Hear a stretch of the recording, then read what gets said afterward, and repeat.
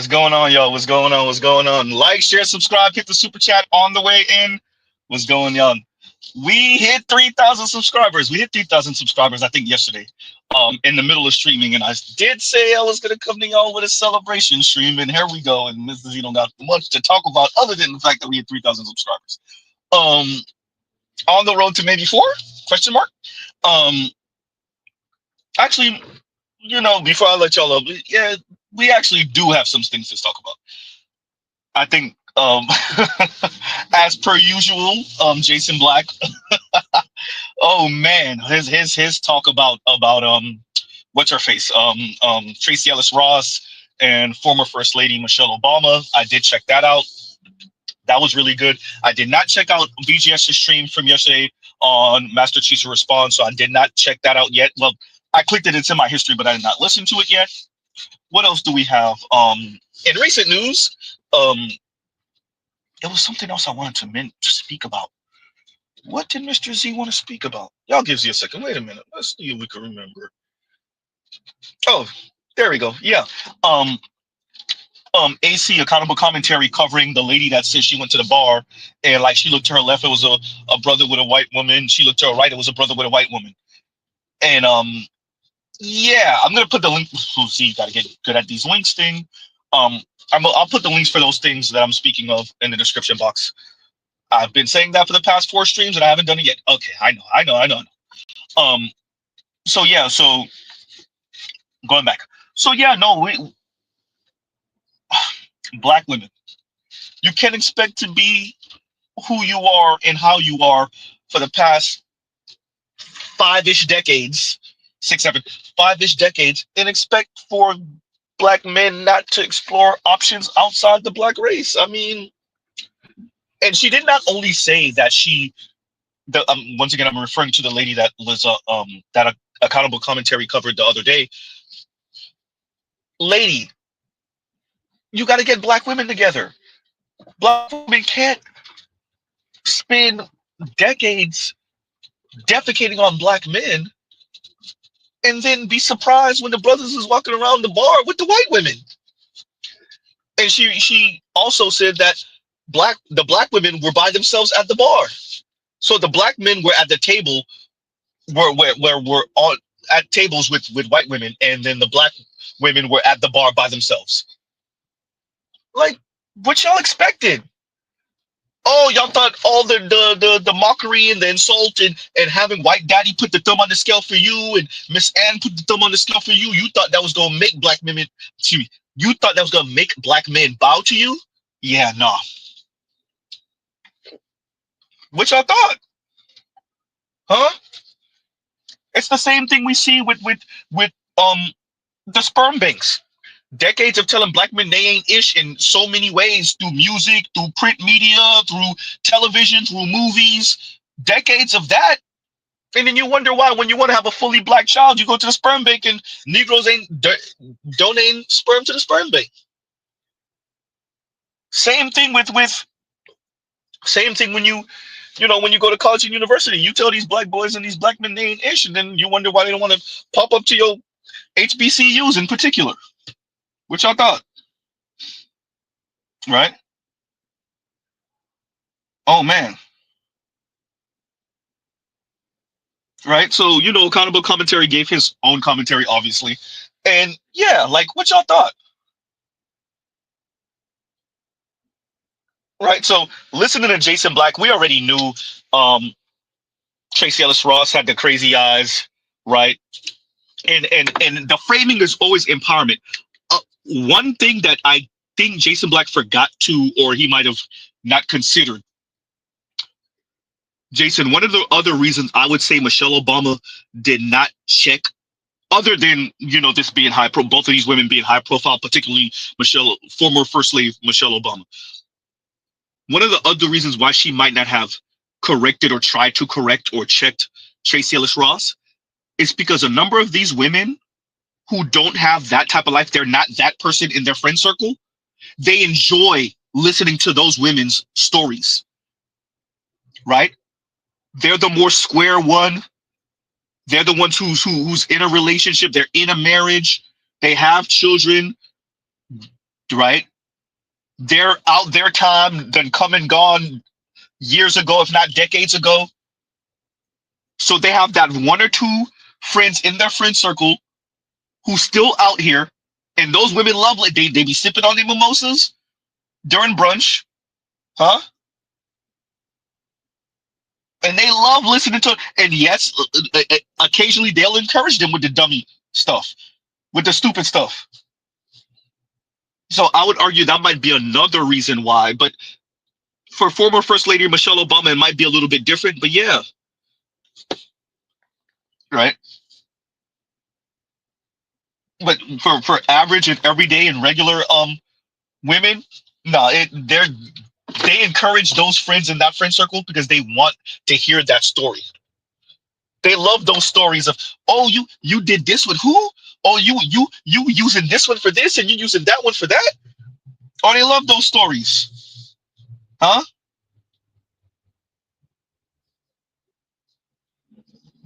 So yeah, and thank you for that, Saint Sir. I'll put that in the description box afterward. And Saint Sir gave me a link for a playlist for celebration, right? So that's something I think Jason might not have considered is women love to hear the stories of the, and I know a number of square women and they love hearing the stories from their square friends, right? And y'all gives you a second, y'all talk amongst yourselves.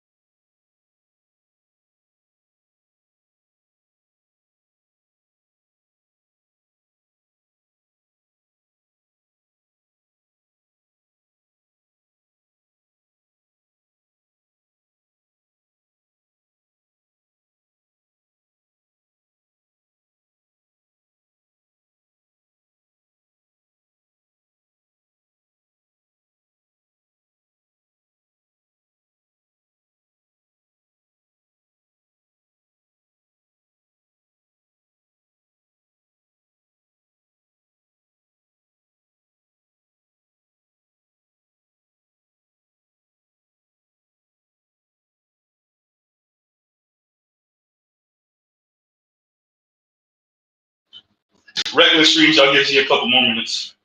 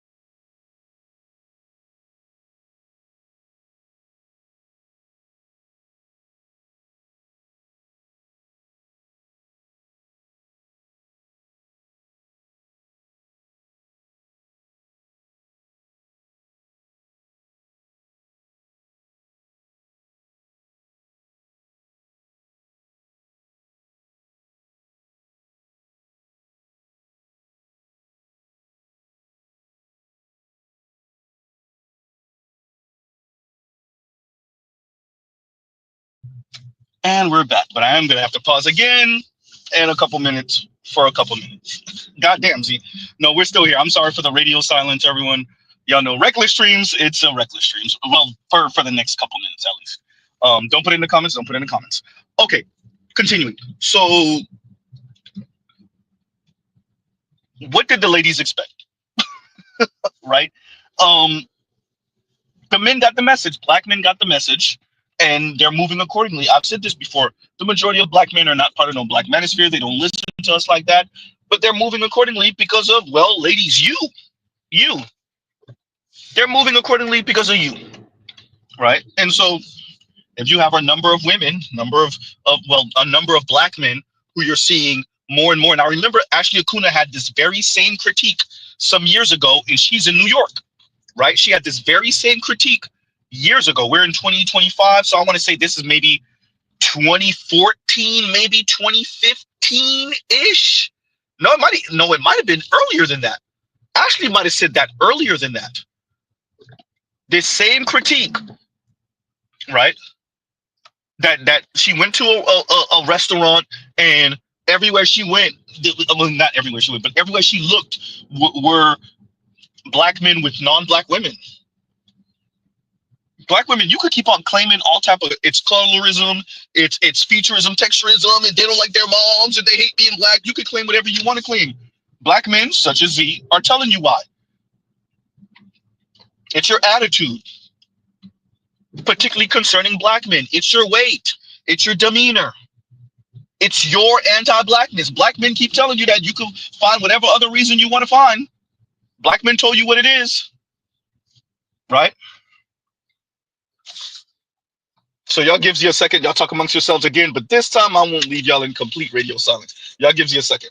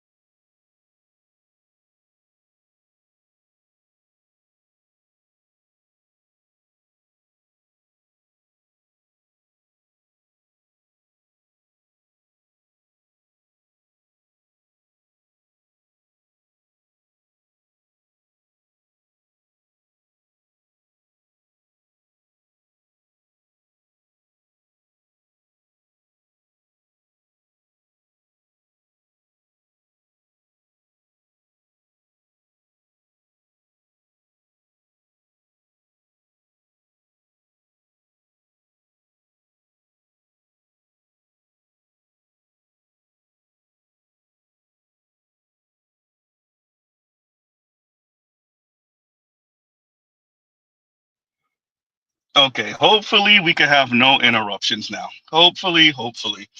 All right, y'all. I'm sorry about that.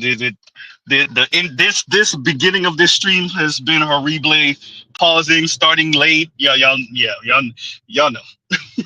and that's another reason to thank y'all for the Mr. Z being late, tardy, extremely late, criminally late, pausing in the middle of streams, losing his train of thought. That I can make a funny out of that one. I'm gonna leave that one alone. All of it, all of the above, right? Leaving y'all on radio silence, leaving y'all with radio silence. Better yet, sorry about that. Right. So y'all know, and my apologies, but y'all know. Mr. Z refuses to incriminate himself, and that's another reason. That, by the way, I said that. Did I say that on this stream? Not, well, obviously not this stream. Did I say that on this channel? Yes, it was on this channel. So the reason why y'all haven't seen Z stream as often early mornings over the past couple weeks, especially last week, is because we have to move carefully now because the reckless streams got a whole lot more reckless because the streets was watching. Shout out to Jay Z, right? So yeah, so Z still will be a little reckless, but I can't be as reckless. Um, Particularly during the mornings, weekday mornings. So we'll make it up. We'll find a way. We'll find a way, right? Make a way out of no way. We'll find a way. Um, so there's that too. But yeah, 3,000 subscribers, y'all. I never thought that anybody really cared what Z had to say like that, like that, like that. And me and a couple of friends are the only ones that I could really talk to about. Well, Jason Black calls it power dynamics, right? But the dynamics between black men and black women, or politics, or history, because people see that type of stuff as too sobering, too real, too heavy. Um, I listened to Khadijah earlier this morning, and I think did she say soft news, train tracks, train tracks, train tracks? I can't remember the term she used for like gossipy stuff. Was it soft news? Mm, I have to listen again because I forgot the term she used. And I was like, that's actually a really good term, but that's gossip. I mean, she did say gossip also, but yeah, right. So now that I have my channel and I have subscribers and people that engage with all of this type of talk,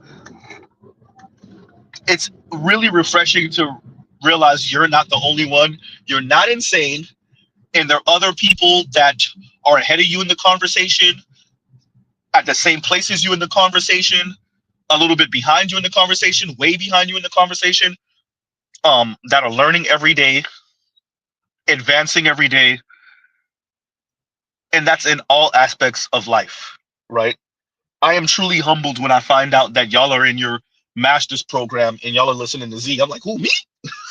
Right? The PhD. Shout out to Dr. T. Hassan Johnson, Dr. Thunder, Dr. Ron O'Neill, Dr. Green Gorilla, right? Dr. Dunbar, right? All of you, right? Shout out to all the brothers with master's degrees that are subscribed to me and that listen. I'm like, or that are working on their master's, advanced degrees, and I'm like, who, me? Not me, right? So it is humbling. It is truly, truly humbling. Um, Brothers that are doing pretty damn well, brothers with families, single brothers like overseas. Shout out to Passport OG, right? I think I saw the brother Jet Black here a couple days ago, so shout out to him. Overseas once again. Sandog, who's popped up a few times overseas once again. Nameless, right? Yeah. And there are people who essentially I see as older brothers in this space, which is everybody from like the Roger Report and Charles Faulkner Jr. to even Ed, even though I'm a few months older than Edward Anderson, even Edward Anderson, right? Um, yeah. So shout out to all of them. Shout out to the women that frequent this space, right? From the Toyas to the content creators like Shay Sade. So yeah, and people that rock with me, and you know, and it's not as easy as it sounds, right? The thing with content creation, the thing with talking about these things, especially when you do lives, see, lives leave you nowhere to go. You people heard what you said and you can't edit it out, right? Lives leave you nowhere to go. And I'm gonna bring y'all up in a little bit. I'm gonna be on the expressway in a minute, so I can't actually like be pressing buttons unless y'all want me to die. Um, but yeah, so lives leave you nowhere to go. And I both enjoy that and am terrified at the same time. Because you can't BS, and people heard what you said. People heard what you heard. People heard what you said, right? And you could freestyle, you could just be yapping, and people heard what you said.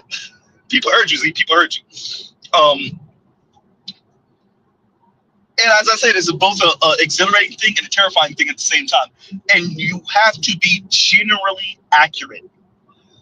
If not, you have to be coming from a genuine place, even if you're wrong. And you have to be willing to apologize and to retract statements. Yeah. And I'm saying that with my small ass channel, I can realize that. That's why y'all also see that Mr. Z is so critical of some of these thinkers, we'll say air quotes, right? Shout out to AL Evans for the DJ MC air quotes. That is hysterical, by the way. If you ever hear Mr. Z reference to himself like that, I got that from AL. AL Evans is the one who said that DJ MC air quotes.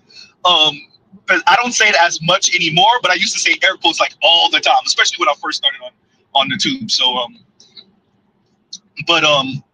yeah, so that's why I'm so critical of them, because even with my small channel, I appreciate the weight that's on my shoulders and not trying to steer the young brothers or even young women wrong. Y'all remember maybe about a couple months ago, I read y'all a email that I got from a young lady, black woman.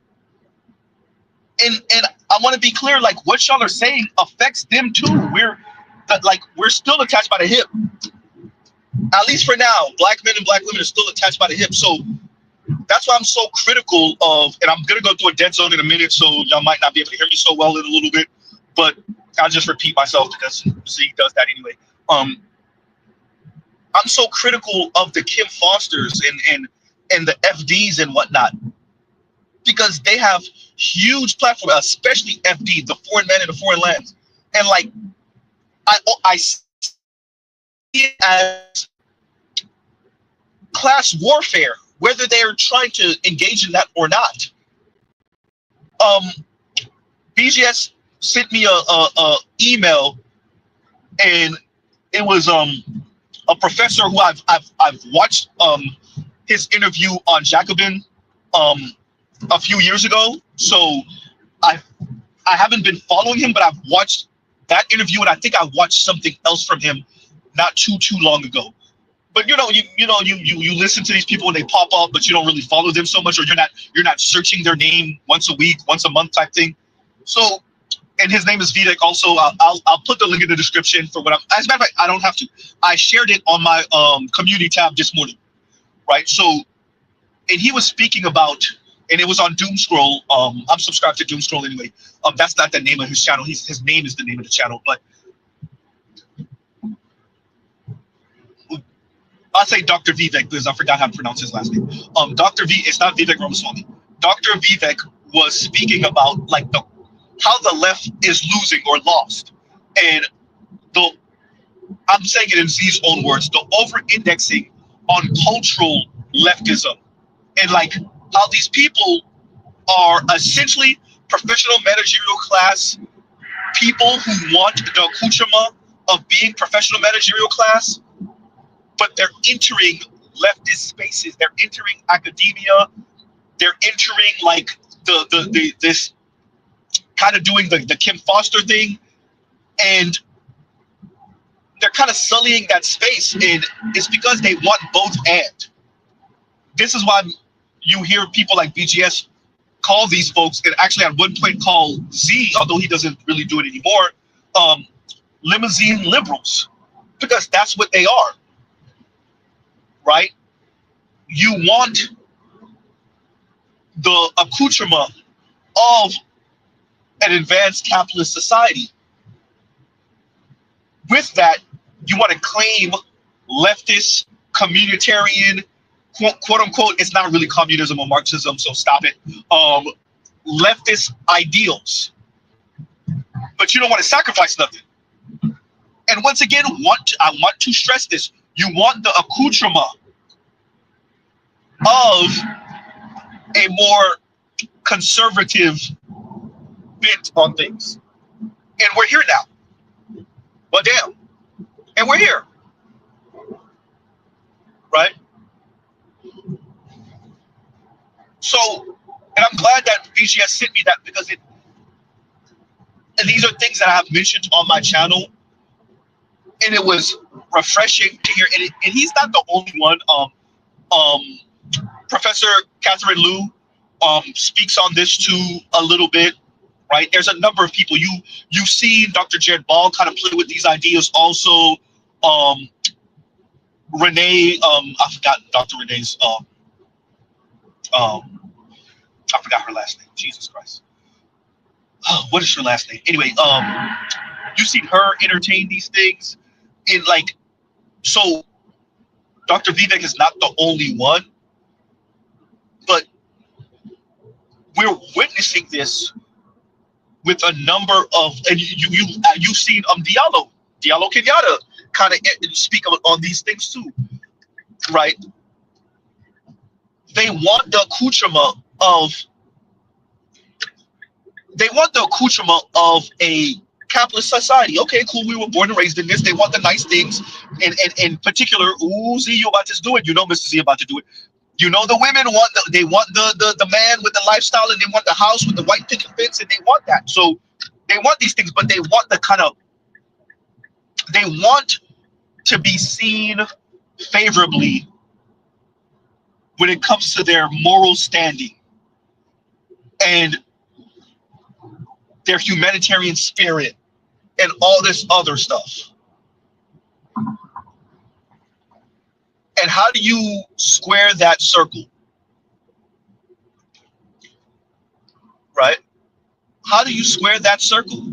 And I would like to present to y'all what makes Kim Foster such a hypocrite and actually Chrissy far more earnest, we'll say. Maybe not so much honest, but earnest, right? In that conversation. If we were all born, especially for those of us that were born 1975 and later-ish, around 1975-ish and later, if we were all born in a capitalist society, a neoliberal society where they sold us marketization and marketized everything and, you know, price tag on everything in life, every endeavor in life. Why do we speak as if these things affect the way the men see the world, namely in our case, black men see the world, but not how the women, namely in our case, black women see the world? Huh? I'm tying what Dr. Vivek was saying to what we often speak about here. We have a professional managerial class of black folks who have entered academia or who are quote unquote tastemakers and thinkers and creatives in the black community, but they only want to talk about a few things, which is their sexuality and how white supremacy is a hindrance to their upward mobility at the very top of the income and wealth scale, and how they don't get to practice whatever sexuality or however they want to practice their sexuality openly without any shame, right? And I would like to present to y'all like just about all of those content creators over there on the other side. Not so much FD right here, he's kind of grifting, right? But the Kim Fosters, oh, you better believe it. Huh? That's where they come in. Huh? This is where Chrissy's not so much, she's not a, you wouldn't call her any type of cornbread tube, but her critique of black men comes from black men not putting her in the top one in what Dr. Vivek was speaking about. He said top 2%, right? Top 2%,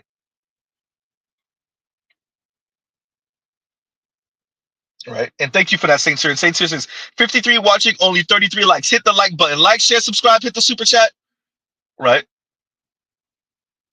And I'm gonna read some of you guys' comments in a minute, but y'all know Mr. Z's in transit. So sorry for the background. I know I might have borged a little bit, right?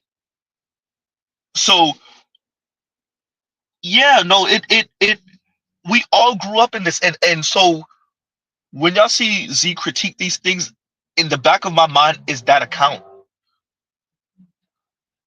I know sometimes initially it sounds like I'm simping for the women. No, I remind y'all of the environment that they too grew up in, that black women too grew up in. We were all sitting in those classes with them, and it was subtly suggested to them that the degree would L everything. Well, L everything. It would fix all L's. Ills? Ills? L's? What L's them? There you go, Z. Frame it right, Z. What L's them? Right? It would cure what L's them. There you go, Z. Huh? Now, some of our elders knew better. Z was too young. I didn't know. Right? But that was what was sold to them. Younger Xers, millennials, Gen Z, the oldest of them. Right? We still have to subscribe to the Roger Report rule of you got to be held accountable for what you believe in. He's right about that. But let's be very clear. This was sold to them. We were sitting in those classes next to them. And our mothers didn't help. Oh, goddamn. See, Z, you wasn't supposed to say that. Our mothers and our aunts didn't help them. Maybe even our grandmothers. I played the clip with the white British woman who told you that everybody tells her, and she looked like she's somewhere in her mid-20s. Everyone's telling her, don't worry about boys. In her mid-20s, she's not 16. She looked like she's somewhere between like 24 to maybe 27-ish. Yes, this is the time. As a matter of fact, if you're around 27-ish, it's really the time right now, like right now. Yesterday, you should have actually been starting yesterday. Right? But particularly the women are telling her that. And this is a blonde, blue-eyed white woman out of the UK. Huh? So speaking of that, if you're a younger black woman and you see former First Lady Michelle Obama as an inspiration and you're subscribed to her channel and you watch this interview with Tracy Ellis Ross and former First Lady Michelle Obama, what message would you have gotten from that? Particularly when they're speaking about, obviously, relationships. What message would you have gotten from that? When a married woman who's been married for 3+ decades seems to be encouraging the 52-year-old single ready to mingle at 52, no kids, no man, no nothing. What message would you have gotten from that?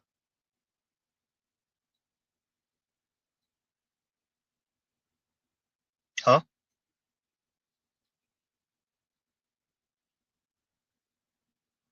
What are elder women older? What are elder women teaching young women? Most women will never come close to Tracy Ellis Ross' wealth and fame. Not nowhere close. You're definitely not gonna have the lineage in history. You're not gonna have the history. Diana Ross' daughter, you're not gonna have the history. You know who you have to be Tracy Ellis Ross? You have to be Blue Ivy. That's what you have to be. Huh? And last time I checked, Beyonce and Jay-Z only got 2 daughters. Minus the rumors abound about Jay-Z, right? So if you're not Blue Ivy or their other daughter, the twin, huh? Then you won't be Tracy Ellis Ross. And she could at least cope with this a little bit, although she looked like she ain't doing a really good job, with a crap ton of money and experiences. The average black woman is not gonna get nowhere near there. They don't. I know Tracy Ellis Ross looks are debatable, but fine. They don't look as good. They don't have the connections. They don't have the lineage. They don't have none of it. And yet they're watching former First Lady Michelle Obama and Tracy Ellis Ross speak about these things, and Tracy Ellis Ross tell you she don't want to be possessed. Y'all remember the last time she said that? I covered that. Well, I mentioned it when I spoke to FD Signify the first conversation. You don't want to be possessed. No, you're mine. If we're in a relationship, you're mine. Unless you're not mine, and if you're not mine, then we're not in a relationship. Huh? Oh boy.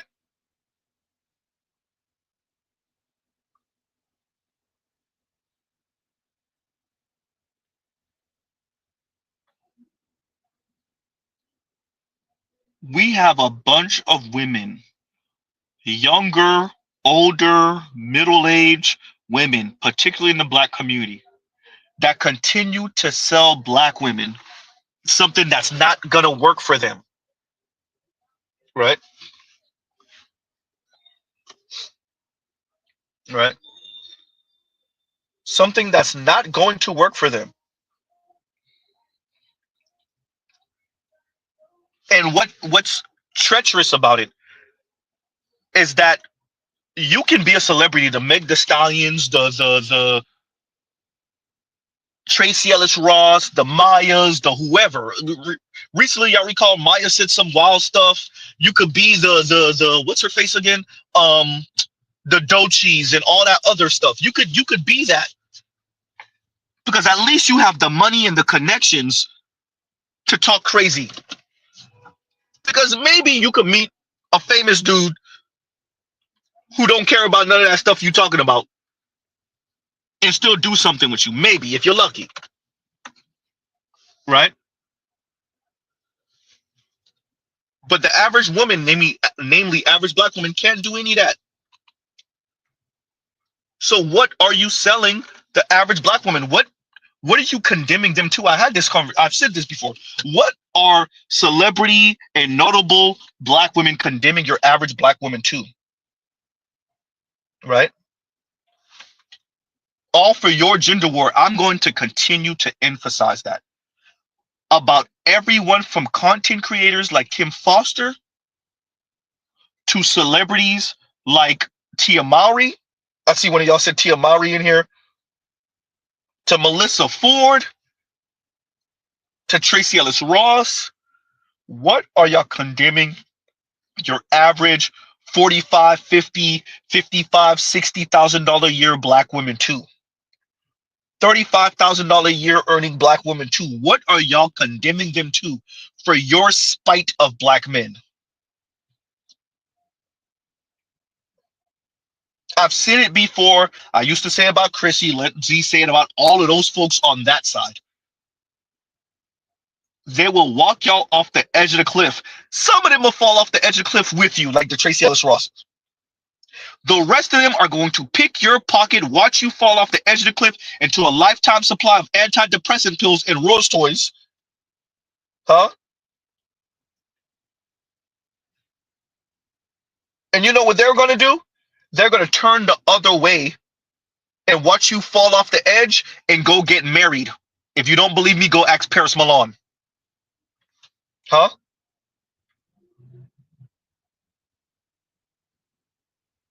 Oh boy. If you don't believe me. All for their war.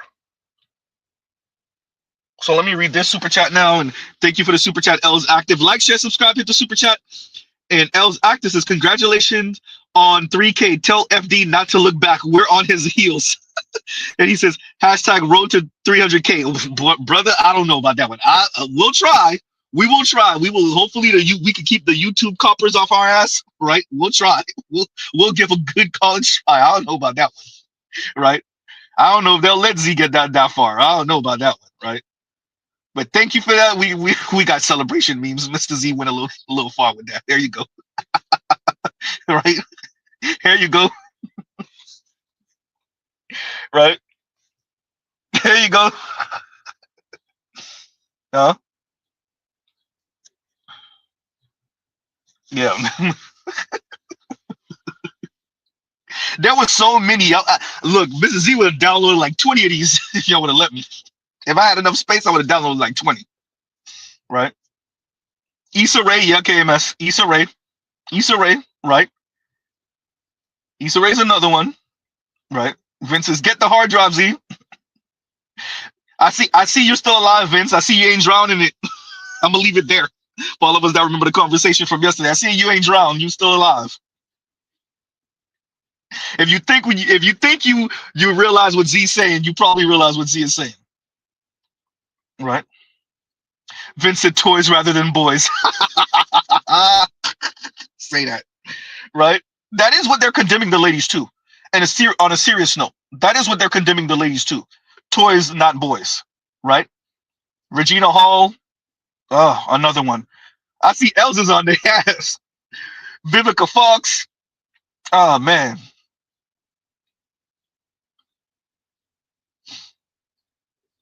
Ah, Els said purgatory. That's what they're condemning him to. Huh? Els, y'all got a couple of attractive British actresses. There's a couple of them I remember from the early 2000s. I don't know their name. I'm gonna have to look them up in the movie and their name. But yeah. I think I looked up one a few years ago, and she was she at least she used to be married to a white dude. But them black British actresses be married to white dudes left, right, and center. If you look her up, if she's famous, she's probably married to a white dude in the UK. Why they complain about the black athletes in the UK being married to white women? Well, you look up a black UK actress and see if she ain't married to a white dude. If she's attractive, even if she's not attractive, she married to a white dude. Huh? Els, tell me I'm lying. Huh? Oh man. Ah, Daddy Newton is one. It wasn't Daddy Newton though, but Daddy Newton is one, right? Oh man. Huh? Telling you, there's a couple of them I remember from like TV shows or movies in like the late 90s, maybe the early 2000s. And I think like a few years ago, I looked up a couple of. I was talking to a friend. You know, when you talk to a friend, you're like, remember such and such, and like we went to the obscure actresses, the ones that they might have been in like one or two movies or like whatever, and they didn't really like blow up like that. And we went to like the obscure actresses, the ones that like were like not definitely not A-list, not even really B-list, and it was a couple of them, and I'm like, you remember such and such? You remember this person from this movie? Because I don't know names. I suck at at actresses' names and maybe even actors' names too. And we looked up a couple of them. It was like, yep, right. Ah,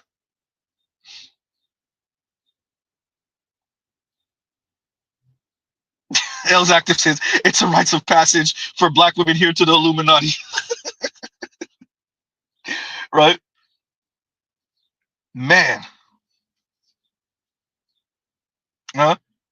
So yeah, that's the thing. But where was I? What was I speaking about earlier? I wanted to bring up something else. Y'all give me a second because I got to go through my history and see. Yeah, Jodie Turner Smith. You know what? I keep on forgetting she's from the UK. Yeah, that's one. That's one. That's another one. Right? Huh? Very pretty, dark skinned sister, slim, dark skin. You couldn't meet a Michael B. Jordan. I'm not saying Michael B. Jordan's into darker skinned black women. I'm just saying one of those up and coming black male actors. Like Mr. Z's about writing contracts. Listen, I'm gonna help you get on. You gotta marry me for at least 15 years and give me 2 kids. Mr. Z's about it. Like if if I was a black female actress and there was somebody that looked like they took a liking to me, black man, right? And yeah, these are my rules. If Mr. Z was a black male actor, if I got on, oh, you better believe it. I don't care what I do short of like attempting to delete you, right? Short of attempting to delete you or bringing home the itchy scratchy, right? The one that don't ever end. Anything short of that, at least 15 years of marriage. It depends on the woman. I might want 20 years. Kids, and if you divorce, this is what you get, and that's it.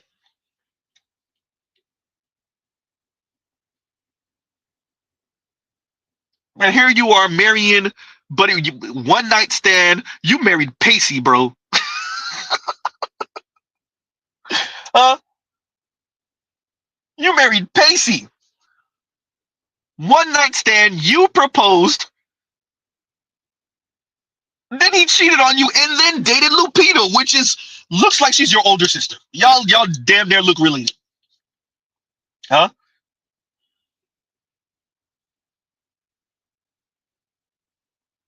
Man,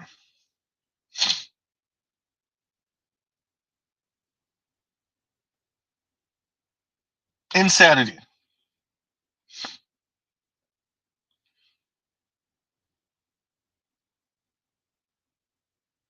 People need to grow up, right? Let me read this from KMS, and thank you for the super chat. Right, we gonna press all the celebration buttons for this one too.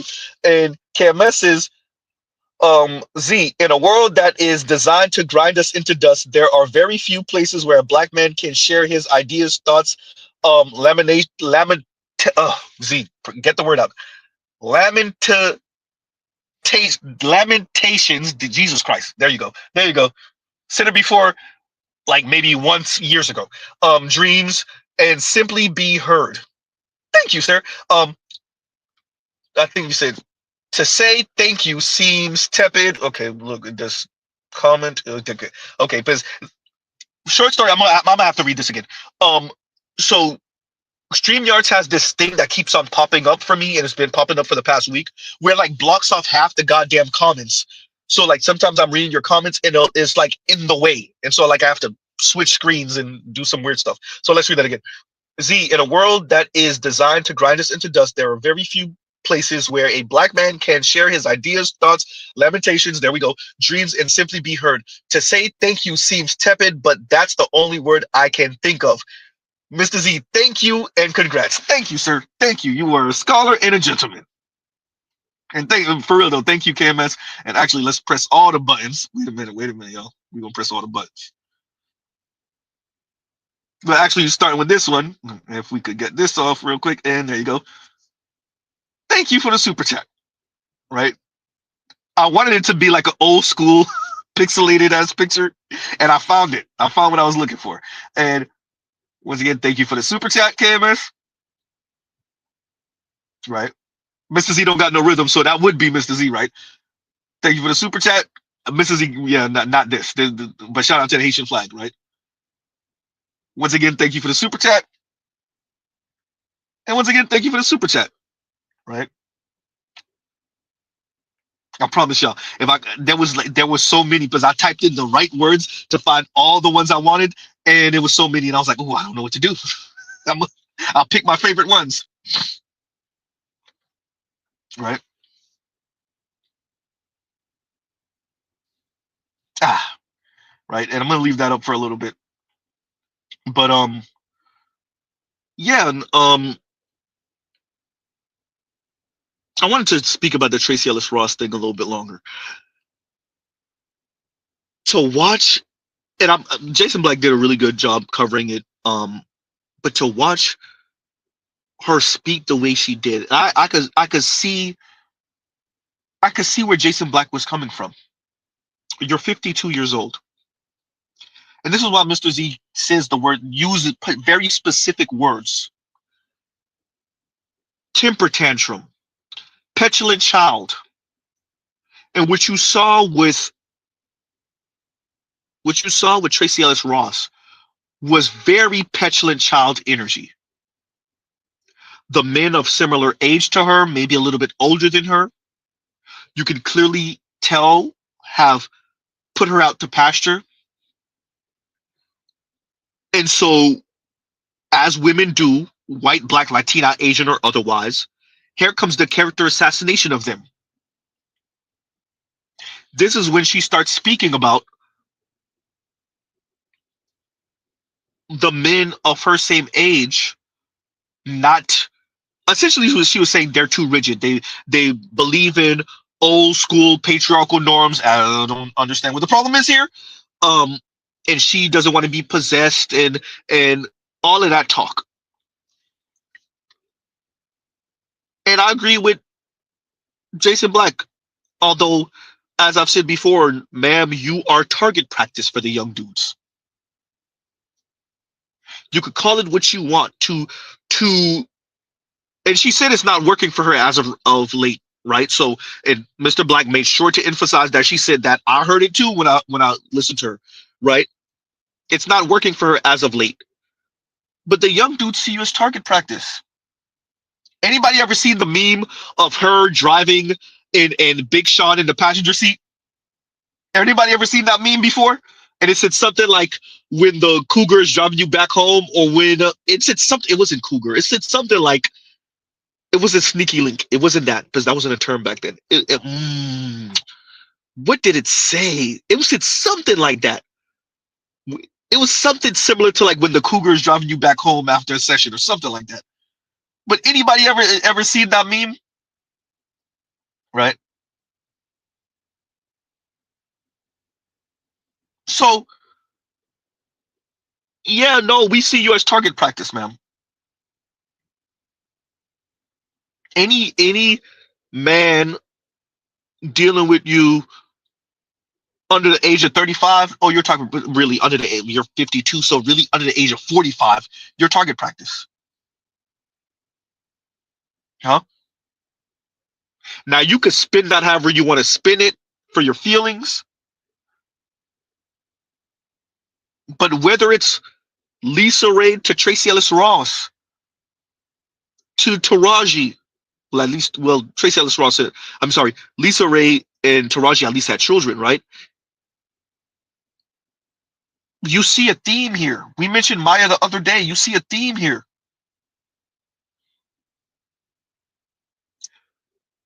I wouldn't have such a problem if they kept it to themselves and they didn't try to spin it in some weird ass empowering thing and then try to sell it back to young women, namely young black women.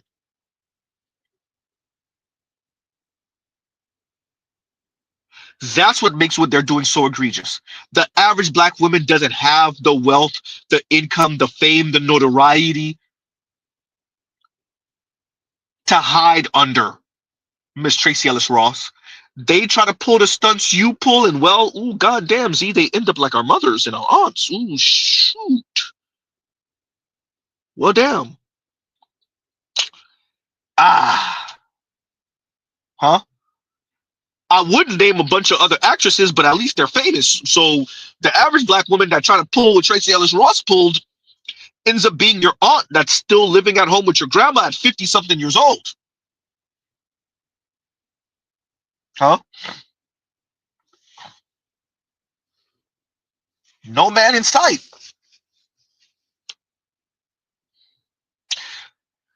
Ugh. Ooh, look what happened to my screen. What? How did this pop up on my screen? Ah, Z, goddamn, my finger slipped. Ah, how did this pop up on my screen?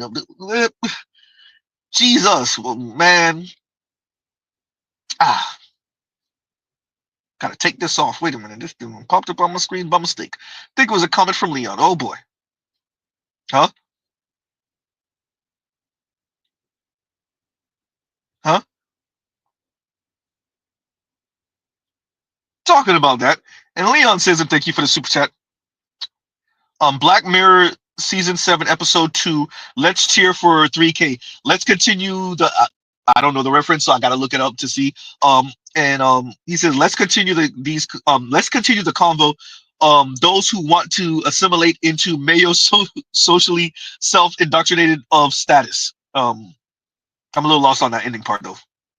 I'm gonna bring y'all up in a minute. As a matter of fact, let's do that now. Let's do that now. Let me put the link in there for y'all. Mr. Z over here fumbling and bumbling over his words. Hey, I just showed y'all what I was talking about before. You see how I stumbled over Lamentations? Um, is that how I pronounce it? Like, anyway, that's what I was saying before. When you're doing especially live stream, see, if that was a regular pre-record, which I have to get back into, um, I could have rehearsed pronouncing that word, YouTubed it to see how you pronounce it. You know, Google. Now you can click the voice thingy and it'll pronounce it for you, so you can realize how to pronounce it. You gotta love the internet and social media and like the beauty of technology. But when you're live streaming, you just fumble. That's it. That's it. That's the way it goes. You just slip and you fall on your face in front of everybody, right? And as I said before, it's both a great thing and in my case,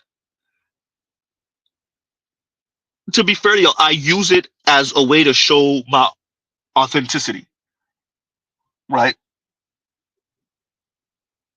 It's that's why y'all don't see that I don't have a problem necessarily being corrected or even like, Z, have you considered this? Like, whether it's y'all in the chat, whether it's people that are up on the panel,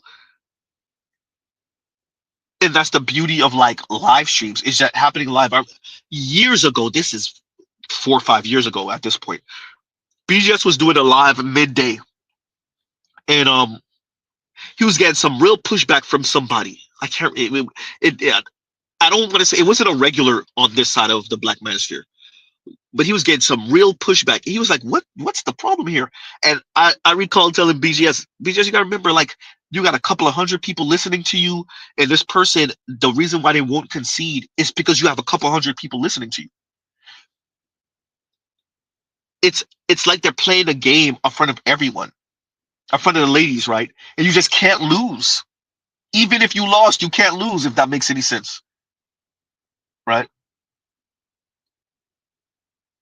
So yeah, of course, like sometimes people just can't concede because their ego and their pride won't let them concede, and they much rather look like a fool than look like a loser.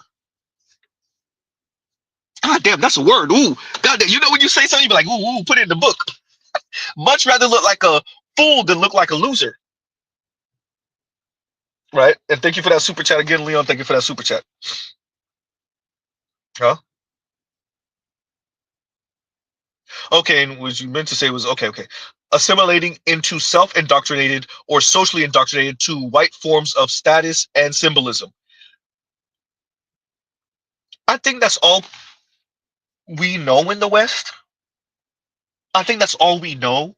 And the more assimilated you become, the more you gravitate to those things. Number one. Number two, I don't think we have really nuanced, good faith conversations of finding a balance as Black people. In that not all of the things in the store, even though you have the money, you don't need to buy everything in the store. If that makes any sense, right? And I think if white people were marketed to,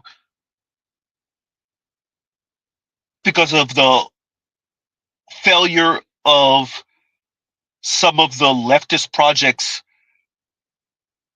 and by the time you get into the later 70s and early 80s, the rise of neoliberalism, if they were sold essentially consumerism as a way to make up for skyrocketing divorce rate, family in disarray, killing of unions, hyper individuality, um, and all of that. If white folks were sold that, you can imagine what Black people were sold. Huh? Just take that knob and break it. Like, Forget turning it up to 10. Break the knob, right? So like, yeah, that assimilating orientation, yeah, especially to a very toxic form of like hyper consumer whiteness, and Mr. Z got real close to falling into that at one point, right? If we're gonna be honest and fair.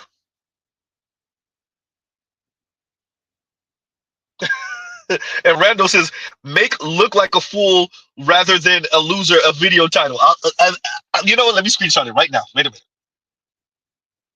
Boom. We got a screenshot. We'll do. There you go, Randall. I gotta find the. I gotta find something to go with it. It might take a couple days or maybe a week or two. We'll find something to go with it. But yes, we'll do. Right.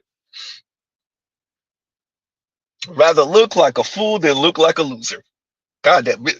And you know, sometimes your boy got a good quote. Every once in a while, what happened? Vince, you was here and then you wasn't here. Right? Yeah, every once in a while, Mrs. Z got a quote. Even a quote, I'll be like, God damn, that was off the dome. Right? Pause. But yeah, that was good one liner. Right?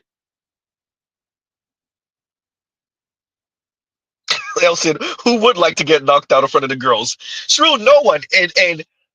And I use that as an example to say like the push. And I don't recall the what the back and forth was about, but I recall was the person still there, or did they drop down?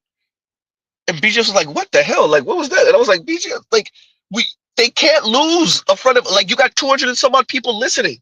It's midday, right? So they're gonna go back and forth with you, and it would much rather look like a fool to the rest of us than look like a loser, even though it's still BGS. Like, and you're bound to get an L from BGS eventually, right?" And I use that as an example and say like, I'd just rather take the L, right? We're all gonna slip up. I think when you're in a public eye, when you're either a content creator, you're a contributor, you're on the panel, and you slip up, just own it.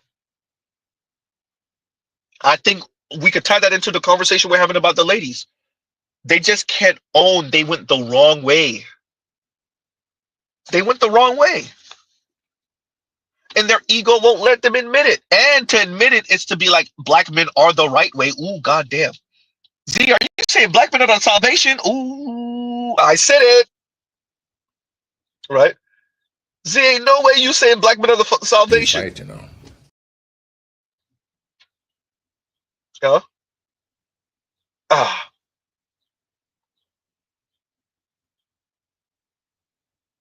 Man. But what's going on, Vince? What's up with you? Hey, you see my picture? Yeah, I see. I'm look, a whole bunch of all this stuff to me. Mhm. I honestly don't. So it's a few things I wanna just say real quick, right? I think before I even start, right, I want to start with here. Get the hard drive.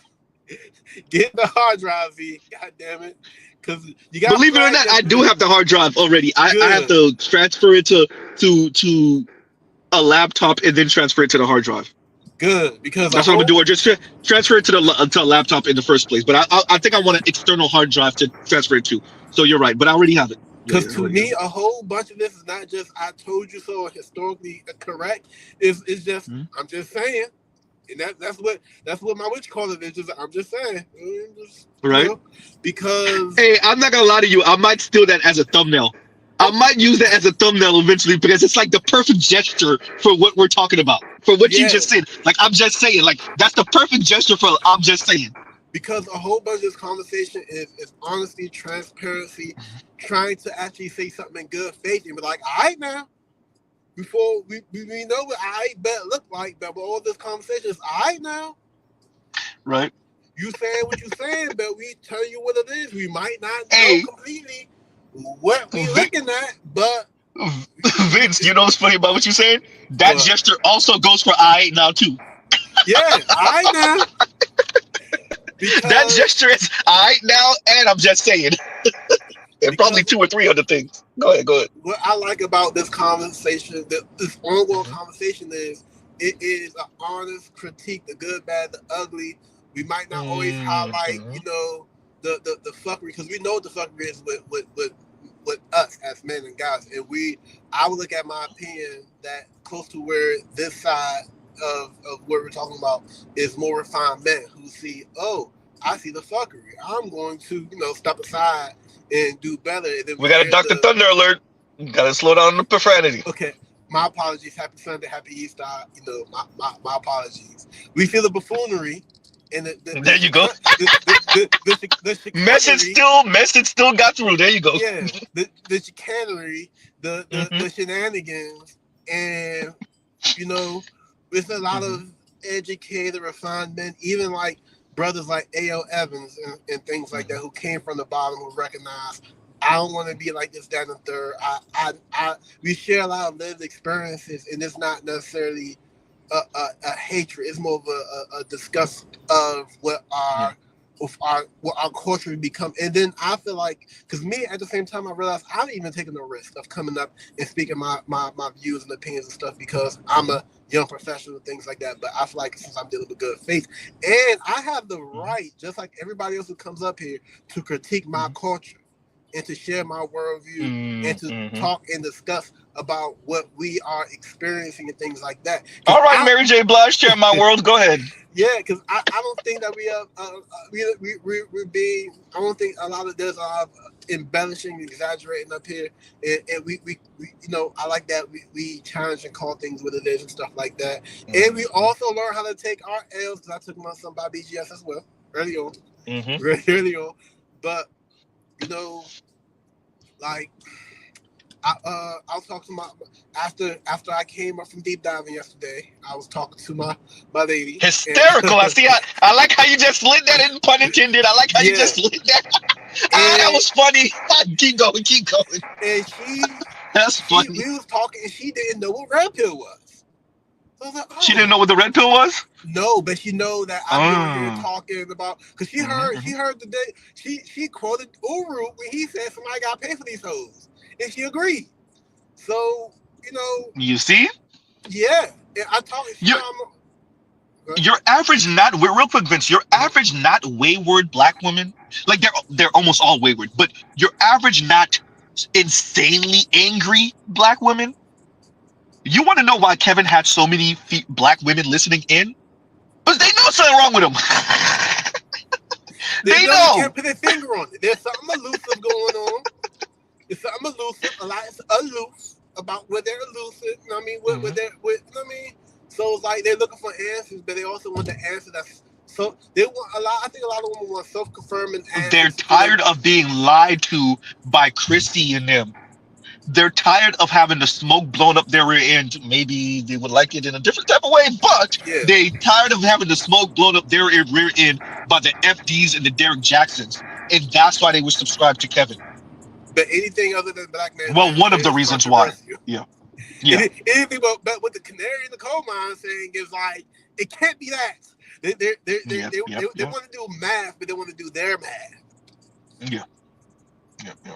Let me do this. Let's have Dr. Thunder, and then you got a better you. What's going on, Doc? What's happening? What's up with you? What up, Doc? Hey, what's up? So happy Easter Sunday. Happy Easter Sunday. Yeah, I'm Orthodox. We call it Pascha. Pascha means resurrection. Okay. All right. But there's some problems with calling it Easter. That most folks that are, they have their list of their loaded list of objections with Catholic Church. Easter is one of those usual topics. But the Eastern Church never called it that. That's a Catholic thing. That's a Catholic thing. But, wait, so did you do your American thing and go shopping today? Did you buy towels and Yeah, Doc. What was on sale today? No, so the way we do it is actually our service was really, really late. So it was after midnight. There's a processional that's right before midnight, it's a candle. It's like a candlelight vigil kind of thing. And then there's some additional this, and then we go back in the church, and then the service actually starts around 12:30. So, I didn't get home until almost 3 o'clock. Dr. Thunder told y'all he just woke up a couple minutes ago. That's what he just said. Well, unfortunately, I didn't get to sleep that much. Oh. But it's, I have an 11-year-old. I wouldn't be able to sleep that much on the weekend. But anyhow, I thought it was interesting, some things you were talking about as far as folks with bigger channels getting caught, with some inconsistencies, and then sort of doubling and tripling down on the same stuff, because because they can't be wrong, right? That's that thing. It's similar to what the government does. So when the government is wrong about something, the government can't apologize. They can't say, you know what, we were wrong about this. We're sorry. We forced you, we had a gun pointed at you, forcing you to do this. And regardless as to if you wanted to do it or not. But you know what? It turns out that we were wrong about that. So it's not really the kind of thing that, so it's not, you're right. It's not the kind of thing that they can apologize for. So the solution is, it's not a solution. So what they do is they just double down. They say, well, the reason that it didn't work is because you didn't give us enough, or because you didn't, you weren't a true believer. It was, it turns into that, which is rather frustrating. But this so your take on why women were subscribing to Kevin's channel with respect to they were kind of tired of getting lied to. I'm not sure that that's the reason. I understand what you're saying. I think it's more like it seemed that Kevin had a sort of line, he had a connection with the kind of guys that they want. And so they just wanted, okay, so what's the scoop? What's the cheat code? Not what's I think that was one of the reasons. Definitely. Not what's the effort, the work, the thing I need to change to get that. They actually wanted him to say, look, just do these couple simple things, or a lot of these guys are watching right now. So there you go. So we'll hook you up right now. I think let me say this, dog. Go ahead. Back, down, A. Like right, or like for any of us that ever played a fighting game, back, up, A, back, up, down, forward, A, right, or something like that. The cheat code, like you said. Yeah, exactly. In the cheat code, exactly. Go ahead, Doug. Go ahead. Yeah. And but I also wanted to say congratulations on 3K subs. You should have a lot more than that. I think Gee, thanks. Yeah, Thank you, well, thank you. The size of your channel, given the level of discourse on your channel, is evidence. I think is solid evidence that shadow banning is and continues to be a real problem on YouTube. I mean, I know my channel is also shadow banned. I think so. Like a mug, right? Yep. And but it is what it is, and it's sometimes we're on their platform. What choice do we have? Well, so I struck with that one. Go ahead. I'm sorry. Go ahead. Yeah, no, that's cool. It's interesting because when you look at some of the stuff that peeks through, what it is that they're saying, in many respects, is actually a lot more, if you want to call it toxic, than most of the stuff that you and I say. Like hairhead. Um, Yeah. so it's Yeah. so it's a so it's like a real it's an interesting sort of deal. I'm talking about even some of the male content that the content that gets through. Mm-hmm. Like Right. Derek Jackson? It'll tend to be more um y- Incendiary. yeah, right. Yeah, a Mm-hmm. very assertive, very aggressive, y'all ain't Mm. ish, it's very over the top, and even crude.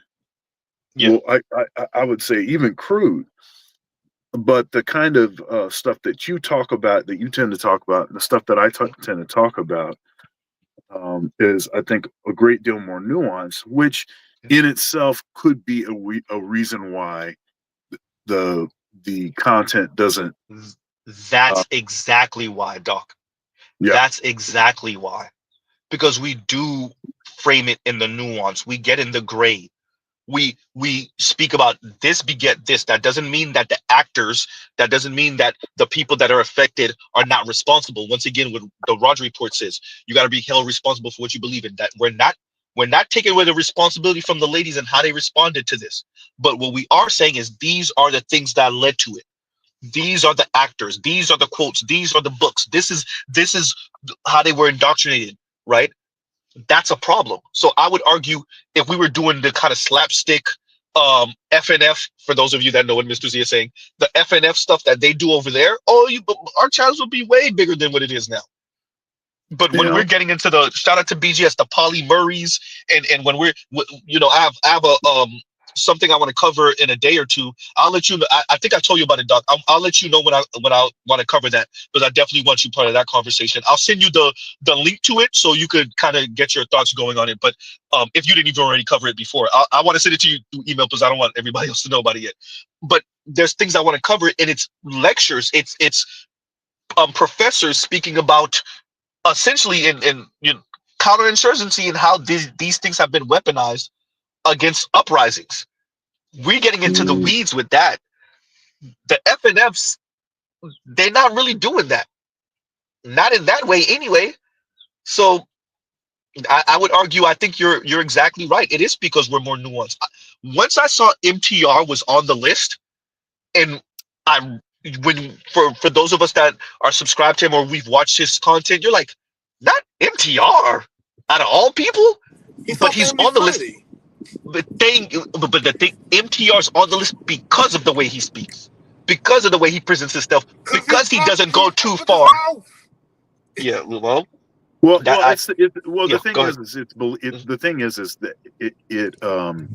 it's hard to just use a one line refutation against like something that you say or something that I say. Right. Yeah, It's you can't just say, you know what, those dudes are just crazy. Something's just they just have a screw loose. You shouldn't listen to that because they have a screw loose. You can't do that.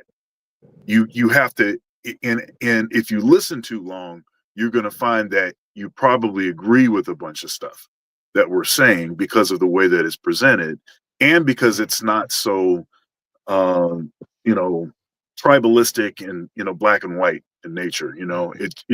It's stuff that a lot of different folks actually could agree with. So I think that's why uh, I think it's why uh, some stuff pokes through, some stuff doesn't poke through. Some folks make that list, some folks don't make that list. This kind of thing. Here, so this is a bit of a change, and then I know I've been talking for a while, but just bear with me. This is a bit of a change of topic. So, and this is a big deal for me. It's something I've wanted to do for about 20 years. Um, I started a big band, and it's an all black big band. So we're talking about, when I say big band, I'm talking about like Duke Ellington, Count Basie. I'm talking about that format. And it's a okay. format where most of the big bands around the country, there's very little black representation. It's a setting where there have been a lot of stereotypes used about black musicians, about not having a certain level of musicianship or not being able to read music, X, Y, and Z, and that have been used to keep us out of that. Now, I've been fortunate to play in a lot of big bands. I've played in the Basie band. I've played in the Cab Calloway band, and I play in in a mercenary. Like, I get called for hire to play in all kinds of groups all the time. Knock on wood, that's something that has continued to increase for me. But in those settings, I'm often the only one, often the only brother. And so I kind of get tired of that. I get tired of that in academia, especially at PWIs that have sort of created this more sanitized, whitewashed kind of version of this music. And so so there's a big band. It's called the Black American Heritage Big Band, and it's all brothers. There's not a single. It's all brothers. The entire band is all brothers. That's what the band is. And so I posted something on Facebook about this, and so here's the post. This is what I said. I said, so something started today that I've wanted to do for over 20 years. I started a big band. We are the Black American Heritage Big Band, BAHBB. Some will see this as a political statement, especially in today's social and political climate. But this is not about politics. It's about culture, legacy, and heritage. There will be no trivialization of the origin of this music. Okay, Doc, I want to pause you for 1 second, Doc. Sure. You're not saying this. I'm saying this. It is political, and now what? Right. Yeah. But right. Like, and I know, realize that. I know why. Yeah. Right. Like maybe it's in. I gotta say this to Black people. Everything we do is inherently political because of the nature of how, particularly, ADOS got to this country. So breathing and walking, like, clearly breathing and walking is inherently political because of, George Floyd. Anyway, but so I hear what you're saying, Doug, but I couldn't help myself. I had to say, like, I know why you're saying what you're saying. Right. With that, it's I understood. It's going to be seen as political, even if that's not your intention, is what I'm saying. Go ahead. I'm sorry. I understood that it would be seen that way. And so I put that as a caveat in the post. And almost everybody is, celebrating this and, oh, congratulations, and like this. Okay, so I have, and this is unfortunate. This is a former student, somebody that we'll say they, as I was directing one of the camps that the school does, she was one of the counselors at the camp. Okay, so I knew this person well, and have only treated this woman with respect. I've only been supportive and helped her and like this kind of thing. But that doesn't matter, right? It's a white woman, right? So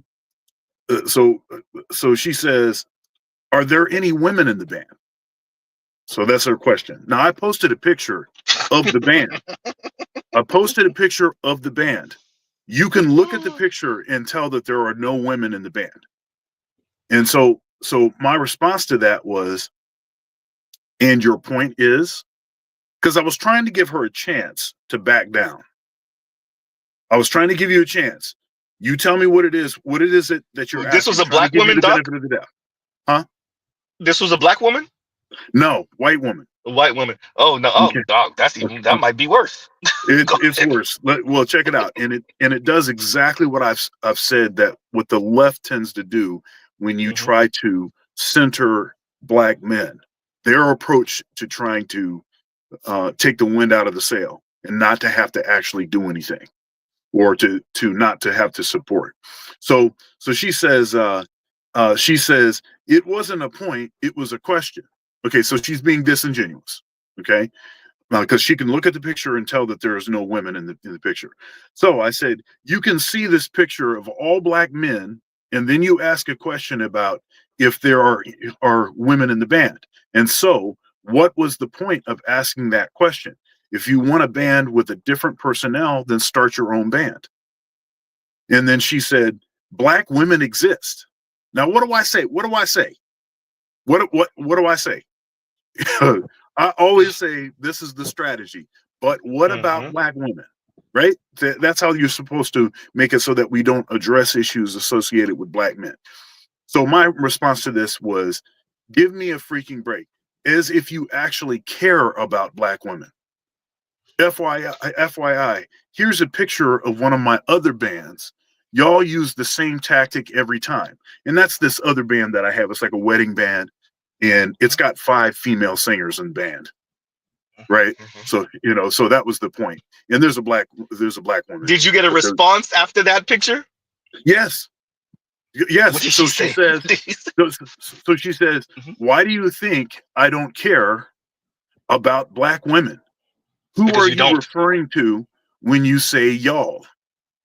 Okay. And then she says again, and then she says in another message, that's cool, because she saw the picture. Are they all singers? Okay, so she's trying to point out, well, you might have female singers, but women are still underrepresented as instrumentalists. So this is what she's saying. So to which I said this, and she hasn't responded to this. I said, you were being disingenuous. The actual initial question you were asking was, why aren't there any women in the band? To which I could have told you to kick rocks, start your big band, and then we can talk again. Or I could have answered by answering. I'm sorry, by saying I booked the best available black musicians. If there is a woman that can cut the part and is available, then I'd consider it. But there were none available. Also, by pointing out that all the singers in DT40 are females, and that's the wedding band, the other band, are females. You also pointed out that men are underrepresented as vocalists in the band, but y'all never see it from that perspective. Finally, show me a demographic that has been more oppressed, marginalized, and under-supported than black men, rather than trying to make a point trivializing the purpose of this big band. Just keep your opinion to yourself, and or start your own band where you are free to hire any musicians and or singers that you want. She didn't respond to that, but You stopped from being you weren't petty enough to me, Doc, because I would have made sure to say, and it better be black women in there too. She can't respond after that. You just nailed that call for the shot, man. Yo, what's up with this minority kind of like? No, well, it's white women and non-black folks in general. Not better yet, let's frame that better. Non-black men and even some black men engage in this, using black women politically and rhetorically as the wedge issue, right? And that's what Dr. Thunder was emphasizing. You don't actually care. What you're doing here is minimizing my project by bringing up black women who you do not care about and saying, look, your band doesn't have any black women. You're sexist. Yeah. And like this is, but and what makes that even more egregious and dangerous is this is the same thing going back to the suffragette movement centuries ago that white women were engaging in. And also trying to control your affairs and your pursuit of happiness. Yeah. Can I add something, Mr. Z? Go ahead, Leon, and then we got you again, Vince, and then if Doc want to jump in. By the way, professional PhD privilege. So when Doc jump in, we just let him go. Okay, so go ahead, Leon, and then we got Vince. And if Doc want to say anything, he could definitely go ahead. Go ahead, Leon. So I brought it up previously, but it connects to like that anti-Semitic situation where feminists weaponize toxic masculinity, sexism and misogyny to end conversations. And like I said, I had conversations with a white trans person in Discord, and he said he tried to use intersectionality and said there's an intersection between what trans people experience and what black people experience. My reply to him or her was simply, y'all have existed since the start of time, and it shouldn't take up to the time of civil rights for you to use the same framework of civil rights to justify your position. And I said, what you're failing to understand is your issue is being a white person that transitions is your internal group politics. Our Mhm. issue is being hung simply because we're black men and being isolated to not assimilate into society. It's two separate issues. I said, now I can get you this fact in agreement. I said the main issue with black trans women is simply that they start off as black male. So again, their situation isn't because of this, it's because of this first. And you started off as a white person and you don't like how your class, your caste and class pushes you out because of your decisions on sexuality or whatever your representation. But still as you are, you have more status than a black person. So again, Well, when that you black trans person is their issue starts from birth because they're a black male or a black woman. Mhm. Well, Yeah. that's it's oppression Olympics, right? It's oppression Olympics in what black women in particular not guarding the gate for what blackness is and who's able to play with this quote unquote minority term and marginalized people term, particularly coming out of academia. What has happened now is you have a bunch of folks who are playing a very dangerous game with this term minority and being marginalized and whatnot, and it's put black men in this weird pseudo white maleness in comparison to these other quote unquote marginalized groups. So Z. and I'm glad that you did. Real quick. I'm glad that you did what you did, Leon, which is like check that person. This essentially white male is by saying, "Look, bro, I'm a black man, and what you're doing is attempting to put yourself on the same quote unquote oppression hierarchy as me, but you're still a white person, bro. There's like like Yeah. there is no I'm more advantaged or other black men are more advantaged than you. Period. hmm Yeah. And And let me and add, that's what these people engage in when they do that. They minimize, but and mhm, particular black manhood, right? So they minimize that in a way where it's like, well, you're not really that harmed. You're not really that marginalized. You're not really that mhm, discriminated against. Now, are you? Not definitely not against. Not in comparison to me as a white trans person, right? Like that. That's what they do with that. And I'm very happy and glad that you pointed that out because then we get into now, dangerous territory, and I don't want us to get into the place where black men actually need assistance and help. We're there now and it yeah, gets pushed to the side because of other quote unquote marginalized groups who oppression comes first, yeah. right? And we And got to help let them me first. let, Go let ahead, me go ahead. add the last part. So this is the same person that And I then told Vince, you you got about it. that has a black child. That has a black child. And when I was talking about families who's more likely to participate in free labor, and he's not married to the black girl that he has a kid with, and she lives with her mother and her sister, and all of them work, and his family does not produce any labor.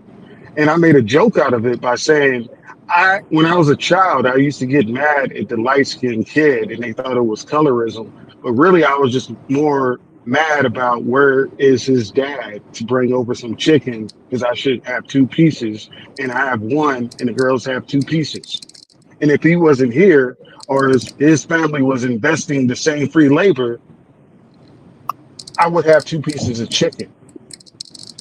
You know, and I'm like, you're forcing the black side of the family to perform all the free labor while you're worried about colorism. But the real issue is your side of the family. It's not producing anything for the child. And so that's on top of him being trans or non-binary, queer, whatever he wants to call it. He has a black kid, 2 years old. And so they do this in these discords and these Let spaces, and me it's like let me you gaslight. Leon, let me reframe that. Let me reframe that because sometimes I'll be got a damn be the goddamn translator for us. So essentially, and tell me if I'm wrong about what you're saying.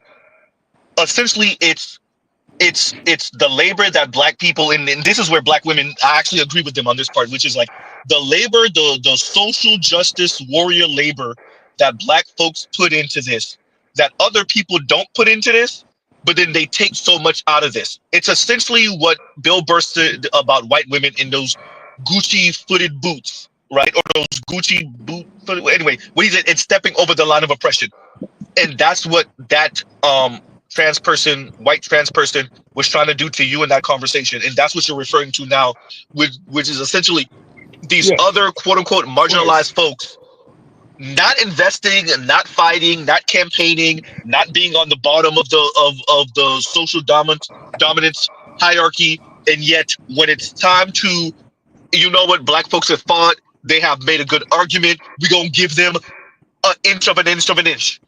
And what Yeah, these other folks do is come in and take as much as they possibly can. It's stolen valor, as the white woman said on that interview yes, a few months ago. Yeah.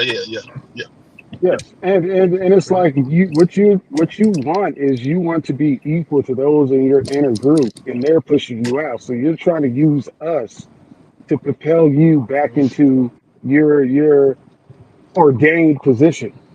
You know what I'm saying? By force. Well, the question Yeah. then And becomes, and if y'all check out the link that I put in my community chat, the most recent one, what exactly are you fighting for? The question then has to come to everyone but black people named black men. What exactly are you fighting for? Are you fighting for justice? Are you fighting for the betterment of all folks? Are you fighting for the young men who can't read? Are you fighting for, or are you fighting to be in the same space, to have the same status as upper middle class, rich, and elite white men? And as y'all have heard Z say a zillion times, I said upper middle class, elite, and rich white women, but according to Professor Vivek, it's white men. And I've seen some of you guys say that too. Yeah, I think I would argue for the masses of makes folks, sense. namely white, quote unquote, white marginalized folks, and that's what you were speaking about too, about the dynamics in their community.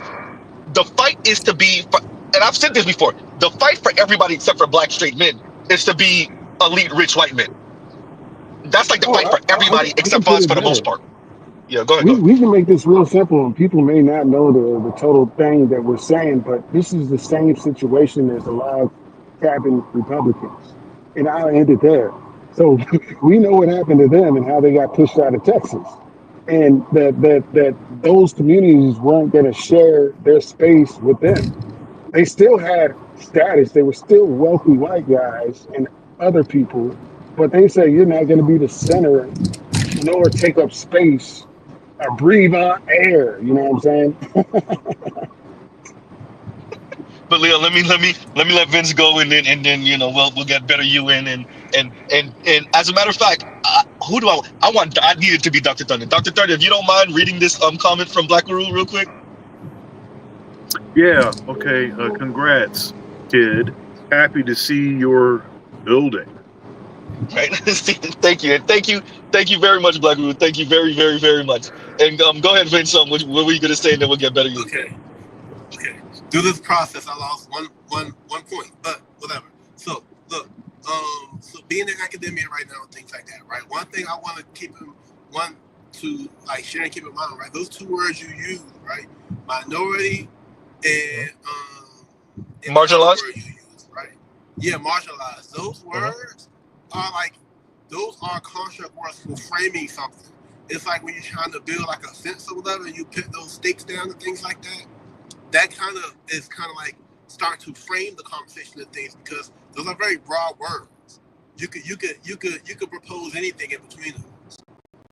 So you gotta be mindful of how words are used because words mean things and they make you concede to certain things. Because people are usually building their idea around or over or undermining your ideas and stuff like that, right? Secondly, yeah, let me ask you a question, right? You know, like when you have like a caliper or a brake wheel thing, that's that little pin thing. What's that called? Wait, say that again. The The what? little thing, like on the wheel, right? We have like the roller, and the caliper. That little pin thing. It's like a little thin For the pin. brake caliper? Yeah. Oh my god. Oh man, it's right You know there. what they look like? It's like a pin, right? Mm-hmm. We need to figure a way to take that out of the frame of intersectionality, because it's used as a blunt force weapon. It is not used in the way where it's conducive and equitable. Wait, so you don't want them to stop? You want them to be able to go into a tree? Go ahead. I'm talking, that's what needs to happen with the tool of intersectionality, because it's used as a blunt force object and it's not a tool that creates equity. It's used with people who deal in bad faith. And like there's many other ways to describe and contextualize. Who told you they wanted equity though? Exactly. I mean, they say that word, but who told you that's what they actually wanted? They say that, but the actual. Thank you, low key darkness. Cotter pin. We need the Cotter pin. Thank you. We need to take the Cotter pin out of intersectionality, because it's used as a blunt object. Because people say they want equity, but really they want. It's not necessarily just the P word, power, but it's also a sense of a way to try to create a way of I guess it's just used to undermine other people. Like it's used to invalidate people and things like that. It's not just used for just justice, which is important. Which I think people are using the word justice in a way where it's like, I'm over you, I'm better than you. You know, like people really trying to low key bring slavery back through that, or just like undermine. It's used to disenfranchise people, and to invalidate people, claims and things like that. It's not okay. It's not cool. I think intersectionality, like it was a beautiful idea. You look at the nuances of people in their circumstances, situations, but then since then it's used to justify people being assholes. It's used to. It was a flawed concept in its inception, because it was created by people of a particular biased background. So the whole concept of it lacked the substantial scholarship. See, if you were really going to do some sort of intersectionality, then you would have to bring in the actual metrics. You'd have to, first of all, develop some metrics for assigning some sort of, quote, scope, for lack of a better phrase to use, scoring of certain demographic dispositions. And then you'd have to include that within some matrix of analysis to create some sort of net scoring. Because if you simply assert that being Black and female is worse than being Black and male, the problem is that don't actually align with the actual death rates, employment rates, mortality rates, health rates, life expectancy rates. So it's a flawed concept because it's not quantifiably correct. Yeah. No, I agree. Like, what can you say after what Black woman said? That's why Vince was like, "Yeah, you can't say that."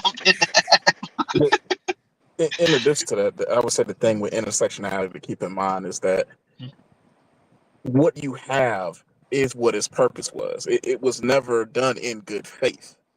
It was always to foreground Black women, and I put it like this: intersectionality. Anybody who's ever played the original God of War trilogy, intersectionality for them is the blade of Olympus. It was intended to slay everything that it came across, and to put Black women at the top of that pyramid. That's what it was. It's oppression stacking. It's oppression stack. I'm Black plus woman plus LGBTQ, and you are just a mere mortal. You are just a Black man. You only got level 1. You're not level 3 or 4 like me. And I have a stigmatism, and I have I'm neurodivergent, and like you just stacking. I'm bowling, and it's I have these 5 different things working against me, and this is essentially what they do: oppression stacking. That's 6, right? And you're just a Black man. You're just Black. I can't play spades. Right. Right. So that's definitely 7. That's definitely 7, right? So here's a metaphor for that, right? Y'all know about the whole thing about Uno when they say you're not supposed to do more than 1 draw 2. You can't put a draw 4 and draw 2, right? Yeah. But You that know depends that on who you playing against, because I'll be stacking. If we stacking, it's over for y'all if I come up on the draw 2s and 4s. Go Well, ahead. look, y'all see how the culture they said, look, this is the rule. The culture said, no, it's not. What do you mean? You don't know how to play Uno? You told the audacity to tell Uno how to play Well, Uno. actually, that's a good reference though, Vince. The stacking, and that's exactly what it's oppression stacking, and what that does is minimize any claim black men, in particular straight black men, have to claim anything. And what it also does, though, and this is what is so treasonous about what black women in academia did, is you moved black men out the way, and guess what you did? You let everyone else in there. I want to tie this to what we often speak about in these spaces. Those people then turn around, rip everything apart, leave just a carcass there, turn around and get married to each other, and now you black women have screwed yourself. You moved black men out the way. You let these other people of color, white folks, white LGBTQ folks, white women in those spaces. The white women move on. Most of them are not your friends. They're barely even your goddamn coworkers, right? That's number one. Or they're not your friends. They're barely your associates. They're your coworkers, really your supervisors. The white men don't marry you. The Latino men don't marry you. The whatever. And so the people that you could have advanced with, black men, you moved them out of the spaces. You took the spaces and you moved them out of the spaces in academia. You moved them out of spaces in white collar spaces, right?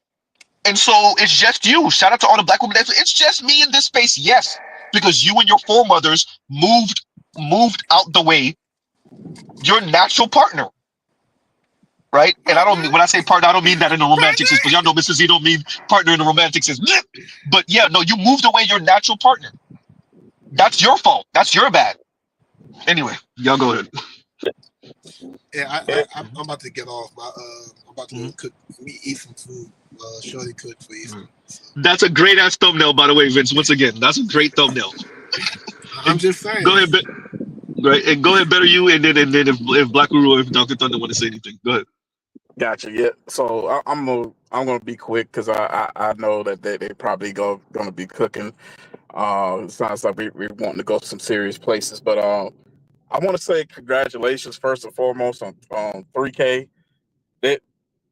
This is probably like one of the 2 times I've ever called cap on you.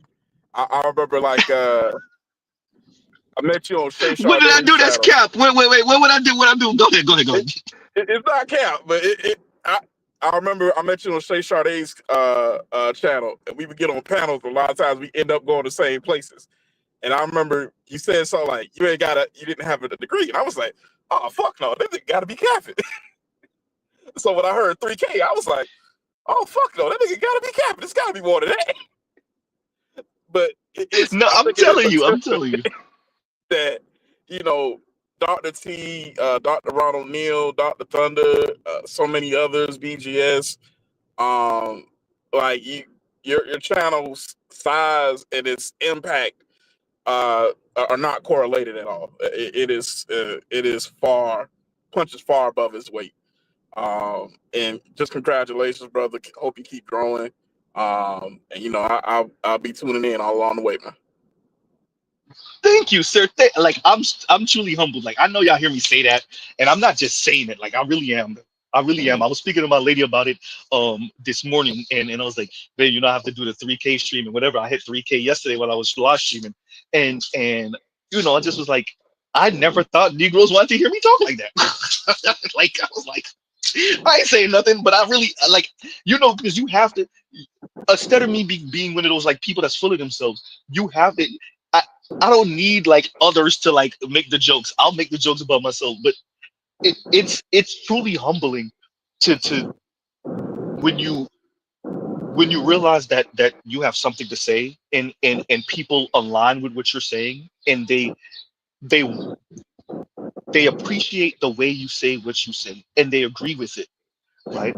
And yeah, no, I when I have a critique of America, of black men, of black women, of white society, of Western civilization, and how we ended up in particular in this space that we're in, and it's informed by a lot of stuff, because that's why I end out saying, check out Black Manosphere content, other non-Black Manosphere content, right? That non-Black Manosphere content is part of my analysis of how we got to where we are, right? Like that's part of it, and I'm appreciative of all of you for being subscribers and listening in and viewing, and talking about 3K a few live streams ago, panel discussions ago, I had 3,000 subscribers, which like I never thought that was going to happen either. And the way YouTube counted is kind of funky, so it may not be exactly 3,000 subscribers. It's probably a little bit less than that, because the way it counts when y'all are actually watching and when y'all jump out and then jump back into the stream. Either way, like, and I appreciate that, right? So yeah, no, I'm truly humbled, and thank you for that, a lot, better you. But I'm truly humbled, and especially when brothers like you speak, or Black Uru, Dr. Thunder, Dr. T Hassan Johnson, like when Dr. T Hassan Johnson was going to enter stream like a month ago, a little bit over a month ago, and I jumped on the panel, and he allowed for me to speak at the end. Like, I was truly humble. I was humbled by the comments that y'all were making. I was humbled that Dr. T let me have the floor. Like, and yeah, no, it does make me want to go back to school. I'm not gonna say that in front of Dr. Thunder though. But right, like Too late. Right. I wasn't So, gonna say it this time. right? But no, I mean, like, I'm talking to Miss Z, and we gonna have to work around some stuff, and Mama Z is on my ass about it too. And I told y'all, Pop Z, he done gave up. He gave up. But yeah. So no, because like for me, a bit of it is a vanity project. I'll be fair. I'll be very blatant with y'all. A bit of it is vanity project, but also I want what I research. I want to see how much of what I research challenges my existing worldview. Number one, but number two, I want to have the piece of paper that back up what I say, when, especially obviously when I'm right. Right. And like, none of you guys, like, and I really appreciate that, especially for the Black Urus and the Dr. Thunders and the BGSs, is like, I've never in this space. Well, that doesn't happen in real life. Like, people throw in your face, oh, you're not degreed up like that. I know that has happened, but that hasn't happened to me before, right? Even when I'm a little off. But that for me is really important, because let's be clear, like, people do show, people are more likely to kind of defer to people who are degreed up, and rightfully so. That's understandable, right? Like, yeah. So, and that is important to me, because the last thing you want is to be a little wrong or kind of a little off base, but because you don't have that piece of paper that validates you to other people, they're like, oh, see, I knew it, some weirdo conspiracy theory thing, right? And like, that's the last thing you want, because oftentimes once that happens, like, you're out until proven otherwise. Like, right? So like, and that's important. That's truly important. Go ahead. Yeah, and I agree wholeheartedly. And the thing to keep in mind, it does happen to some degree in professional spaces. Like, I know I'm more so coming from a majority corporate realm versus I know you currently work in blue collar, but it's one of those things where I have seen where somebody, hey, look, you're supposed to have certain type of projections or some type of project going, and somebody it's always some little Karen with fucking pocket protector at the back of the room finds something. I think this is off by 0.2% or whatever, and then now all of a sudden they use that to call everything you've done into question, and it could be something as simple as a rounding error. That's Or just, exactly what I'm talking about, Betty. Exactly. Go ahead. yeah, and now they're questioning you, they're questioning all the other work you done. I've seen one of them where this white chick questioned the motherfucker's a degree, the institution he came from. I'm like, yo, like, who the fuck is you? But I say this, like, as Black men, I feel what we have to say is very important, and I want to be very clear. That piece of paper does not signify our intelligence or the level of our intelligence. However, it does corroborate our intelligence. Right or wrong, a lot of people view it a particular way, having a degree, and at a certain point in time, you can't deal with the what should be. You kind of got to play the game. And right now, people want to go down that degree paradox, and I feel like especially in somebody like your case, like I've said Dr. Z a few times, like I really truly could see you You're not the only becoming one. a doctor. I think you probably should, get that PhD fast track program. But I told y'all I'm gonna sell y'all out. I told Dr. Thunder this. I'm gonna get a PhD and I'm gonna sell y'all out. Mr. Z used to be part of the Black Manosphere. Mr. Z, what do you have to say? It's a bunch of misogynists over there. I'm not gonna do it. I can't go to sleep like that. I couldn't. He-Man woman haters over there. No, I can't do it. No, but no, it's for considered. But y'all asking me to write a book, right? Like that. That's a lot of schooling, y'all. It's not like a decade plus. And a book, dissertation, goddamn. Right, but no. How do you eat an elephant? One bite at a time. That's right, one bite at a time. One bite at a time. True. And I'm in the space with a PhD right now. So yeah. You're right. One bite at a time. No, it does matter. And so wait a minute, black men, are we advocating for black men right now to be educated? I thought they said we don't care about them type of things. Anyway, but yeah, no, it matters. And being like as close to the best, if not the best, in your craft. And that's what, once again, that's why I say, non-manosphere content, reading and watching things that are not necessarily Black manosphere related, and you will see correlations. Like that's the kicker. Like you will see correlations in non-Black manosphere content. That's why I came in the door years ago in the Black manosphere, speaking about dream hoarders, speaking about the who's getting married, who's not getting married, and how a lot of that is about class and education and status, right? No, you will see parallels, and not just in America, right? A couple years ago, I posted the child out of wedlock birth rate for like many of the countries on the planet. I think they had like maybe 15 or 20, and like what you saw in Latin America was like, God damn, like 60% in certain nations, 50 some odd percent, right? In certain nations of like child out of wedlock birth rate. So it's like, that's not necessarily just a Black American thing, right? What BGS presented to us a couple years ago about, the paternity fraud in different countries, right? Like particularly Jamaica. But yeah, so when you put all of those things in context, it makes sense about quote unquote advanced societies. That's why I say quote unquote, and how women respond to those environments. You have how the South Korean women respond to living in an advanced society, and then you have how Black American women respond, right? You have how Japanese women respond, right?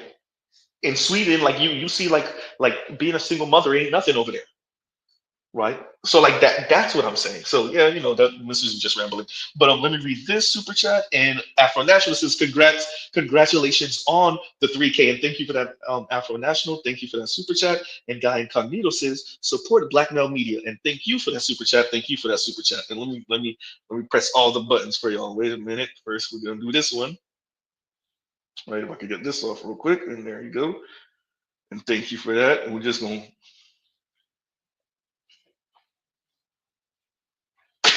that one's funny as hell to me.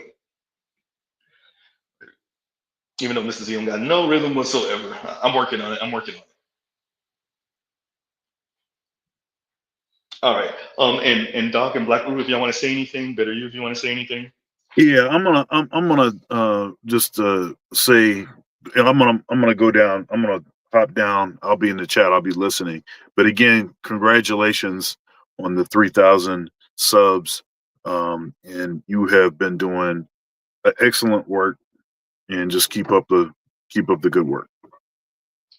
Thanks, Doc. Doc, I'm gonna send you a live stream I did maybe a week and a half ago about in I might actually send you. I'm gonna try. I'm gonna look them up. I'm gonna try to send you the news clips I got it from. Really from Breaking Points. By the way, we gotta have to have a whole conversation about Soccer and his anti-blackness. I can smell it. It's super blatant. But Yeah. on Breaking Points, they keep on speaking about.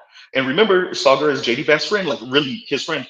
They keep on speaking about a different social contract between the government, the state, well, the state, the corporations, and the people. And maybe we're moving into a different world where you don't make up for a lack of family with consumerism. And there's definitely some good in there. These are the things that we've advocated for the past couple of decades, but definitely in the Black manosphere for the past decade or so. But also what might come with that that might not be so positive, right? So yeah, I'll send you the stuff once I get a chance to. Yeah, please do. All right, see you. Okay. All right, Doc. Thank you for coming up. Peace. God damn it! You know what, Jason, you're right. And thank God Dr. Thunder jumped off because he told me to start a Discord. He said that last time he was up here.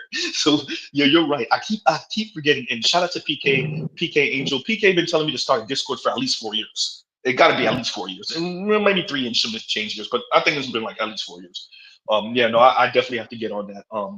And Dr. Thunder was saying like a lot of the stuff he gets is from his Discord, right? That he covers. So yeah, no, I'll download it and we'll get on it. We'll get on it. But y'all know Mr. Z juggling a lot, you know. And we on reckless stream time right now, actually. Don't put it in the comments. Don't put it in the comments. But yeah, no, Z is juggling a lot. So it if y'all see like I'm slow to do certain things, that's why. And Z is always sleep deprived. Like that's when I am always sleep deprived. Always. Like if I'm lucky if an emergency happens and I have to call off of work and I actually get 8 hours of sleep. But on the usual, I don't even know what that look like. It'd be 4 or 5 hours of sleep if I'm lucky. Maybe 3. That's not sustainable. I know. But yeah, if I'm lucky, I get 4 hours of sleep. Right. So what's going on, Black?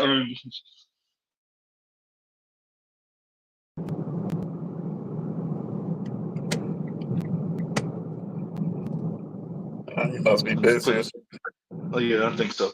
But yeah, so we you know what we're covering. So it's some craziness going on. It's been but the world is changing under our feet, and it's going to be. I'm watching Sarge Willie Pete's series where he continues to tell white folks like, hey, this ain't what you want, right?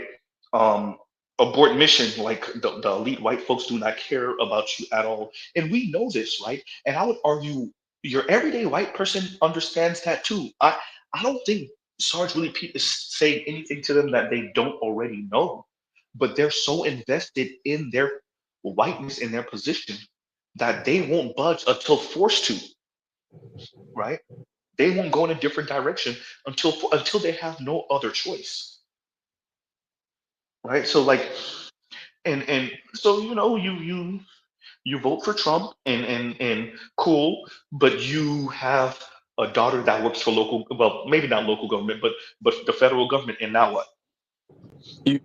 I'm sorry to cut you off, but I want No, to you good. throw something by you because I've been thinking about doing a video on this, and it connects back to our favorite Indian, Soccer.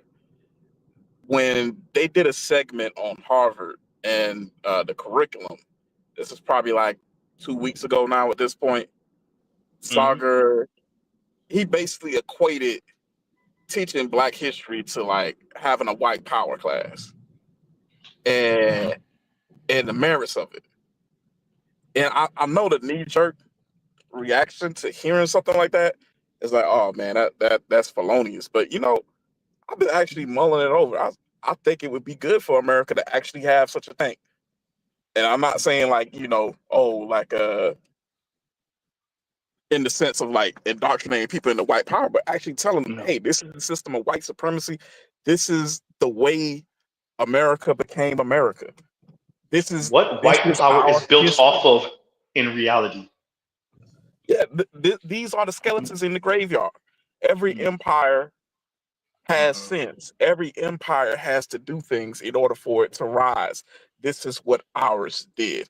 And I think if we had something like that in the school curriculum at some point, But that's not how it would be framed, though. Better you. That's the yeah, problem. It would speak about the inventors. It would speak about Thomas Edison. It would speak about right. It would speak about George Washington. It would speak about like right Alexander the Great. Or if you want to just do American history, it would speak about the benefits of manifest destiny. That's where it would go, right? And you would get kind of weirdo language like how slavery benefited black folks, right? Like that's how it would be framed. It would not be framed on some, hey, bro, we gave the Native Americans in New York smallpox with the blades, bro. Like that's what we was doing, and we did it on purpose. We knew anyway. Like it ain't gonna be framed like that.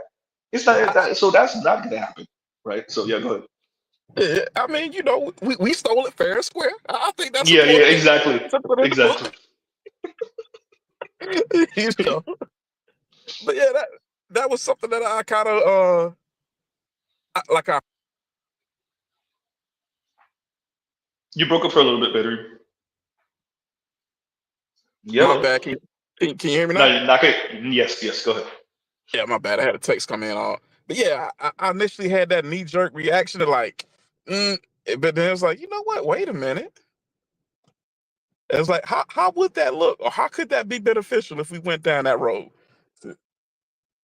Because it's kind of like there is an aversion to blackness. Mm, This country, its foundations are anti-black. That yeah. that's really why I feel like to go back to the intersectionality thing. That's why one of the reasons why I feel intersectionality is so flawed, because Mm, you technically you mark off these designations of oppression, and it's like they are not the same. Chinese oppression and Hispanic oppression is not the same as black oppression, or as women's oppression in the case of white women. Like these things are not the same, and in much the same sense, I feel like if you went and told it from the other side, I think you probably get some more folks to get to listen, because mm. I wonder how many white people just hear black automatically tune the fuck out. Like I've No, never that's seen that's what happens. I think the best way I've heard it said is from Diallo Kenyatta, and Diallo says this, and I 100% agree with him on this. He says everybody keep on telling black people they don't know their history. White people don't know their history. Most white people Mhm. don't know about the labor movement. They don't know about how many of them were murked off because of the labor movement. They don't really appreciate the 40-hour work week and the weekends off and how recent that just occurred, right? They don't appreciate that. They don't appreciate what the oligarchs are willing to do to them and willing to witness them going through the suffering, right? Number one. Number two, the thing with Sagar, and this is where I get really annoyed with black academicians and particularly the women.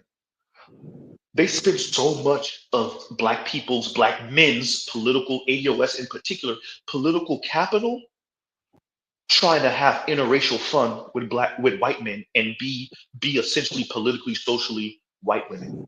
And they tried to shame them, and they used all of black capital. And you have people like Sagar who now have an axe to grind. Not saying he was an anti-black already. You could smell it on him. But when people like that, when people like JD Vance and Sagar are in these universities and they see black women chastising white men who got dreads because they have dreads, and they're doing the stacking oppression thing to tell you to shut up. Well, as a black LGBTQ woman who is from this part of the city and with this type of oppression and this type of stigmatism, and essentially what they're saying is you should shut the hell up. Now that you have JD Vance a heartbeat away from being president, and now that you have Stalker with this huge ass platform, now black people, black men, gotta feel it because white women and black women who were in school when JD Vance was in Yale or when Sagar was in I don't recall what school he went to, We gotta feel it because y'all spent all of black people's political capital shaming some white girls with beads in their hair in front of these dudes. You spent so much of your political capital talking about LGBTQ stuff and stacking your quote unquote oppression, and now the two people that you would hate to have to deal with are in the White House.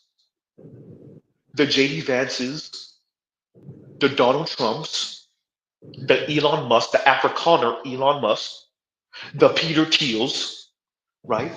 And I think that's why I'm so angry because Soccer was going to do what he was going to do and sound how he was going to sound anyway. But there's ways in trying to tamp down that.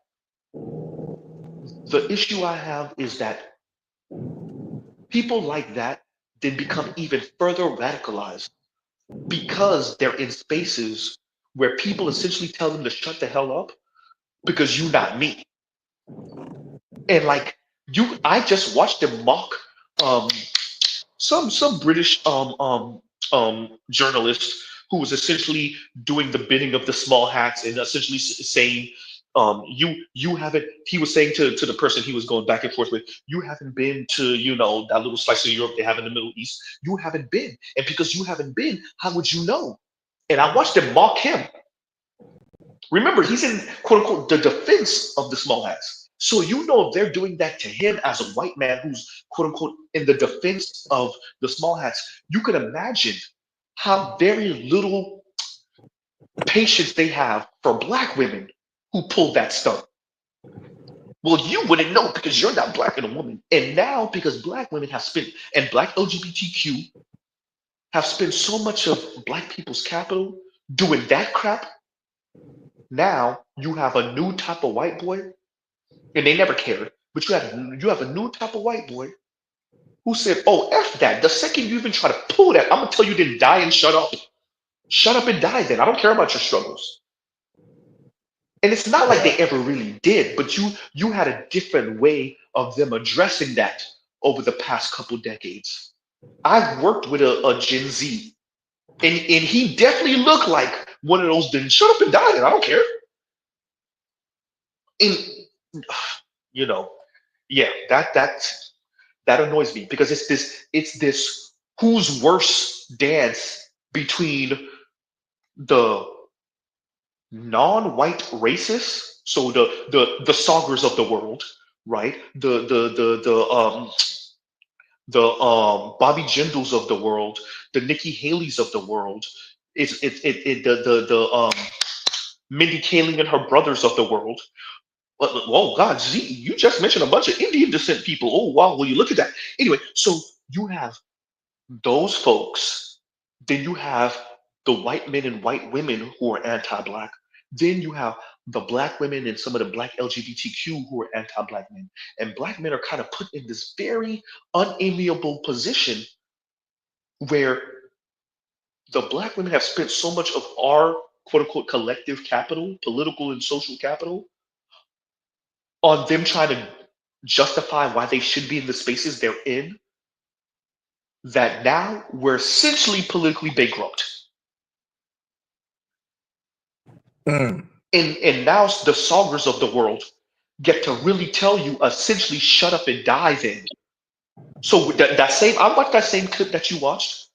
And as a matter of fact, I watched another one where he essentially said, and I'm paraphrasing, black people, if y'all not good enough, then y'all shouldn't be in the Ivy Leagues. Just get comfortable going to the state schools. Your state school level. I saw that.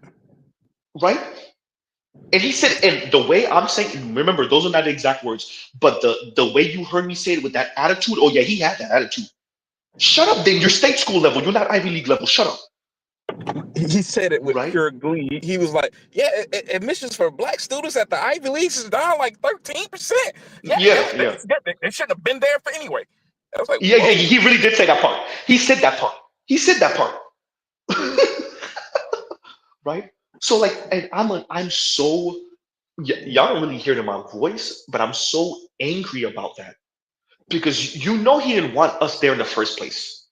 With that, The people that are in those spaces, that's both ADOS and non-ADOS, that are in those spaces, that all they want to do is talk about is they weaponize anti-blackness against the white folks, not in a productive way, not in a way that's actually supposed to bring about justice, but just in a shaming ass way, right? And it's really it's really you white men won't take me seriously and date me and marry me, and y'all won't let me into your dinner parties as more than the help.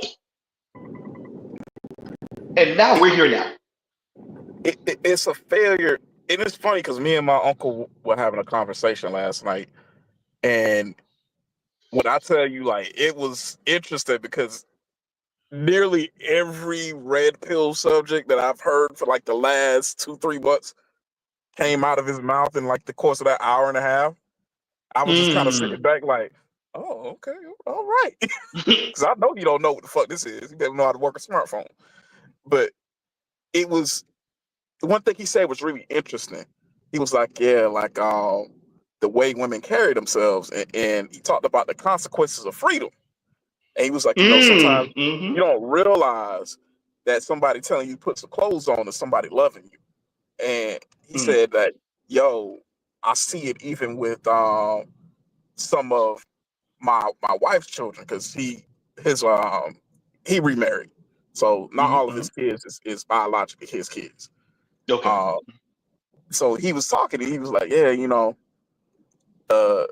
basically he was getting along the lines of like, some of them don't realize that relationship between men and women, you can never replace a man, nor do you really want to.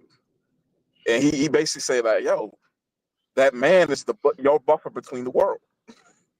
And I was like, oh. I was like, what you mean by that, huh? He was like, exactly what I say. He was like, hey, think about what keeps the women in our lives from feeling what we feel. It's us. Us. I see that. Yep, exactly. Us. Hey. He was like, hey, he's like, the ones that feel it, like you don't want no man can't tell you this, that, the third, but you complain about everything in life. Guess what? If you had a man, you wouldn't be complaining about half those damn things. And it was like, that's true. Go ahead. This is my thing. Go ahead, finish with that. I'm not gonna forget what I said. Yeah, because it's one of those things where, like, when you don't invest in your boys, who do your girls have to rely on, depend on, to marry? When you don't make that investment, that seed isn't there to grow. So now you have made your girls the buffer, and they are wilding out because, hey, they feeling it. Because they're still not the buffer. You made your girls the buffer, and they're still not the buffer. That's what happened. That's what happened. You made your girls the buffer, and they're still not the buffer. They ain't built for it. They're not socialized for it. They're just not. And what also happened is you put a target on their back because now they're the face of negative liberty. Yep. That's another reason why Stalker has a hard-on for Black people, namely Black women. Because Black women are the face of negative liberty in America. I told y'all, when I said ultimate energy, I want y'all to appreciate they're mocking Black women. They're mocking Black women in particular in the Pookies. That's their little sneak diss, right? Like we know the sisters in the hood with the beat up Ultimas. We know it's a community joke. We know, but when the white boys start saying it, they're joking, but they're not joking, right? Like that, the Black women are the face of negative liberty, and because Black men and Black women are attached by the hip, Black men got to deal with the weight of Black women being the face of negative liberty, and nobody gonna tell me nothing, and the attitude and the neck rolling. Go ahead, before I get on my rant. Oh no, you're good. You're good. Hey, the other thing I feel like you have to keep in mind when it comes down to Saga and a lot of these anti-Black folks in general who would fall under the POC umbrella. it's especially problematic for Indians because you have to keep in mind, a lot of Indians, they don't see themselves as a person of color, so to speak. They see themselves as Aryans or white. And there's been 2 Supreme Court cases, at least 2 cases that I know of Yeah, in this no, country, yeah. with You're right. where they were arguing before the court and fighting to Yep, be white. that's a So, fact. in addition to their already ingrained caste system and anti-black socialization, there's another performative level to it because they understand perfectly well that, hey, look, in order for me to kind of be white supremacy's lapdog and get a seat at the table, I know where I got to punch. So Yes. there's additional motivation there on top of already not liking you niggas. That's the thing Uh, you have to keep in mind. so from my understanding, one of them are a set of like Siamese twin Asian dudes, East Asian dudes that made that lawsuit to be considered white. If I'm not mistaken, it might be just regular twins, but I think it was Siamese twins that sued the U.S. government to be considered white, and they lost. And then what you're saying, the other one with the South Asian Indian now sued to be considered white, and he lost. They said he was. Did they say he was white but not Caucasian, or was he Caucasian but not white? Right. It was So something he to like, that degree. yeah. It was something to that nature. So like, yeah, no, I thought I looked this up myself too. So yeah, and exactly what you're saying. So there is what I said earlier when I said our fight is not their fight. Black people, black men's fight generally is to not have to dig ourselves out of a hole for equality. It's to be seen as just equal, at least walking in the door, not to be fighting from a deficit. That's not everybody else's fight. Everyone but black men, straight black men in particular, but everyone but black men's fight is to be white in America. Sometimes it rhymes. Sometimes those fights might look similar. Sometimes they'll be on the same road, but those are not the same fight. Everybody else is fighting to be white. Black men are fighting to be at least standard, equal, walking in the door without being seen as a deficit, without being seen as, oh, he gonna be a burden, right? That's a different fight than what all these other folks are fighting for. They want to be white, namely white men. The working class white man want to be the elite white man. The white women want to be the white man. The black women want to be the white women and the white man. The Asians and Latinos want to be the white man. Everybody else want to be pretty much the elite white man. That is not black men's fight necessarily. And when you look at Sauger, and he's married to a white woman, so is Marshall anyway, right? And apparently he got a bun in the oven on the way. I knew that's what he was Yeah. gonna say too. When he said I got a special announcement, I was like, I already know. Because I knew he just got married last year. So I already knew what it was. I was like, yeah, once he said, I was like, yeah, that's what I thought. Right. And I knew because he went on a trip, he went out of town, he went to Japan and all this other stuff last year, I want to say. And so you know when somebody when that's coming. But anyway, so that when you listen to Stalker speak, when you look at Nikki Haley, like that's why when the stories came out about her extramarital affairs on her husband and all this other stuff that she was on, like that's why you saw me speak about it a couple times. Like this is a South Asian woman who has a white husband, cheating on her white husband with other white men. Like that Nikki Haley in the white male worship that even makes other women of color who are also in the white male worship cringe because she's so cringy with it and so blatant with it. That's not an accident. All these other people are trying to be white or trying to be as close to whiteness as humanly possible. Black men, the reason why you're the foil to the whole thing is because you're the only one trying not to be. That's what the dating divide also says that nobody want to own. That's what Dataclysm also says that nobody want to own. When and I'm gonna cover Dataclysm separately or the interviews that Christian Rudder did separately. But one of the interviews that interviewed Christian Rudder, by the way, he's the author of Dataclysm. He was the one that said, "Oh, so it seems here that black men are the most open. Black men are and I that's why I say black men are the only ones out here for love and not an agenda." Once again, black men are the only ones not trying to be white, or at least white men. And I don't care who I offend, whoever you are that's not a straight black man listening, I don't care if I offend you, tell me I'm wrong. Everybody else trying to be white. Black men are the only ones trying not to be white. And that's why I said it's going to be black men namely straight black men, but black men that drag this country kicking and screaming to what it is on paper, because everybody else is trying to go the opposite direction and trying to be elite white men, and so you just don't got it. Bruh. You can't. You're not the foil.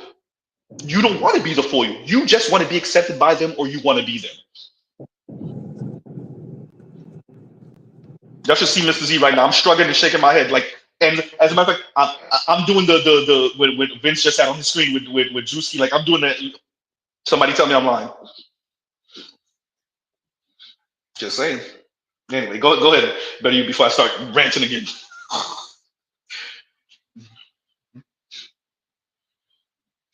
Yeah.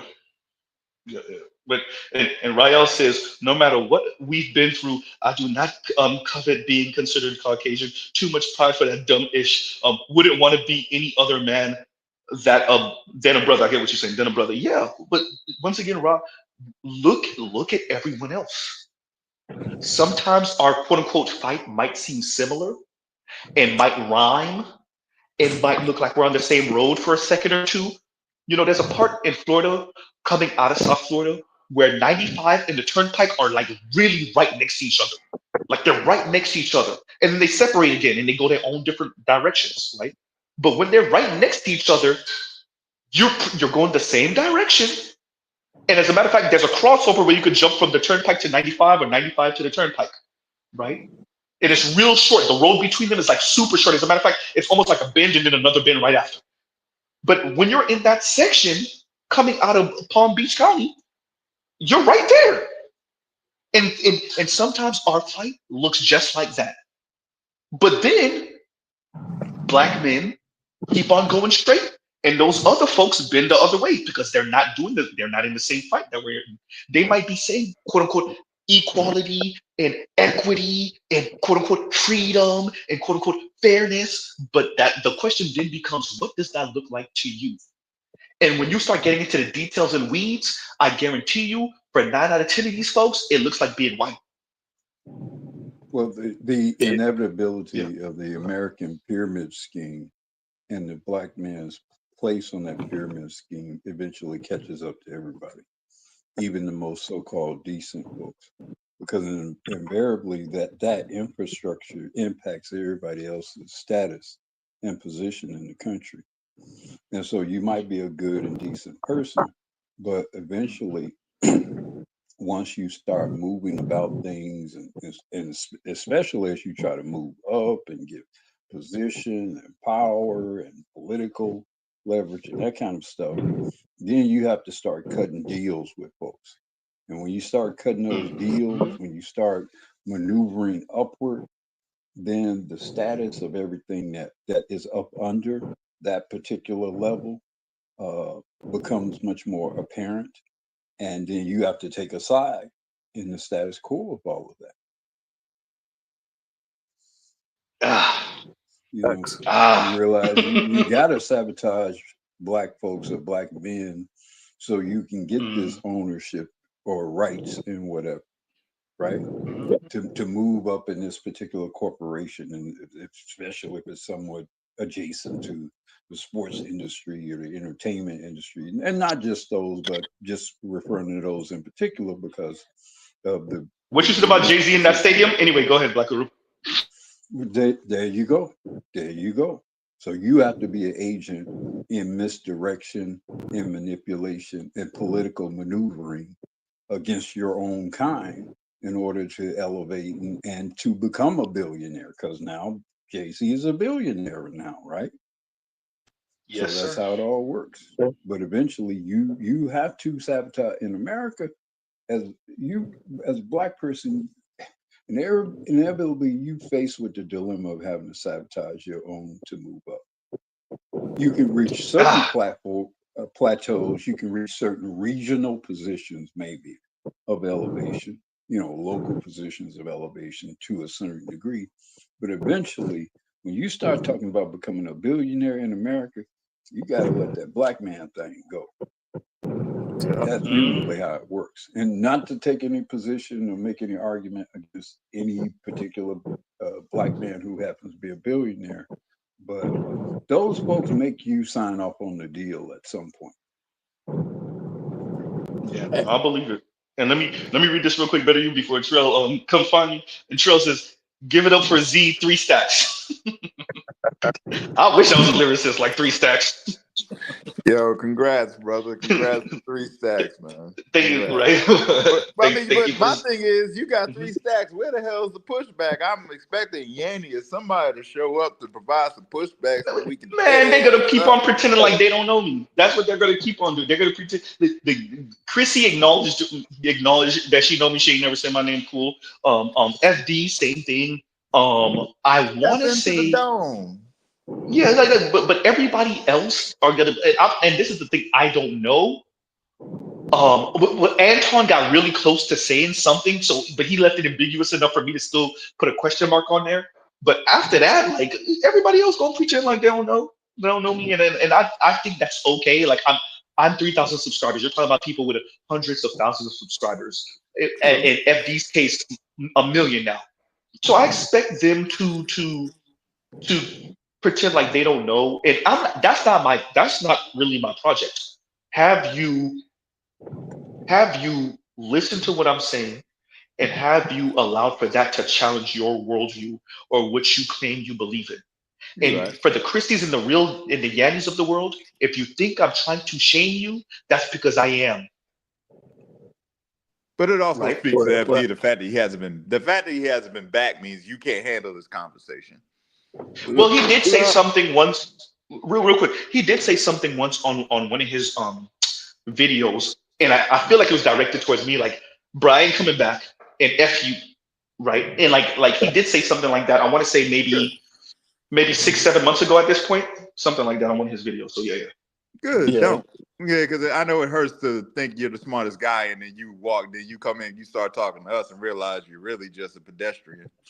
Shout out to BGS.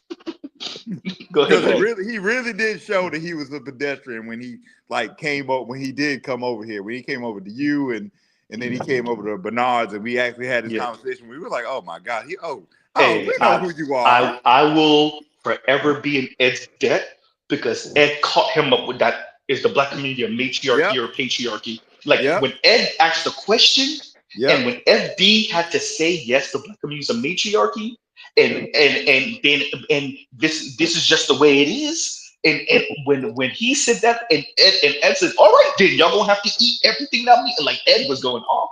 I'm like, Yeah. "Hey, bro, that's it. Did That's he it." Nah, but that was too. But did he he also when he did it acknowledge again. that did he acknowledge that matriarchy was a product of white supremacy? He pretty much did. He kind of He did. He did. kind of did. He He knows. kind of did. Yeah, yeah. Yeah, He he did. knows. He But knows. what he was saying too was like, what can we do about it? That What was can the we do? part. That was The yeah, part yeah. that the part was like, his shit was like, oh, this is the deal, take it to leave it. Like it's supposed to be. Yeah, yeah, yeah. It's That is supposed yeah. like That is no, how he framed it. and I think that's the thing And that that's pissed why him Ed off. went Well, off. Yeah, Really, that's why Ed went off. how's that any different from somebody 170 or so years ago accepting the fact that we're enslaved? We're enslaved. How's that yeah, any different? it's It's not. not. Actually, it's kind of to that point. They'll play dumb and probably like if you ask them that question, Black Rule, they'll just play dumb and coy and be like, well, because we're not really slaves as a composer there. Like, Oh no, like yeah. you know what the fuck he means, man. Shut up. Yeah. Stop playing stupid. Go You ahead, know what he buddy. means by that. To, Like to I kind of yeah. to kind of piggyback off of Lying angry now. Go ahead. Hulu's last statement about making that deal. I think that the one thing that you have to also keep in mind, which is kind of where the ladies, some of the ladies get lost at, they see coming over here and allying themselves with whiteness as their only way. They view blackness and black liberation and black struggles, black problems as a dead end. So as such, the only allyship or anything that you will ever get for them will be something that will be for their need. And as soon as they get it, they hopping off the train because they understand it and they view blackness as a losing proposition. So that's how come I think it's especially problematic for certain folks with these rainbow coalitions and different things because they inevitably end with black folks getting a knife in the back. and they Yeah, get the they knife in only. the back because Mhm. they never was on board with you. Yeah, they only black till we get to the next stop. Yeah, I mean, it's they see it as a losing proposition. So why would I want to? Why would I ally myself with losers when there's a winner over here? Yeah, I might not get what he gets, but Until you I get get a that better loser lot than what you treatment. got. Yeah, until you get the same loser treatment, i.e., this past voting Well, block. okay, let's Well, get into that. this is why I would recommend that you start with them from asserting that you expect treachery from them, and then make Mhm. everything about your dealings with them going forward to be some proof that they're not. That way, you start out from the pressure of them proving that the inevitable is not true. You compel them to prove that. Mhm. You make that the initial default relationship that you have with them. And so then you're in a position, and you have to be strong enough to decide sooner rather than later whether or not you're going to deal with them by virtue of whether or not they do make a good faith effort to disprove treachery or not. That's how you You, deal you with it. know, go into what Better You was saying also. How did that exactly work for the small hats that were putting other small hats on those train cars? How did that work for them? They got Chinese thought showers. the Chinese Okay, thought the same. Yeah. They you know got what I'm Well, saying? showers. Like, it did work for some of them. It did work for some of them because some of them ended up in New York and other places. I mean, yeah, what we don't talk about those particular folks is who amongst these people of them who's still around, what deals did they actually make? How did they get out of Germany hmm. or Austria, for example? What's her How name, did they Dad? get to New York? How did they get to London or Paris? There are stories about what certain people did, you know, What's her name died, but her and dad the was alive stories to write the behind some book. of what happened. I I mean, forgot her name. I'm Y'all know not what I'm talking blame. about. I'm not accusing Well, anyone in particular, but I'm saying in a situation like that, people cut deals, some yeah. hard deals. Yeah, that's what I'm speaking about. Yeah, yeah, Indigo. Yeah, she Yeah. was out of here. The sister was out of here. The one she had a crush on out of here. The dude she had a crush on that was in the what basement with them, was out of here, or the attic out of here. But the dad was alive enough to write the book about her, right? How did all Just saying. your children and everybody end up Hmm. dead except for you? How do you even live with yourself like that? I mean, Hold on, hey, how you How do you explain live that? with yourself like all your children are dead? Yeah. yeah, How they ain't yeah. get you? How you explain that? All right. I'm just You saying. don't. Yeah. How did you To not both questions. You sacrifice don't. You know. your own life trying to save uh what's her name? Yeah, your daughter. And Frank. Yeah. What's the child? What was the child? Yeah. And Frank. Yeah, yeah. And And, from and look, I'm not saying for certain. I'm not saying for We certain don't he know. even We had don't that know. Yeah, yeah, opportunity. yeah, Maybe he didn't. yeah, But yeah. I'm just saying, when everybody gone and you still the old man walking around, it does make you wonder what was going on. Hey, you stop. Anyway, I'm not even gonna do that. Let's just. um.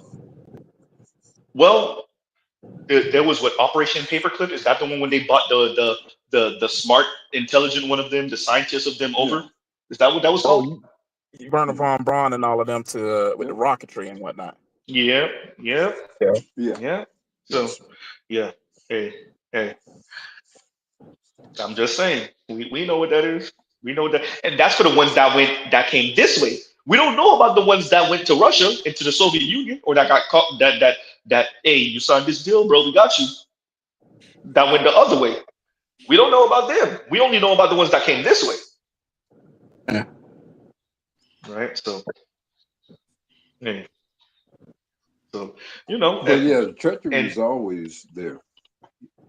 yeah, yeah. No, I agree with The that. treachery I is agree with that. always Let there's me. always an undercurrent. Oh, treachery. Yeah.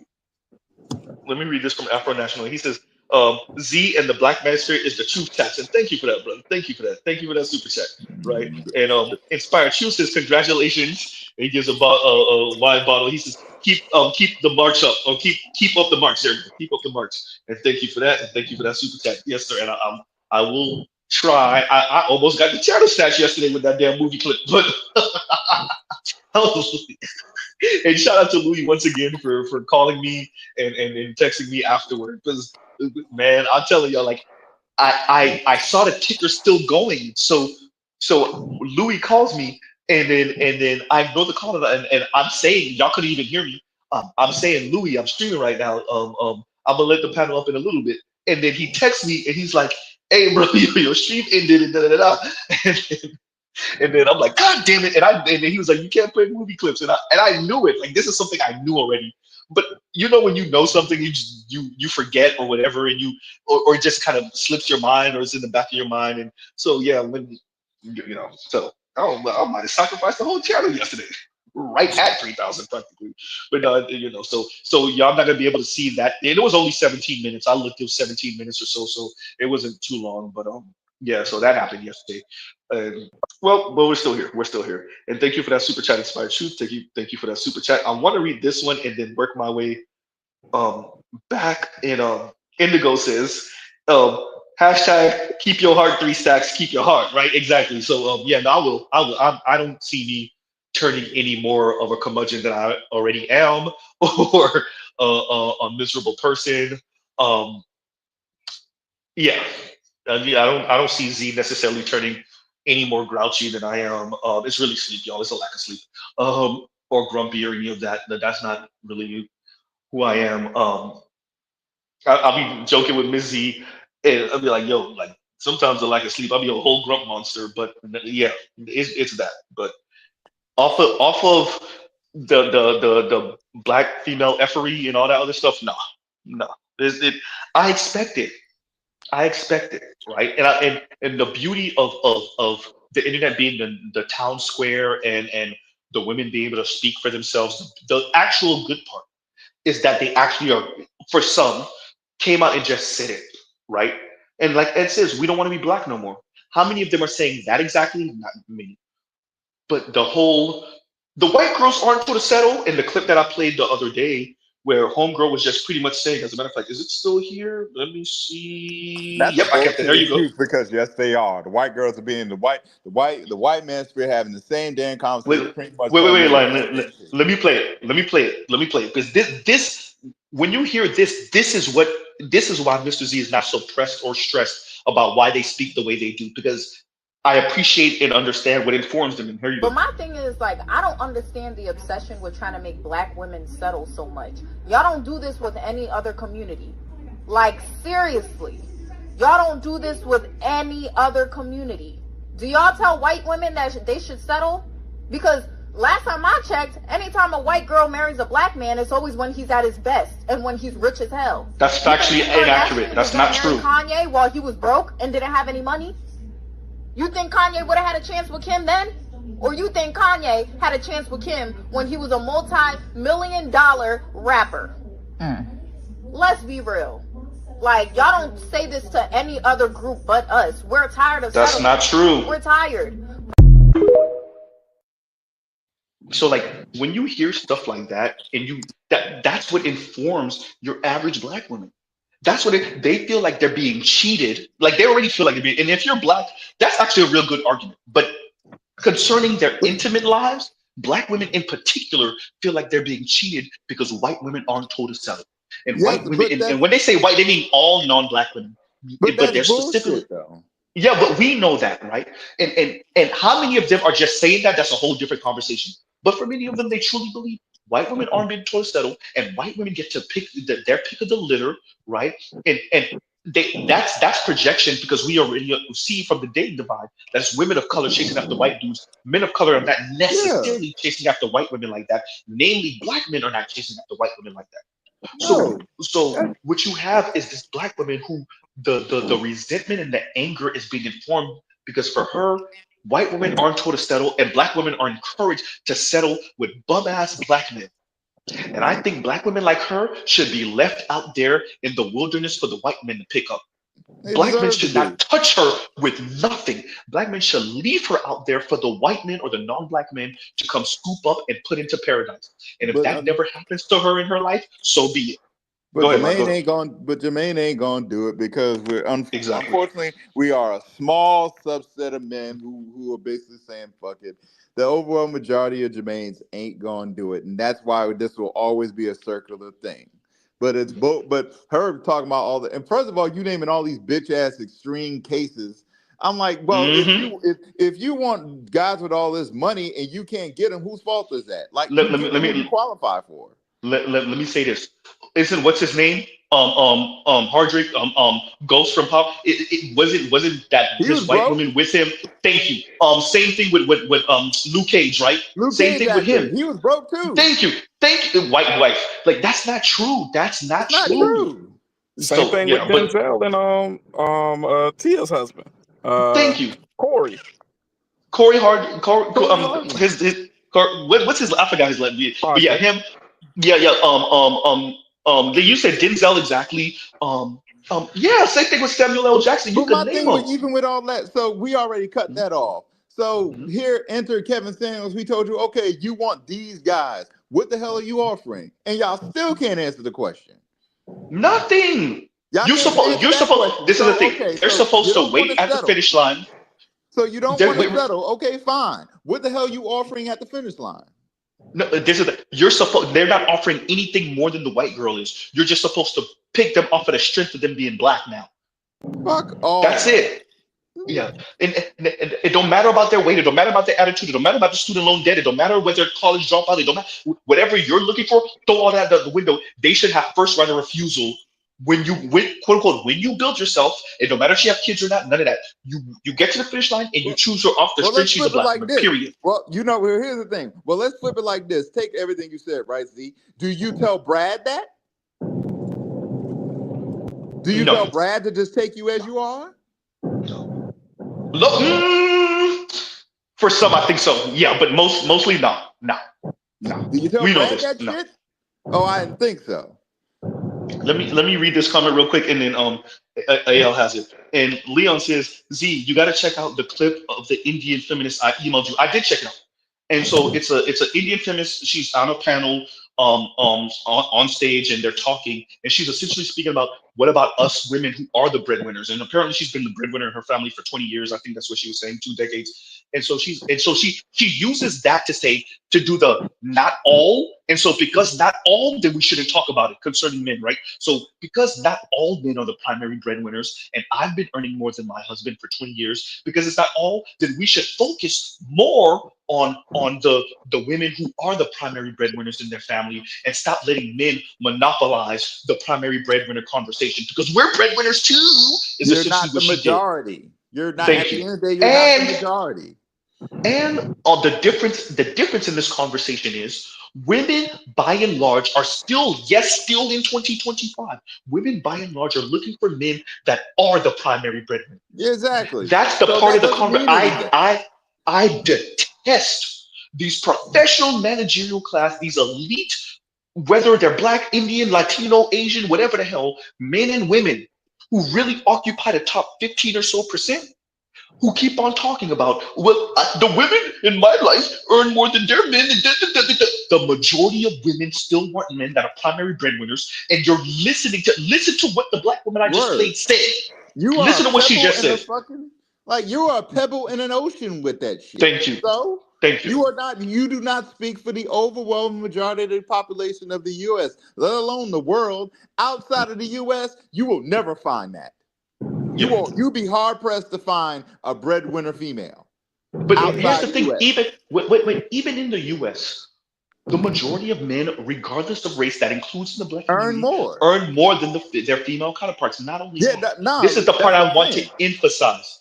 Yeah, the The percentage women only grows want here. it that way. Yeah, When women are polled and when men are polled, it's not just men that say, oh, a man being a provider is one of the most important things. The women are saying that by majority. yes. So this Hence the weirdo talk of, study. well, I'm Hence the the study. breadwinner in my situation, and we Yeah. need to focus more on that. Shut the hell up, bro. No, we ain't Go ahead, focusing go on ahead. that because that's not one. That's not the majority. Two, we've already seen the studies. That's not what y'all want anyway. So why should it matter? Why bring it up? Y'all Say don't that. want that anyway. So who cares? If you are a breadwinner, oh well, then be a breadwinner or whatever. Who gives a shit? Yeah, bro. That so yeah, no. But you are a And pebble in the pond. You are a pebble in an ocean with that talk. Like we don't know. Nobody gives a fuck about you. You're in a minority. Fuck out of here. but it's not about it for me. It's not so much about not caring about them. I got to get her name. Leon, if you know her name, put it in the chat or email me it. But it for me, it's about how influential these people are. So this was a Yeah. panel of like very professional, like elite women, right? And the issue is like they're in their bubbles. I keep on saying that these But it's a and that's bad what faith influence. Like, yeah. real quick, because this is what Anne Marie Slaughter was saying.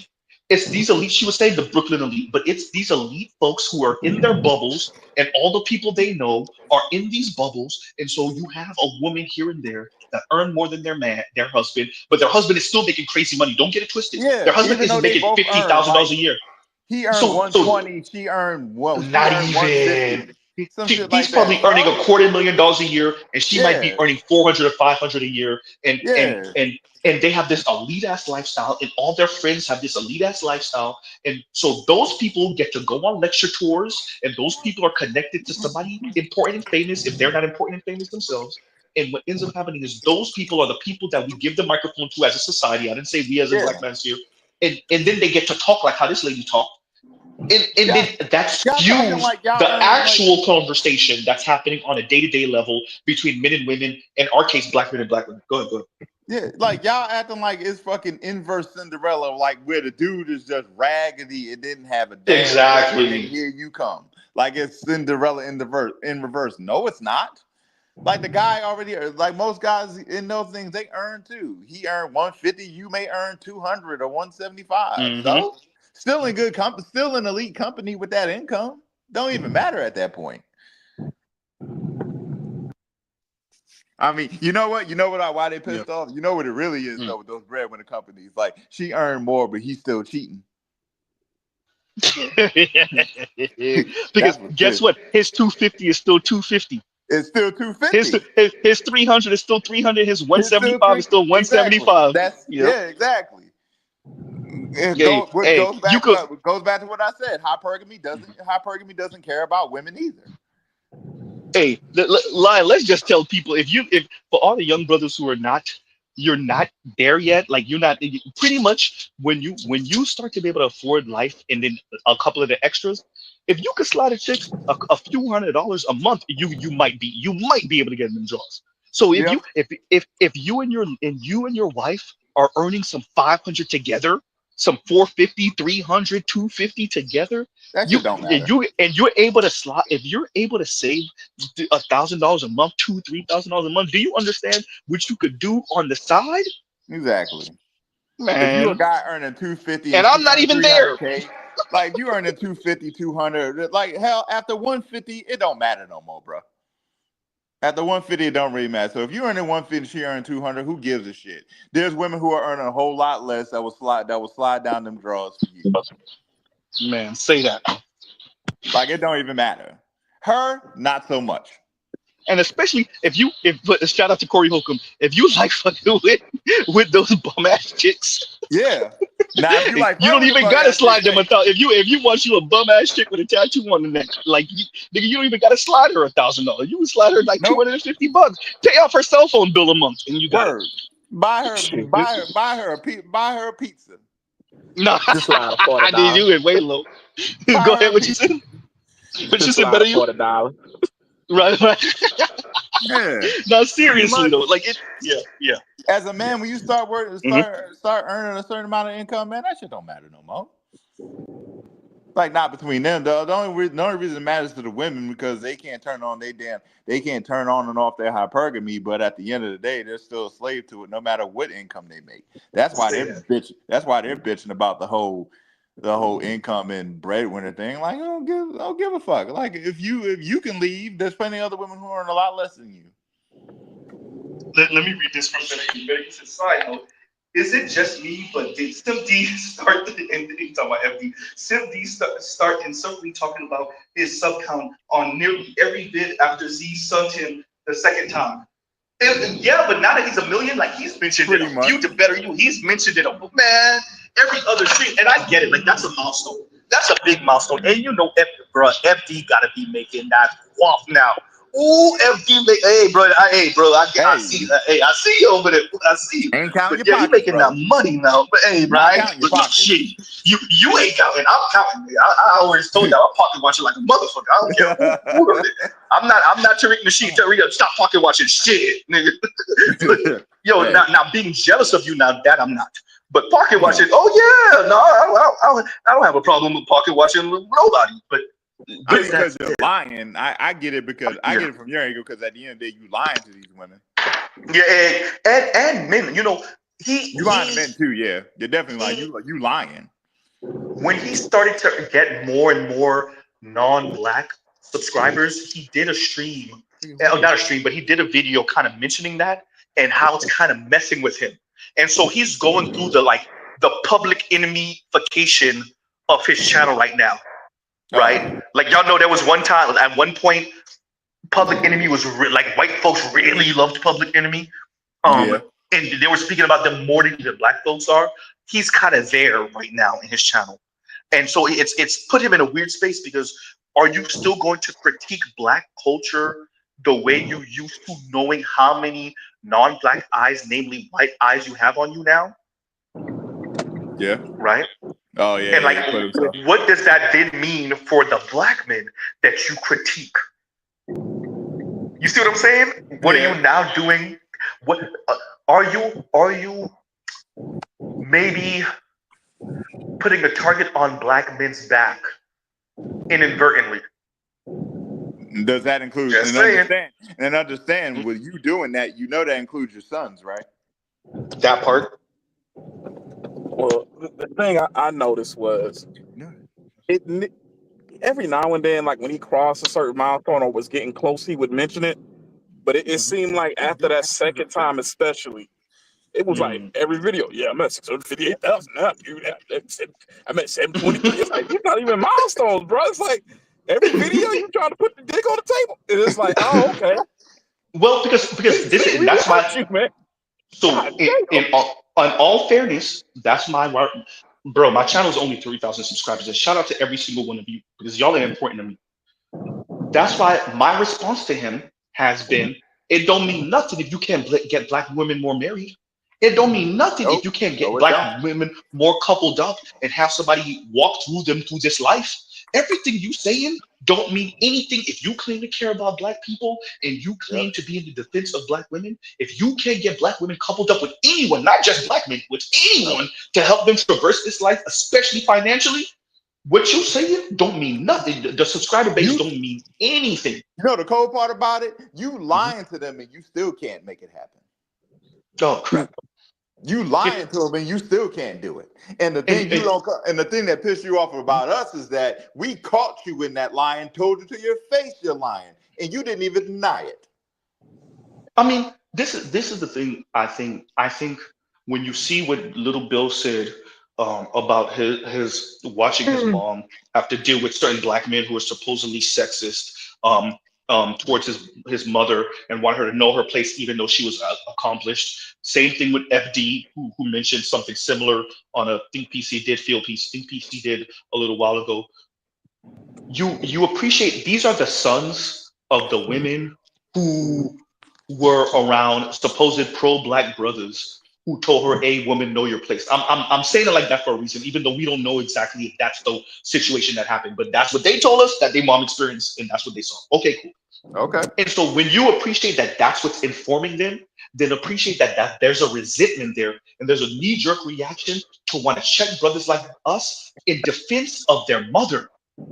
Not of their wife or their daughter, really in defense of their mother, because what we sound like to them are them brothers that they're saying, bro, tell me about. Always comes back to mama. what we sound like to them is the man that was telling their mom, yeah, you might have a PhD or yeah, you might have a master's, but you're still a woman, and what do you know? That shit don't matter. Like that's how they're trying to frame us, and that's how I would argue that's how they imagine us. But go ahead. Meanwhile, we now, can't. now But in nah, that but we in that can't hold. conversation, does anybody ever ask them what did their daddies or their uncles or their grandfathers or any of the men in their lives think about all of that? How do they know their mama was not aligned? Exactly. I mean, because if that's the criteria that's being applied, and we're all men, right? And you're not, and none of this conversation is about the men that was connected to this heroic female that you were that you aspired or champion. You don't, their contribution, their involvement is of no value to you in your analysis of this situation, right? That's a question I would ask him. And men who think like that. Yeah, it's a good question. Like, did you actually have a conversation with those men? And if you didn't, then yeah.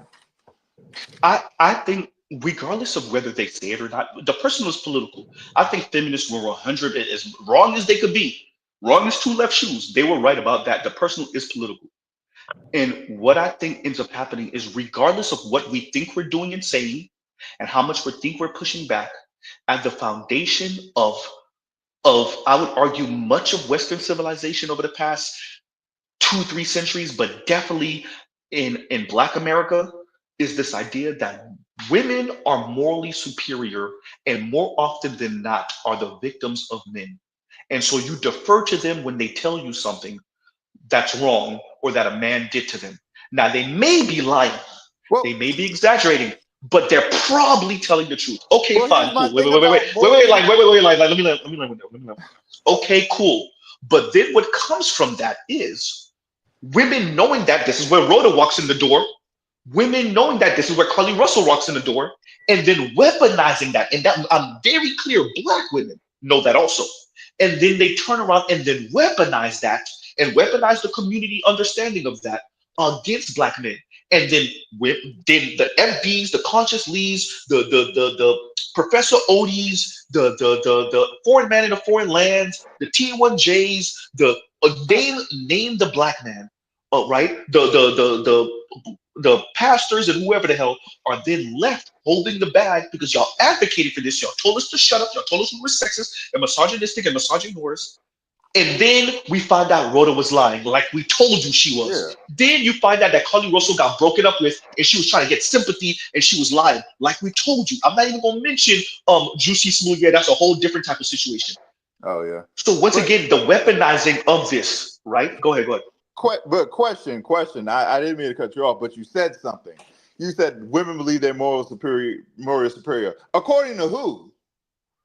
Who set the criteria of moral superiority? The society does and the community does. And America is the society, or Western civilization is the society, and America is the society, it's white folks, and then in the Black community, it's the community. So that's everyone but pretty much us in the Black manosphere for the most part. So there you go. So let me get this right. So there's a vote. So let me get this right. There's a vote for moral superiority, and Black men's vote don't count or matter.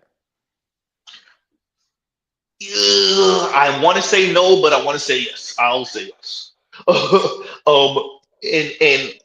We appreciate. That's why you have to ask them what do the men say, because what is the earnest and true basis of your disposition? If you're not including any analysis from the men who created you and was from your background, if it's all just based on your mother's view of things, at the very least, other men should know and understand that's your position, and should want to reconsider how valid it is from a complete picture of things. You know, if we're all just going to be doing what our mamas think or our sisters think or whatever, then we just might as well have vaginas.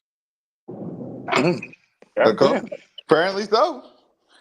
I'm saying, let me read Let me read this real quick, and then y'all got it. And Starman says, "We up tax. Thank you for the super chat. Thank you for the super chat." And then Saint Sear says, "Go back to school tax." And thank you for the super chat. Thank you for the super chat. And I highlighted this. This is Leon, showing us the IG of the Indian woman that he was referring to and that I was referring to. And let me read this. And he says, "Z, oh Lord, her husband is white, male white, with $1 million of whiteness." And I'll say this to you, Leon. But of course she's white. I mean, he's white. Of course he is. Look, women of color don't got a problem subsidizing no goddamn white man. Women of color have no problem subsidizing no goddamn white. That's the first. If women of color gotta pay, if they gotta pay to be married, they're gonna pay the white man before anybody else, unless you goddamn chisel chin, 8 feet tall Tyrone. If you ain't chisel chin with the rod of God, 13-inch member, 15-inch member. If you ain't that guy, then they'll pay to be in any marriage with the basic Bob looking ass white dude. Women of color don't got no problem paying the white dude for his white skin and to be married with them. If you don't believe me, ask Nikki Haley. If you don't believe me, ask this woman. If you don't believe me, ask Mindy Kaling. If you don't believe me, ask Chester Lee, ask Quinta B, ask Aisha Taylor, ask any of them. Your skin tone. Yeah, ask what's a Rachel Lindsay, ask Serena Williams. Even though real quick, Alexis Ohanian is not a bum, I'll give him that. But he just happened to marry a black woman who is more rich and famous than him. But he ain't a bum. I'll give him that. But all the rest of them, oh man, ask even though she's not married, Lonnie Love, ask any of them. They don't got no problem subsidizing no goddamn white man. Go ahead, Lonnie. No, I mean, I'm getting the benefit of the doubt because of your skin tone. Crazy work. Yeah, no, that's all it is. Yeah, this is why I have no sympathy for white dudes when it comes to their dating struggles. I have no sympathy, none at whatsoever. all. Hey, at all, bro. Because you could easily be husband up by some woman of color who's okay with you earning your $45,000 a year, right? And she will earn $80,000 and pay for the mortgage and buy you your lifted F-150 once every 17 years, and she'll got no problem with that. You can pull up in that 90 Camry with the roll up windows. There's another one. Yeah, you're right. Of low volume, Mel. You're right about that. You're right about that. Rolled up windows, and he got the black stain. He got the black stain on the paint job. That bitch needs to be repainted, and he'll still get 100% cooperation. You better believe it. Shout out to all the women of color who there was a clip once years ago I saw it, and it was of an Asian woman, man on the street interview. It's not the one that's on Compassionate Channel that I play all the time. And she was like, no. It was on a TV show. It was on a matchmaker show. And she was once in a relationship with a handicapped man. And she was like, we ended up breaking up, but I took really good care of him. And I did this and I did that and I did this and did that. And I was like, bro, I knew. At that time, Mr. Z wasn't Mr. Z the way I'm Mr. Z now. But at that time, I knew I was willing to bet my life, knock on wood, that was a white dude. I was willing to bet my life that was not an Asian dude, and that was a white dude that she was in a relationship with for years, that was damn near paraplegic, and she was in love with him, and she was damn near wiping his ass because he couldn't take a shit. Like, she wasn't saying all of that, but imagination running. But I was willing to bet that. Go ahead. I see it all the time too. I remember like sitting there at lunch, and in comes this couple. It was a white dude, and this, I know she was a mixed chick. I know she was black, but this white dude was bumming as hell. Like he just got off work. Like just got off work doing construction, and this chick was actually pretty damn decent. I mean, the chick was actually pretty damn decent looking. And I said, Brad, always get the benefit of the doubt. It's so, to me, we understand power dynamics. We understand that is not it. Dr. Tommy Curry was speaking about black men clearly, particularly in the ADOS context, black context, but ADOS context. So yes, but in America, generally speaking, non-white men are man not. I would argue, non-white men are man not. Obviously, black men, in context of what Dr. Tommy Curry was saying, and that's in the imagination of the women. It's not about if we all got in the ring, who would be left standing. That's not the conversation. It's not the conversation about all of our athletes and our entertainers and our combat sports athletes and whatnot, and what a black man is, our intellectual class of black folks, right? If y'all see, as much as we might have an issue with the brother Mark Lamont Hill, but when it comes to the small hats and their history, he be giving them that work. The history of that little slice of Europe and what's going on over there and who's stepping on who, and we already know y'all know Mr. Z speaking in code, but yeah, he be giving them that work, and he'll give the small hats that work in a debate. Right, so our intellectual class of folks, Michael Eric Dyson at one point he fell off with it, but still, when you see, or Dr. Eddie Glaude, Dr. Claude Anderson, like Dr. Eddie Glaude, you see that they'll give people that work. There's another brother I'm forgetting that I mentioned a little while ago, but I forgot his name. His face is right there though. But when you see those folks in Dr. Greg Carr, all of those folks, right? When you see them speak, you see the black male prowess. It don't got nothing to do with that. When women of color get the choice, and I get it because of where their femininity lies and who can truly validate them, particularly in a Western context and American context. That is a conversation that you see no one want to have. As much as these people want to talk about sex and who's piping who and sexuality and LGBTQ stuff and power dynamics when it comes to relationships and income and wealth and patriarchy, and no one wants to speak about how invested women are, particularly women of color are, in white male patriarchy. None of those people. Hey, there you go, Z. If you ever go through with your PhD, there go your dissertation. Nobody wants to speak about how invested women of color, but women in general in America and in the West, generally speaking, but in America, women of color and other women, white women, are in white male patriarchy.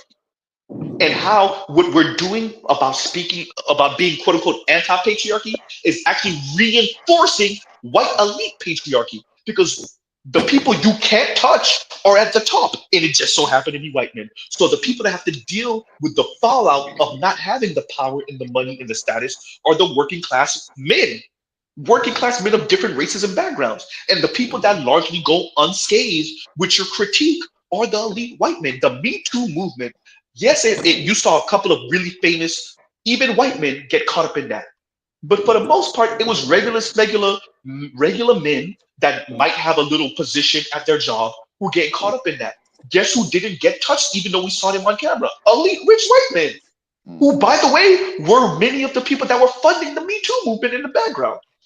That's the irony of it. Patriarchy is all right if he's white. Yeah, no, for real though. You know what? Put it in the book. Put it in the book. It kind of rhymes too. Yeah, patriarchy is all right if he's white. It rhymes It's all too. right if it's all white. It's all right if it's all white. It's all right if it's all white. See, and it's true.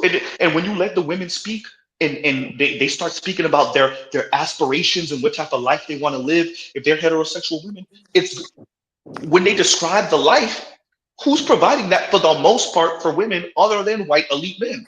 Mm-hmm.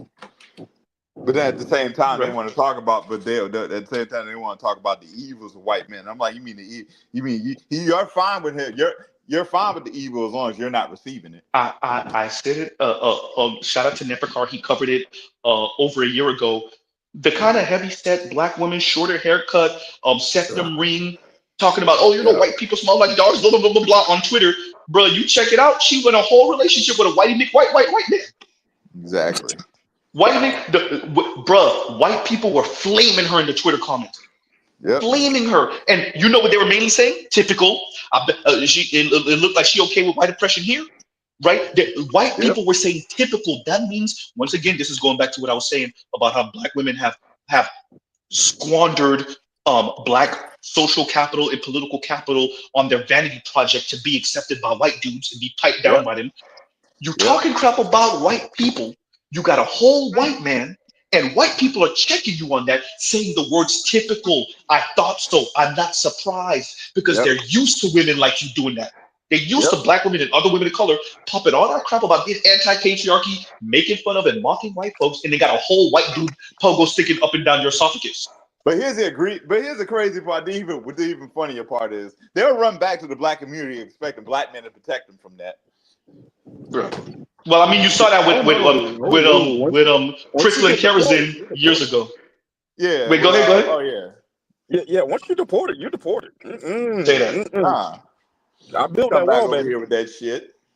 Say that. Come back over here with Say. that shit. Black women, they're so.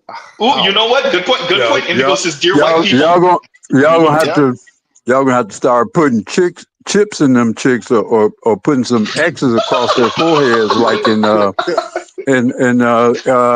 Inglorious Bastards. You're gonna have to do one of those deals. She's been sullied by the white She's been by the sullied. white obelisk. All you Go gotta ahead. do is just look at the forehead. There'll be a little stamp there. You just Yep. Exactly. Yep. a little Tell you infrared, what, if we can get a FICO a score, little infrared mark or something. But for real though, and look, if I don't care who people marry, I don't care who people quote unquote love, because I really don't think it's about love. I think it's about status and position, pun intended. But none of that matters to me. The fact that it's weaponized against primarily, in our case, black men, and you're watching black women fiend for a particular lifestyle provided by a particular man, and they just happen to be white, and then they talk crap about black men, right? it's about the money When first. for all of us that remember the interview with Kim Klacik and Tariq Nasheed, when you see Candace Owens going up on Breakfast Club sneak dissing black men, I'm intellectual and I needed a man to match my intellectual, right? So like when you see that type of talk, that's what I'm speaking about. So I don't care who you have pogo sticking up and down your esophagus. Right? I don't care whose baby batter stuck on the back of your goddamn tonsils. What I care about is the slander of black men in pursuit of this validation for your femininity that only one man could validate. That's my problem. Yeah. The same thing with Amala Ekpugnobi. Why did you have to put like a goddamn 3-part series out of black women saying, I'm tired of dating black men. I'm so sick and tired. Black men are this and black men are that. Bitch, if you want to go get pogo stick in by the goddamn white conservative racist dudes, then do that. Why do you have to put out a goddamn 3-part series of black women complaining about black men and they ain't nowhere to go? See, what you didn't say, Amala Ekpugnobi, is that those black women could throw themselves at white dudes and white dudes will slap them away for the most part. That's what you didn't say. I swear, direct quote I saw on Twitter just last week. Dude said, I'd rather die than race mix. I swear to God. He said, I'd rather die than race mix. I was laughing. Like, that's pretty much what was going on, too, because what I'm speaking to is a tweet thread that by Shez Sharday. When she put up that tweet, well, she was really saying Ed, but she was quoting Ed by saying, the white incel community will be gone in a day if they were willing to date black women. And then all in the timeline, Keisha claiming, we don't want them. And then a white dude one white dude said, I'd rather die than race mix. You know what that reminded me of, line? The clip from, it wasn't the whatever show, but it was one of these like kind of white shows, and the sister was kind of cute, kind of youngish sister, and the white boy, they asked him what race are you not attracted to, and the dude said, young white dude was like, black women, and he was like, there's nothing necessarily wrong with them. I'm not really attracted. I tried it once, and I think he might have said something like, if it is anything, is he gonna be lighter skinned? But he's like, I tried it once and it wasn't for me. And homegirl didn't go say, and then when they asked her, who are you not attracted to, her salty ass go, white dudes, white men, white men. You ain't mean that shit. Thank you, bro. Stop, bro. Because he hurt your feelings. That was nothing but a punk ass get back because he hurt your feelings. Shut up. He hurt your. Thank you. And like your average white guy that I've come across, that's how they think, bro. That's how they speak about black women. And it gets to the point where like you even feel a certain way. You be like, God damn, bro. Like if they and I've had to check some shit, right, bro. You realize I'm still black, right? Like because the disgust they show. And and I'm like, and black women think they gonna make husbands out of these motherfuckers? Yep. God, hey, bro. All right, good luck. Good luck. But this is why. But as that being said, this is why I don't feel bad for white dudes. I'm like, but y'all are the same dudes that will crash out for a Becky, even though she just slept with your best friend or the homie in the same or a guy in the same damn unit as you. Hey, bro. I've seen it with my own eyes. Shorty slept with a dude. She was married. She slept with a dude in the same exact damn unit and ready to crash out. Saying that, That's see let the me same tap in nigga on every that day. subject, bro. Go ahead, Huh? Ron. Go ahead. So I you mean, have go to ahead, remember Leon. that white boys want Anglo-Saxon, non-Hispanic babies, and there's it's Yeah, hard, so I know. they got to. I know. And Even that's if what, she slept, even if that same and chick the other slept with, part even is if that chick that's that's slept that's with a dude in the the same unit framework as him. that I want to Wait, give. y'all talking over each other. Y'all talking over each That's other. Oh no, you Go ahead, bored. My bad. Leon, and then it's Lion got it. Go ahead, go ahead. it's a framework that I want some PhD to write about because I know multiple families that have experienced this where people are actively hyper focused on colorism. But is it really colorism, or is it the white side of the family not participating unless they're liberals and want to take pictures of their monkey baby on Christmas or some shit? You know what I'm saying? And so people worry about colorism when I'm worried about where's this light skinned kid's dad or other side of the family, and he's saying that he's being treated bad because he's light skinned. No, you're being treated bad because you actively your other side of the family isn't producing anything for you.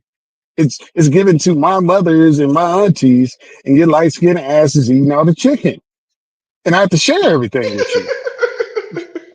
Like, like now, Hey, someone can an Leon, you academic gotta can. go. You gotta go all the way with that story because here's the thing. You fast forward 15, 16 years later, and Mick's daughter is in Harvard giving lectures about how black boys treated her like she was a prize compared to the dark skinned women. And she never talked about how the white boys straight up ignored her and ain't claimed nothing of white about her, even though she mixed like a motherfucker, right?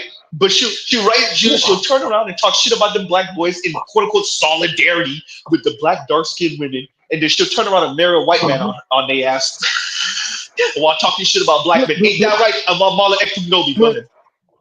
But at the same time, you look at the free labor and the financial labor that the family produces, and the burden is placed upon the black side of the family. And that's like I said, if they're liberal parents, they commodify the situation, like they get benefits out of having, a black family member to say I'm not racist, and they take pictures on Christmas and Hanukkah and Thanksgiving, and look at my little monkey baby, and that's what their friends say. Yep. But Yep. they Hashtag benefit I off don't the see shit. color. Hashtag I don't see Yeah, I color. don't see. Mhm. Hashtag I don't see it, but when you see who produces the far greater amount of labor, it's the black side of the family, and y'all asses want to worry about colorism more than your racist ass fucking family. And I'm out. All Yep. right. But yeah, you know It what, really AL, was you've been out. up. Let me say this, AL, you've been up here the whole time. You ain't saying nothing. What's going on?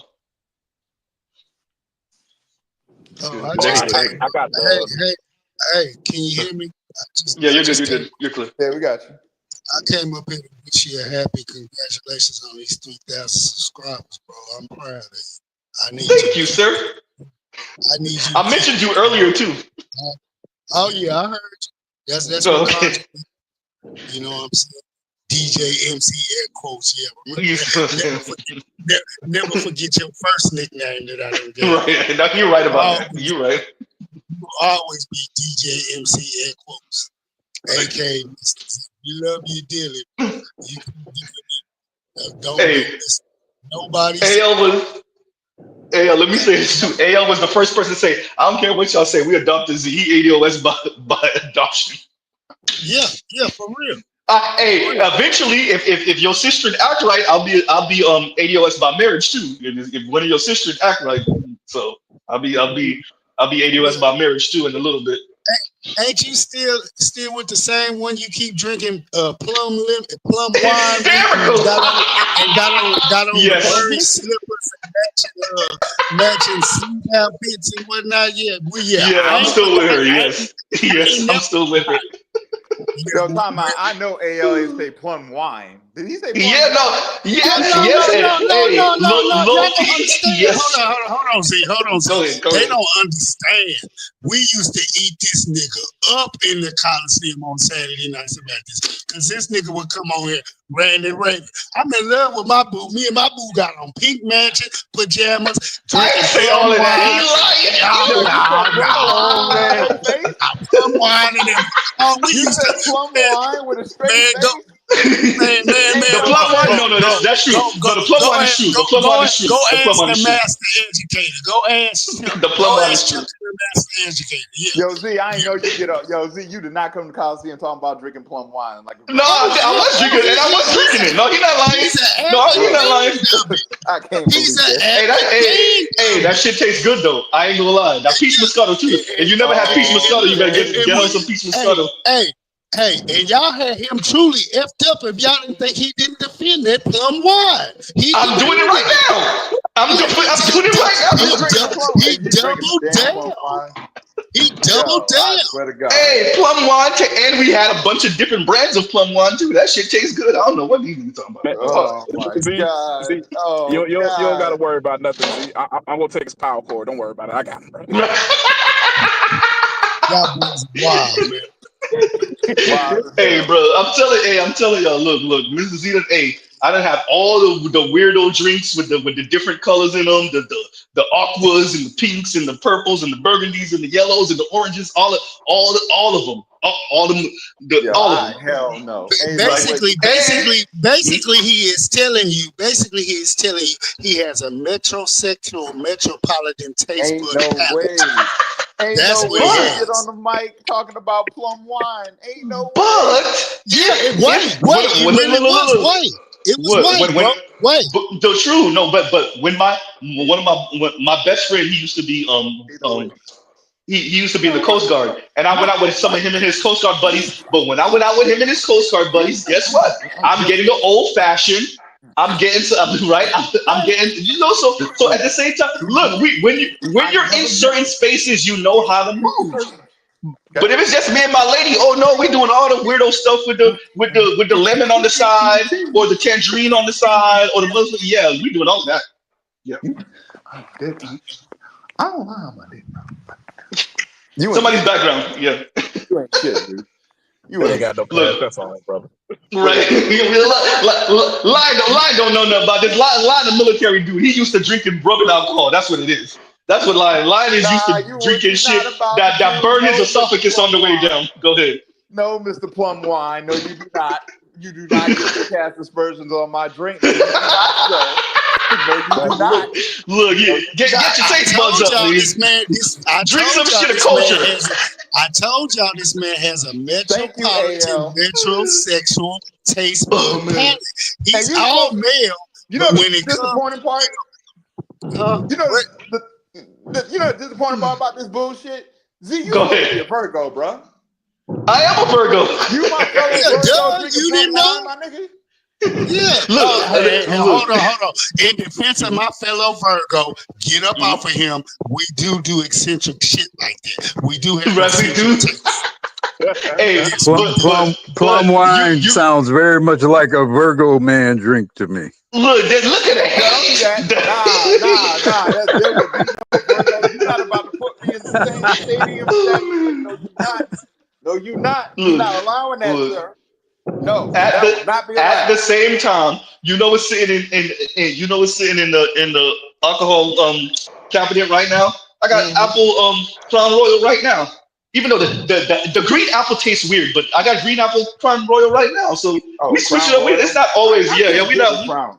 I can't give it. No, hey, shit. I mean, you can't come to South Florida because that's what they drink. Only drinks the plum wine when he's with his missus. To his credit, every night he will get down like he said. He'll go have an old fashioned with his homeboys. He knows how to have men drinks with men. You ain't sitting there listening. I told y'all if I ever meet Charles in real life, I want to puff on a cigar with this nigga. I want that to be the first time I'll puff on a cigar. That might change because one of my boys actually goes to a cigar lounge, and I'm gonna head out with him one of these days when Z is off. So Charles might not be the first person that I actually smoke with. But yeah, no, we do stuff like that. Like, bro, I'm playing there. Lion drinking that General. I'll come through if there's a pool table nearby. You can't bust your cherry with Charles when it comes to that cigar smoke. Go on there with why? Because he too high up. let your partner put you on something that you can learn how to understand. But going and busting your cherry with Chuck is a real big, thick stogie. He gonna fuck me up. He gonna fuck me up. Yes. So go get prepared before you go after it, bro. Go on and lose your virginity with your if I'm ever in the DMV area, I'm gonna see what Charles is. Charles gonna fuck me up. If you ever get a cigar, it is not like a cigarette. It is not like a blunt. I remember my first time smoking a cigar. I was smoking with some old heads. It had like 15, 20 years on me. I was chilling for like good 30 minutes. Straight up. Yeah. You sat down, you smoked that cigar, you was chilling with. I'm gonna tell you exactly what happened.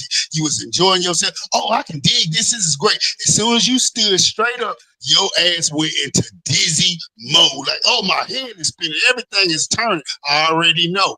It's a rite of passage. Is that what happened to you? It wasn't even that. I was sitting down. I was winded. Oh, it got you sitting down? Oh, damn. I'm trying to smoke it like it's a blunt. And I'm like, my God, I can't you's a damn fool. You's a damn fool. You was in that thing like it was a blunt. You goddamn fool. And I bet they was just watching you and they was just tickle pink on the inside. That's hysterical. Damn fool. Damn. Yeah, they was gonna let you get it. Yeah, hey, let me read this real quick. Let me read this. And L says, LOL, how you got Z explaining his manhood? Hysterical. I ain't explaining. I'm just saying. But no, that's true. No, look, no, you gotta own. You have to own. And somebody said it the other day.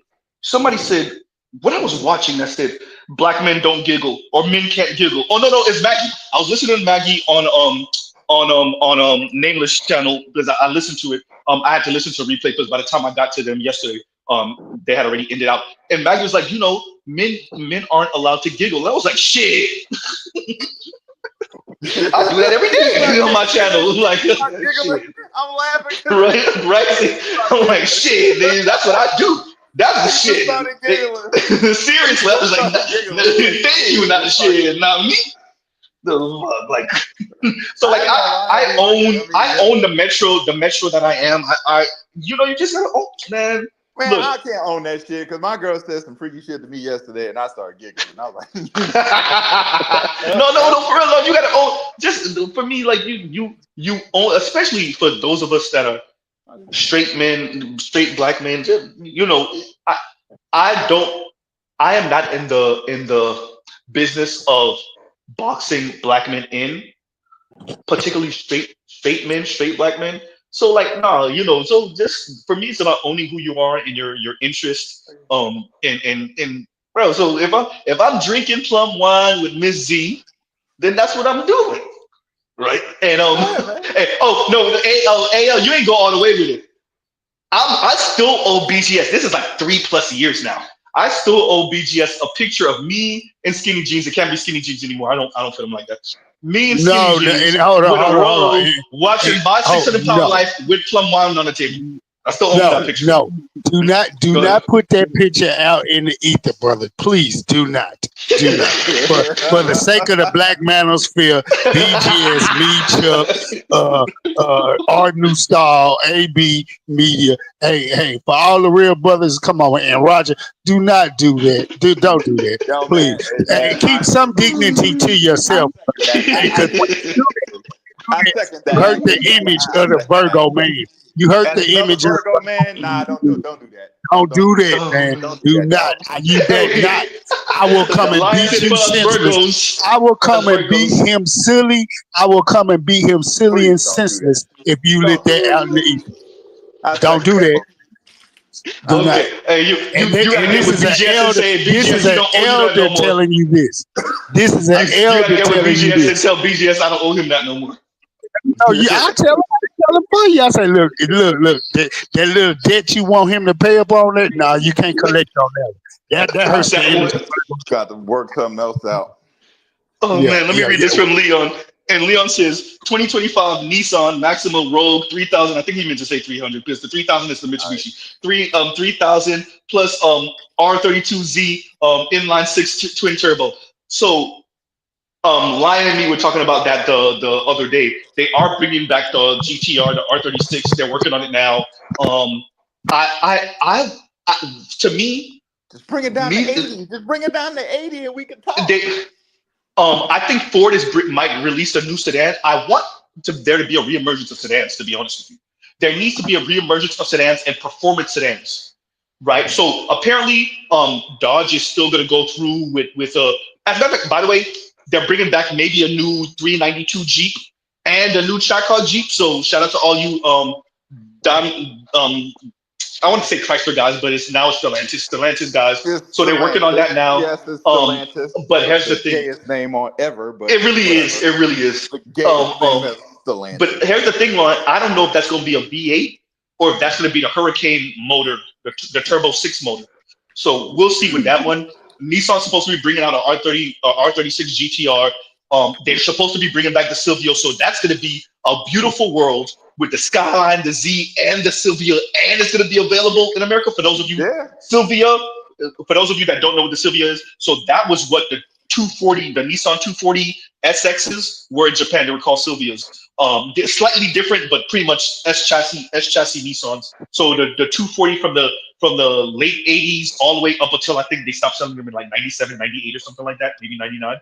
So those in America were called the Silvia in Japan, and they're bringing that back. And I think they're supposed to be selling it in America also. So I want to see Nissan bring back performance cars, sedans. Ain't gonna matter if you leave it at 95K because we already. No. The Silvio is so. We can't afford it at 90K, dog. I agree. I think the Silvia is going to probably be a GR what they call it, the FT86 joints. I think that's going to be its competition. So you're looking at maybe like, let's say 30-ish, 28-ish, 35-ish $1,000 cars. Let's Honestly, say I think they should bring BYD over here. Everybody act right. Yeah, well, yeah, because if BYD sell some of their performance stuff, you're looking at probably like $35,000, $40,000, $50,000 for like 500 horsepower cars, sedans, which is insane. Bring BYD over here. Everybody act right. Everybody get their head out. These are the good. He said 3,000 subs. Okay, so I get it. So I was a little off. So I got to read that again.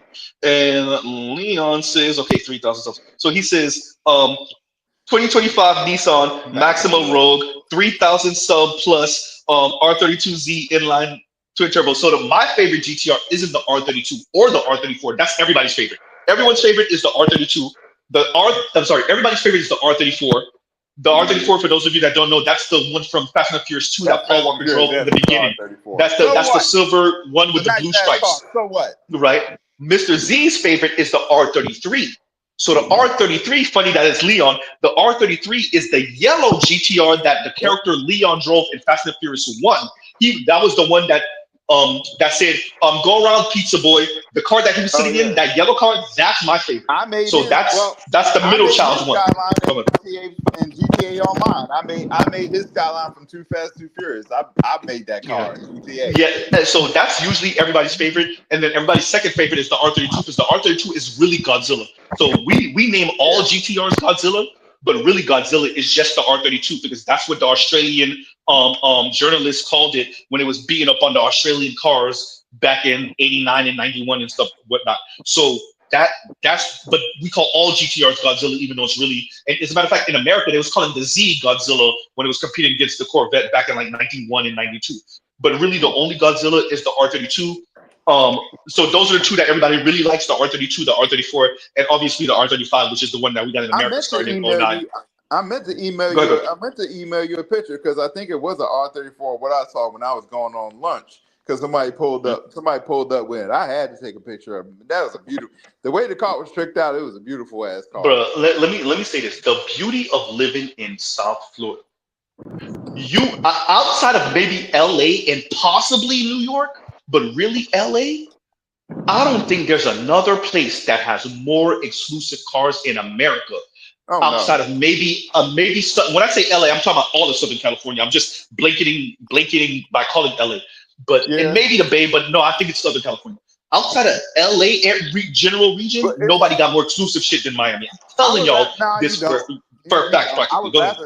I've been to LA, They're there, but they're more scattered. You'll definitely if you just go, all you gotta do is just go to Miami on the weekend, and you'll see them all. You'll see a variety of all the high end cars. You'll see all of them.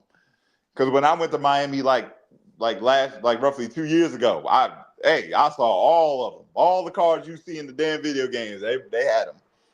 I'm telling you, when like we have a couple of, so for those of you, the R33 is my favorite. There was a very rare, fast version of the R33. I think they only made like 30 of them, called the Nismo 400R. We have 2 of them in South Florida, and maybe 3. 2, you know how much them shits are going for? I want you to start guessing. You're not gonna believe me when I tell you how much them shits are going for right now. What car again? The Nismo 400R.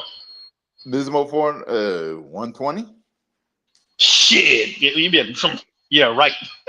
Well, you better go up 20 times. I mean it, dude. What, 400? I said 20 times. Oh, you said 20. Jesus Christ. Well, damn. About 2 million. About 2 million. 2 million? For a Nissan. Yeah. I'm not joking. I'm not joking. So that's how, and we got 2 of them in South Florida. That's how rare they are? Yeah, they only made like 30 of them. Something like that, I think. Yeah. Not only that, Mr. Z has seen personally maybe 5 or 6, maybe 7 Bugatti Veyrons, at least 2 Chirons, seen an Enzo in person, name the exclusive cars, seen a Pagani Zonda in person, name them. And this is not just exclusively South Beach, this is just driving around in South Florida, period. That's the Tri-County area. Because you got to remember, the Tri-County area encompasses everything, pretty much Brickell, for those of you who's ever visited South Florida, all the way up past where Trump Mar-a-Lago is. So all of that is Tri-County area. And so you'll be surprised on what you see down here. Rare ass Japanese shit. Even some of the turbo cool minivans from Japan, people are importing them in here. The little K trucks, I've seen. I can't even count how many K trucks I've seen down here. All of them cool shits. Go ahead. No. I've seen a lot of them too. Just all you gotta do is walk the Miami downtown strip, right along Miami Beach. You'll see them all. You'll see a lot. You'll see a lot. Yeah. Go ahead. We just had Master Suite last week, and every year you start to see those exotic looking motherfuckers. Like I saw 3 Rolls Royces this past weekend. Yeah. And you know, it's funny you say that. You know what when me and my coworker were talking about yesterday, because it was sitting right next to us, the Rolls Royce Spectre. Oh shit! Damn. Yeah. Because the guy got out the car, and yes, that 2-door car, that door swings backwards. You better believe it. That's an 800 horsepower electric Rolls Royce that weighs more than the moon, but it's a really good looking car. It has some real presence to it. But yeah, go ahead. I thought it was like one of those Chryslers with a custom grill at first, and then I was like, okay, that's kind of funny. And then I saw the badge. You know, they had the little the double R at the top. I'm like, double R. That motherfucker opened up the back. I was like, oh shit. I don't care. I get up to 150 a year. I'm looking for that Skyline. God damn it, I'm going. You saying 150? If Mr. Z could have pulled it, I don't got nowhere to park it. I would get an R33 now, because you could get an R33 for about 65,000 right now. But finding somewhere to park it and maintaining that bitch is a whole different thing. But if I could pull it with a loan, how much would I be paying a month? Stupid. But but I could pull it. Only your soul. You're right, and I couldn't have a hiccup in life for like the next 5 to 8 years. Really, like 8 years, 7 to 8 years. I couldn't have a hiccup in life, and that's just not how life works. So yeah, at all. No, you cannot. Yeah, but yeah, man. I almost bought a Stingray, man. What up? Yeah, you told me. Last year, I almost bought a Stingray before I got laid off. You see, you see how life works. I was on the lot. Stingray? Oh yeah, I was on the lot, and I'm looking. I'm like, oh shit, and I'm looking at the numbers. I'm like, I can make it. Yeah, can pull it exactly.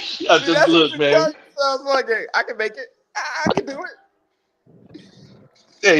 I think I said that the other day too to better you. Like I was looking at a really clean 300ZX, another one, and I was like, okay, I could sell mine, do the little labor I got to do on it, sell it.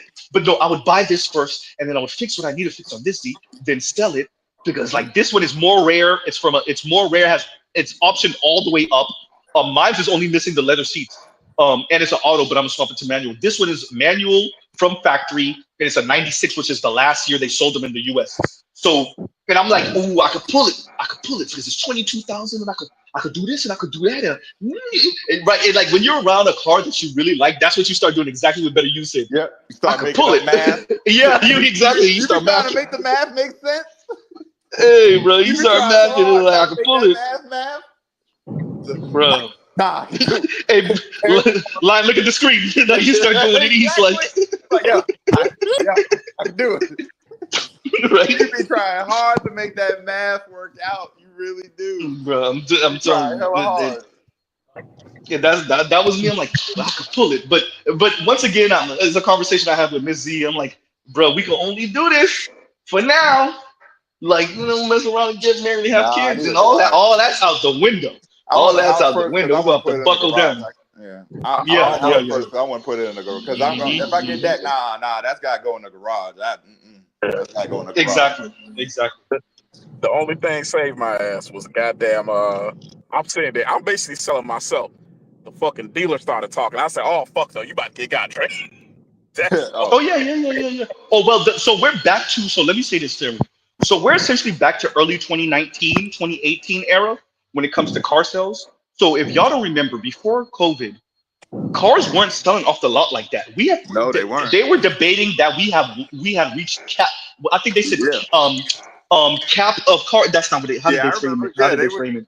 Yeah, the car industry was not doing well before COVID. Yeah, we had pretty much reached the top of car sales because younger folks weren't buying cars like that. They were Ubering everywhere and stuff like that. Number one. Number two, many of them weren't interested in getting their licenses. Number three, they just saw cars as a burden. Number four, you had the young environmentalists and the folks that want to be environmentally friendly. Understandable. Number five, they saw it as a burden, and a chore to drive around. And number five, it was just expensive insurance and all this other stuff. So now you've reached on the other side of COVID. We're pretty much over all of COVID stuff now. It's a memory. So now what you're dealing with is the young folks even more cash strapped. Yeah. Right. Number one. Number two. Because rent went up. And here's the thing: the manufacturers deciding to put the chips in the more expensive cars, and then the car dealerships hiking the price up insanely during the COVID era, a little bit after the COVID era, left such a bad taste in everybody's mouth that now they gotta suffer. Now you gotta suffer because people remember what you did 3-4 years ago, and when cars were $50,000 and you were hiking them up to $80,000 and $60,000 and $65,000 for cars that MSRP should have been $50,000 or $43,000, $37,000, and those $37,000 cars were going for $48,000. People remember that and they resent you for that shit, and we're not buying. So the dealerships are hurting right now. Should have kept that Hellcat at 60, 70, you bastard. You see what I'm saying? So that Hellcat at 60, 70, but So now between people genuinely not being able to afford them, and people like our age group, when you looking at folks really under the age of 45, nigga, what would I say? As a generation, we don't got no money. We don't got no money. We right? Doing all right, but I ain't got bro, I'm telling you, like, bro, think about what it is, and I'm glad you said that earlier line about the $90,000 cars, bro. We don't got it for your $90,000 car, bro. Niggas don't got that. That's $90,000. Nah, nobody got that, bro. Nobody got that. Right? Like I speak about South Florida and some of the exclusive shit we have, but be very clear: the median income in South Florida is still the same as the rest of the country at $30-something thousand. Like, niggas ain't earning like that. And that's 90 MSRP. So thank you. Then go ahead. Don't even talk about all the shit you want to put into it. If you want to put, you want to mod it. When we start talking about mods, we ain't talking about mods. We just talking about off the you just go to the lot and you buying it fresh. 98 MSRP. So when you think about like that, and I think that's another thing that's really, when we speak about our political space, that's something that's really affecting us politically, is that young folk, and this is why, and I say this to like all the conservatives and like the hyper capitalists, the super capitalist folks, the hustle bros, and like whatever, like the reason why you see people that tend to go more to the left, and like why the right has a stranglehold on young men for now. For now. The reason why that's happening It's because of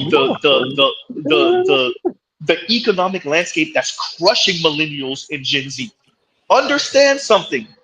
If a young charismatic Bernie Sanders pops up from the left, wherever the hell he or she is right now, probably a Yeah, he, she gonna get I that want y'all vote. to understand the right is going. Y'all think y'all got young men right now. Y'all better hope for God that the culture war and shit y'all doing right now stick. Because like I said, if a younger charismatic Bernie Sanders pop up on the scene, it's a wrap, bro. And that's my Because gripe with the left. That was my mhm, gripe with the left. That's why I was like, yo, yep. y'all really didn't. That's my gripe with the left right there. I'm like, yo, Oh, they that fumbled the shows me bag big y'all time. what y'all did to Bernie, y'all really didn't want to win. I think so. I think you're right. I think you're right. If I y'all would think have you're right. put Bernie there, Bernie would have won. Bernie would have Chris won. You Chris see, Hedges. Go ahead, Betty. You go after. Go ahead. it's not that they didn't want to win. They Mm. wanted neoliberalism to stay intact. Yeah, And yeah, yeah, yeah, Oh, yeah, oh yeah. so yeah. Well, Bernie, agenda Mm, over agenda over a story. Yeah, I get it. yeah, mm, so the Republicans, you have to understand, neoconservatism and neoliberalism go hand in hand. Yeah, Like, mm-hmm. neoliberalism is just about opening up new markets and everything. Yeah, Neoconservatism is really just about basically doing that shit with guns. yeah. yeah, So at the end of the day, it's not a bad thing if a regular, stock, lock, and barrel Republican loses with that worldview, Mm-hmm, because guess what? mm-hmm. He's still a neoliberal. yeah, It, Somebody who is a socialist would represent a break from that system. Uh, in some ways, you could say Trump is a break from that system. He's just a He he is. He is. is. He a is a break. regression in a sense to a more mercantilist philosophy, but it's one of those ones in which it is preservation of the system above all. That's why they propped up Biden. That's why they propped up Kamala. That's why Yeah. they do all the shit that they do. It's about basically it's a Ponzi scheme, and they trying to keep the scheme going. Yeah, kicking the can down the road. I mean, but that's what it is. But I'm like, y'all don't want to talk. The thing is, people are pissed because what Z was saying. I'm like, y'all don't. The fact is, y'all don't even want to talk about the money part. Because they No, can't. Because you ain't got no because the answer. culture war shit. Thank you. Because the culture Yeah, because war the part culture is war. Yeah, cheaper. AL, I don't know if you remember me and you talking about this years ago. The culture war stuff is cheaper. It's yeah, cheap it's cheaper. because if Yeah, you have to start talking about labor rights, unionization, and all that other shit, you're gonna have to start talking to them donors, including the ones on the left, yeah. including the George Soroses. You're gonna have to tell them, hey, bro, look, you're gonna have Y'all to gonna come have up to off that talk about. money. I'm gonna have to tax your Here's ass another thing at they want to talk motherfucking about. 80%, 65%, whatever the hell. They're not gonna do Y'all it. not They gonna would much talk. rather talk about trans stuff. Go ahead, go ahead. Yeah, y'all don't even. Yeah, here's another thing. Y'all don't want. Y'all ain't gonna talk about these ghost jobs online. Ooh, say that. Y'all ain't gonna talk about these fake ass job listings. Hey. I'm looking right now to see how the left, because remember I said that on BGS's channel a couple of times. You see the energy that AOC got elected with, and like look at her now. Like yeah, they looking at her as the champion of the left, but she done calm her down a whole lot. Nancy Yep. Pelosi done set her ass down, Yep. right? Chill that shit out. Like hey, bro. So like the left is kind of in a weird place because like I was saying before, there's a lot of folks, and this is what going to what BGS sent me is that once again the link is in my post in my community chat. The left is in a very weird place politically because the professionals want to keep their position, they want the money and the status, but they want to be seen as cultural left. They want to be leftist at the same time. They want an accoutrement of a capitalist. Yeah. And them trying to merge the two is fucking them up, Kim Foster. Go ahead. Yeah. It's because it's become performative. It's one of those Yeah. Yes. things where being on the left, to your point, it's cheap to wage those cultural battles. We aren't actually threatening this economic system that is, that has commodified housing and other vital necessities of life. Mm-hmm. And if you ever do have an economically left discussion, you would very quickly you would take the clothes off these people. They would be naked, and you would see that they really truly are not what you would really traditionally think of as left in terms of economics. they're just log cabin Republicans. Yeah. They like gays, they like trans, they like all these taboo things that are really fringe that, you know, when you add it up at the end of the day, you don't even get the 10%. They champion all those things because they form wedge issues. They are things that can be rallied around as identifiers to basically say this is who we are, this is what we champion. But really, at the end of the day, does not make any substantive impact or change to the status quo. They are conservatives. They are in sake. They really are entrenched to preserve the status quo. AOC and all the others have calmed down a lot because, in my opinion, I believe we really, as outsiders, can't fully grasp that Washington machine because there's been so many people that have went in there and they've come out and there's so many people go in there like Che Guevara and they turn into the Clarence Thomas or they turn into James Clyburn and it's like, say that. That motherfucker is a beast. Let's be very clear. We see what happened to Cory Bush. We see what happened to Jamal Bowman. We see, them small hats put like tens of millions of dollars behind them losing, bro. Tens of millions of dollars behind them losing, and we're blatant about it. This wasn't no secret backroom deals, and like you get hit, but you don't know where you got hit from, and like nobody saw where the fist came from. We all saw where the fist came from. You know you got hit. We know you got hit. We know who hit you. You know who hit you, and it was just blatant in everybody's face. And so that's gonna calm the AOCs down a bit too, right? The thing that I find, and I personally, I couldn't ever allow this shit if I was in government.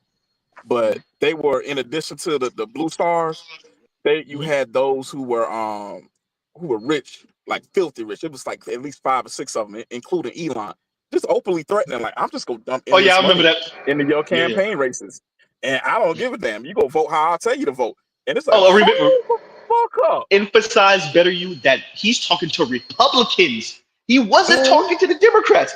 Elon's talking to Republicans. Go ahead with that, better you. Yeah, exactly. Yep. My whole thing, because it was, like I said, it was 5 or 6 billionaires doing that, and my whole thing was like, yo, I would have walked my ass. I wouldn't have said shit. I would have walked my ass right over to the IRS, slid their name on a sticky note, and check that motherfucker tax. Bro, I know some shit from. Hey, hit that motherfucker with everything. I want that's why he wants goddamn draws. But that's why they stripping the IRS now. And so from my understanding is when the IRS is underfunded, they go after small taxes. So they go after us, essentially. People that's making like 100 less or less, 50 or less, and anything that you ain't claimed. So your younger sister who do hair on the side and don't claim nothing, they go after her. Yeah, whereas the IRS fucked up because now these agencies got caught red-handed, like embezzling like millions of dollars. So now they have to be checked because you can't let that shit slide because the public is pissed off about that shit. It's bad enough we don't like tax season. We finding out the motherfuckers work for them, even though this is not even a government entity. They're their own private little company, and everybody has to answer to them. But yet we find out your own agents are taking millions off the top. Like true. Even though it's not surprising, it's not surprising that it's happening, but it's out in the open and publicly, and we know about it. Nah, y'all gonna have to address it. That's true. Huh? What happened? What agency? Hey, the IRS. Slide it from the top. Go ahead. Yeah, they've been agents have been skimming off the top. IRS agents. Oh, investing millions of dollars. You can look it up. I'm gonna look that up. Yeah, I'm about to say I'm gonna look that up because that might be a whole. They didn't want you to tell. Yeah, but CNN and them ain't gonna talk about that though. CNN and Fox ain't gonna talk about that. That's not why Elon is trying to strip them of their power. No, why he's trying to strip them of their power. It's for that he wants them. That's why, but he wants to strip them for his own good. Yeah. For his own benefits. He'll dress it up like trying to use that as a reason why. But no, that's not why Elon want to move him out. He want him out the way for his own purposes. So there's nobody. What that end up happening with that is, and this is where this class thing really got gotta get addressed in America because it is class warfare. And like whenever you watch mainly Fox News, they're like, don't engage in the class warfare. Don't let the left and let you engage in class warfare. But it's been It class is. warfare. Like the wealthy already kicked our ass, so it's not Yeah, even warfare. It's done. They already it's stomped us in done. the nuts. Yeah, it's been What you class. It's talking always about? been class warfare. The Thank you. only issue is Like what you talking about? the thing is hilarious is that the thing is hilarious is that Brad and them don't think it applies to them either. They finding out. They finding out now. That's why They fucked around and they finding out. They finding out now. That's why they crashing out. Like, nah, his uncle did Mm, that too. But yeah, you go look it up. The IRS and like, yeah, it's been skimming off the top. yeah. No, look, we where we are in America in particular, in the West, in this society, is like these systems are atrophying, and instead of our elites looking like they want to create something new, kind of built off of the ashes of this, but create something that's sustainable, where enough people benefit, where they want to be invested in. What it looked like is like the elites, both politically, but definitely the corporate elites have decided, fuck them niggas. We gonna take everything, and by the time they realize they got fucked, we will be on Mars. And I'm exaggerating about the Mars thing, maybe, but like no, for real, like that's what it looked like. Their plan is That fuck is that. the plan. This system is atrophying, and we gonna take every crumb. And by the time they realize it, we'll be in I don't know, pods circling the Earth, or we would have our bunkers where they can't reach us, or whatever the hell their plan is. And I really don't know what working class people are gonna do with this, because this is not sustainable. Like y'all know Z and how many hours I work a week. I'm talking about that. We gotta end out in a minute, but y'all know reckless. Don't put it in the comments. This is not sustainable. Like you can only force or encourage or force people to to sacrifice more time, to not complain. You, including men, including even white men, you can only push them in that direction so much before there's a tipping point. And that was my response to Angry Man last year, when he was like telling you, yeah, if you were not working 60 hours a week, and he was sounding like a lot like Kevin, funny enough. You know, that's not sustainable. And there comes a time where we get on the other side of that tipping point. And I want to say that to all namely conservative brethren and the white dudes, the real conservative, chisel chin, hard as nail white dudes. Listen and listen close. If what Mr. Z says ever happens, any one of us could get God. Notice I didn't say any one of you. I include myself, because it's possible. And you will not have enough bullets. I want to be very clear about what I am saying. You will not have enough bullets, and any one of us could get God. If you don't believe me, check the French Revolution. The people that started it and that were the thinkers still had their head on the other side of a guillotine. Well, so be very clear. Go ahead. You know, the problem with the let them eat cake policy was they didn't provide gluten-free options. So if we provide some gluten-free options, then everybody can have cake. Shout out to the left. Right? And you know, everybody will be good then, you know? Right. That's the Democrats' response to it. Right, thank you. Like, right, and like that's the, look, this shit ain't sustainable, y'all. Look, we done went to full circle doomer. Mr. Z started off our celebration. So when I did the doomer stream, we ended up having a thought experiment about about the ships where everybody getting piped, and then now we started happy, and now we getting doomer. I'm okay with it. But yeah, no, this is not sustainable. I think that's the kind of moral of the story here. I really don't know where we go from here. I have certain ideas, but little OZ, you know, I gotta get somewhere so I could propose this. But this is not what the reason why this is not sustainable is because that wealth gap that's becoming a chasm. The elites don't have a system to encourage the 80. The aspirationalism only can go so far when not enough people from the bottom 80 are rising up, or better yet, go on the elevator to success, right? So we could keep on pushing, moving on up, but if not enough people are actually moving on up, and your upward mobility is atrophying, is getting old and stale and brittle, and is breaking down, which it is, then you end up here. Already showing you that with the college drop, with the college attendance. Which here's the kicker too, Lion. You know what they didn't say? An increasing amount of women are deciding not to go to college too. Yeah, they'll leave that out. Yeah. They're debating it, and they're seeing a slight slip and drop off because the Doesn't mean they're cost going to and the college too. benefit is not Not worth it.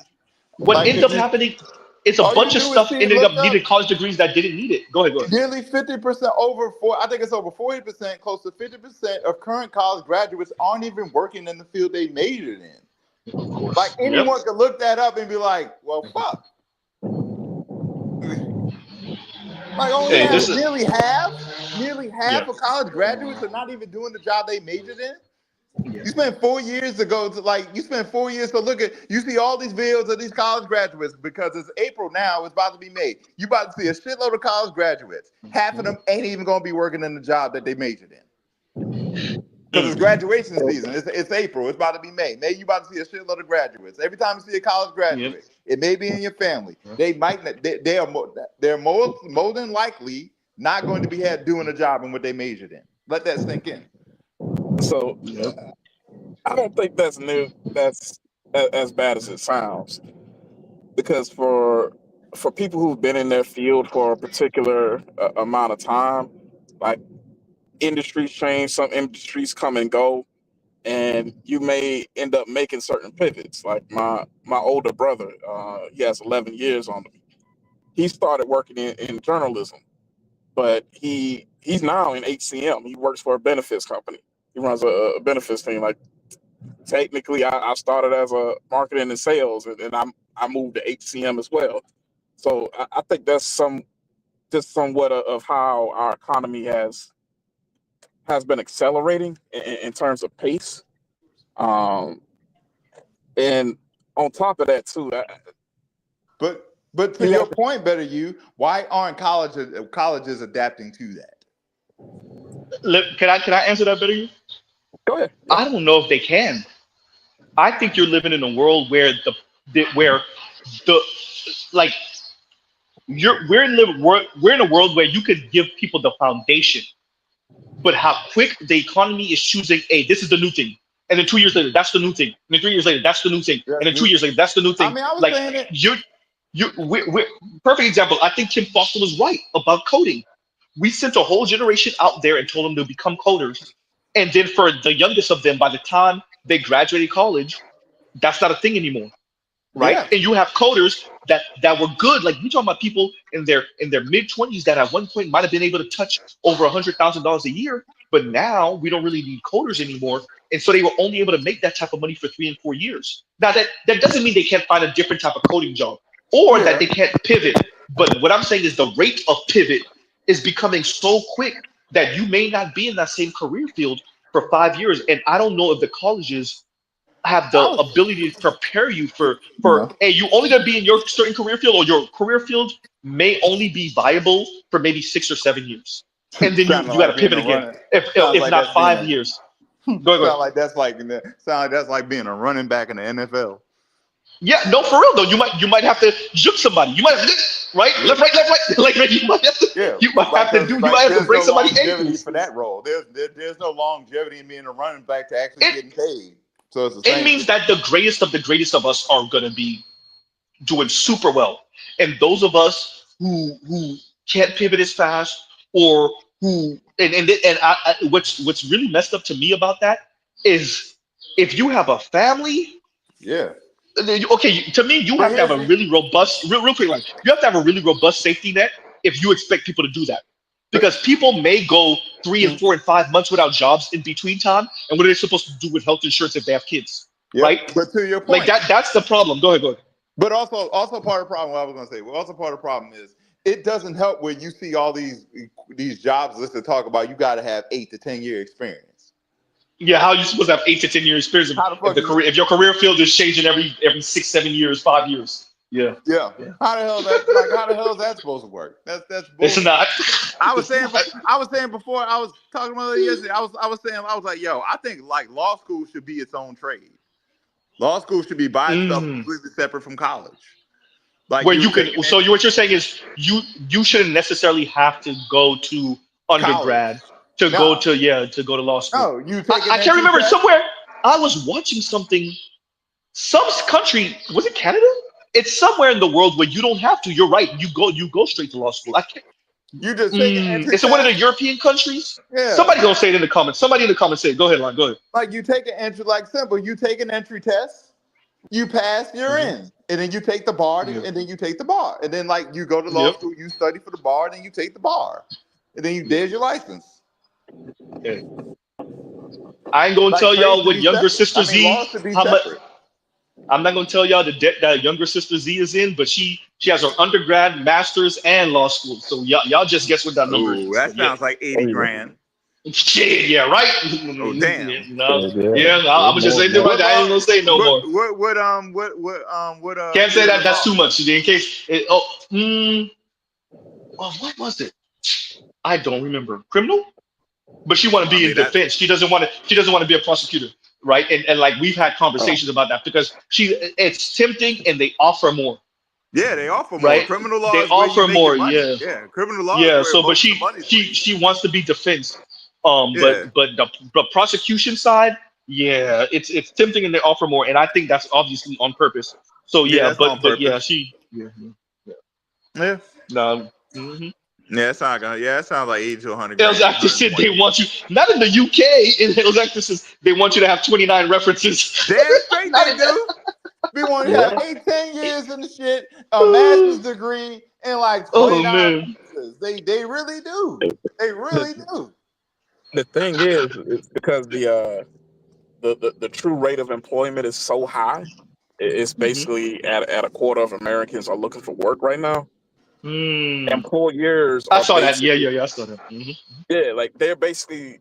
It's in a situation where they're what is perfect for this position, and they are literally looking for the perfect candidate. And it's like, you know what? I used to take motherfuckers with just an associate's degree. I would like a motherfucker with a master's, and I want to pay him a little bit less. And there's so many people looking for work, they can do it. Like this is what I was getting at that super chat the other day. Like when you start consolidating too much, now there's no bargaining power within certain industries, because you have to keep in mind the role private equity plays. A lot of times, private equity is invested in all the players. So if you get an industry where there's only 3-4 major shakers, private equity might own 10-15% of all those companies. And it's not necessarily collusion, but if they're one of your big backers, they might have a representative in some of those decision-making meetings and say, hey, look, we only go, I know we've been paying $150 for this role. We only go pay we only paying $125 going forward now. We ain't paying $100 now going forward.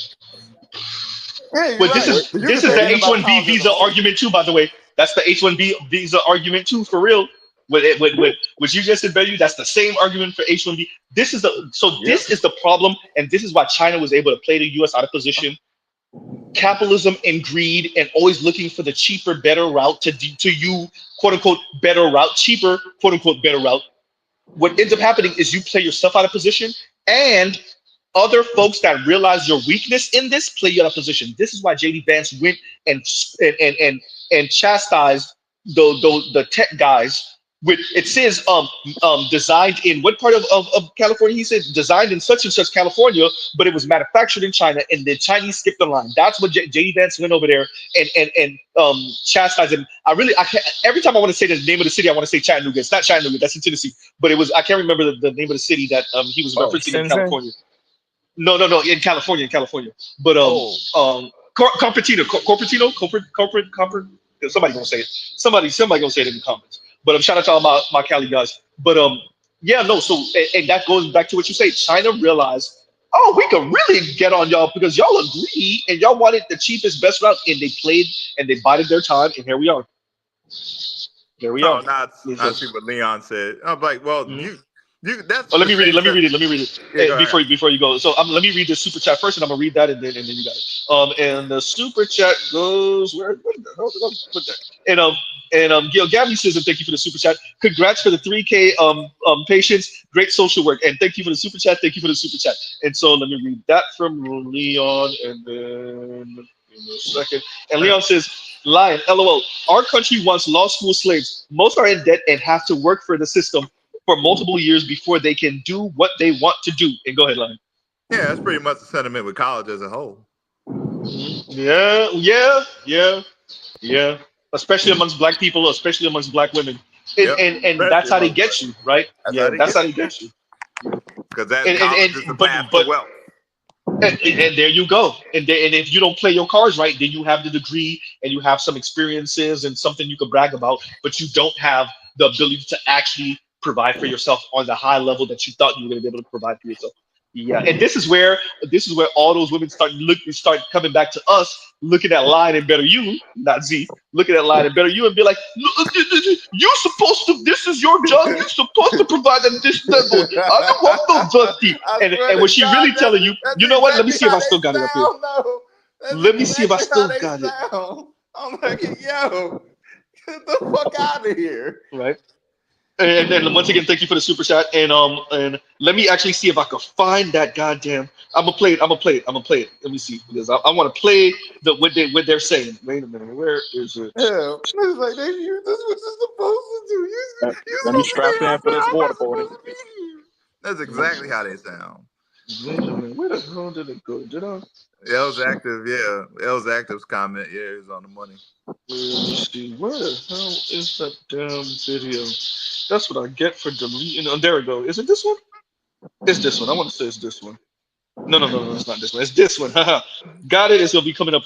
So, like I was saying to Line and A, and to Line and Better You, I want to say AB, but Line and Better You is they come up to y'all. It might come up to Z, but Z's in a whole relationship right now too. But they come up to y'all and they dry begging, aggressive begging, swaggy begging, right, about what y'all need to be and need to do.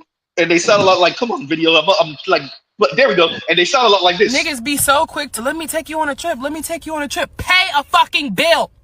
Pay a bill. Pay a goddamn bill. Do the loan kicking her in the ass. Get kicking her in the ass. Say that, brother. Can we get on the phone? No, get on the phone with billing. Don't talk to me. Talk to billing. And that's what $80,000 in student loan debt looks like. I'm not saying she has it. I'm just saying, like, that's this. Whenever you see them sisters trying to do this to y'all, what she really telling you is that I'm struggling, and I don't want to tell you that because I don't want you to have the power in this situation. So I need you to pay a bill. That's what you're supposed to do. Fuck out of here. Swim on Dry begging ass. Swim. Aggressive begging. I mean, even the chicks, because I can't do it either. I can't do it either, Z, because I'm spoken for in a relationship. But the one thing I do notice is, even with my girl, she's trying to get saved. Yeah, she's trying to get saved too. No, look, man, I've been saved my lady. She on shore. I've been got the water out of her lungs and everything. We've been back on shore. Look, man, there's been times where she just pull up and be like, I'm like, okay, all right, okay, right, right, exactly. You already know what it is. Go ahead, Billy, you go ahead. And they sit in the boat, your ass rowing. Right. Hey, look, baby, all I can do is slide you this here $40. Shout out to Corey Holcomb. Not $40. Look, I need to find the clip, man. I need to find the clip for Corey Holcomb because that $40 should be killing me, bro. That shit be killing me. All I got for you is $40. That's the way he say it. Because on stage, Corey plays the drunk uncle role. Like that's his shtick on stage, right? But for the most part, he could switch it up a little bit. But man, that 40, the first time I heard that, he would say that shit. Oh, 40. All I got for you, look, all I got for you is $40. Like, I got $40. All I got. Indigo said $40. $40. Oh, for you, Indigo, for you. Indigo is one of my day ones. Indigo says, swaggy begging, aggressive begging. Here you go, Indigo. Niggas be so quick to let me take you on a trip. Let me take you on a trip. Pay a fucking bill. Pay a bill. Pay a goddamn bill. Always begging. Damn. Can we get on the phone? No, get on the phone with billing. Don't talk to me. Talk to billing.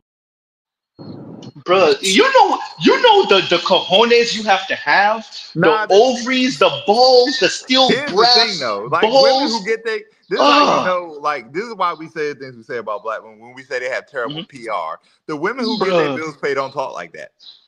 But this is what I'm saying. Her ego won't let her come on here crying and try. But here's the thing: if a brother saw her crying You know there's gonna be Captain Save 'em that's gonna slide her the few dollars just because I did it and I didn't want anything. You know, there's brothers like that. But most of the brothers that's gonna slide her money are gonna expect something for drawing up them tears, and she don't want to give that for that. So what she gonna do is try to Devo the money out of your goddamn pocket. But just go in, stick in your hand in her pocket. Hey, who the fuck is you? Thank you, bro.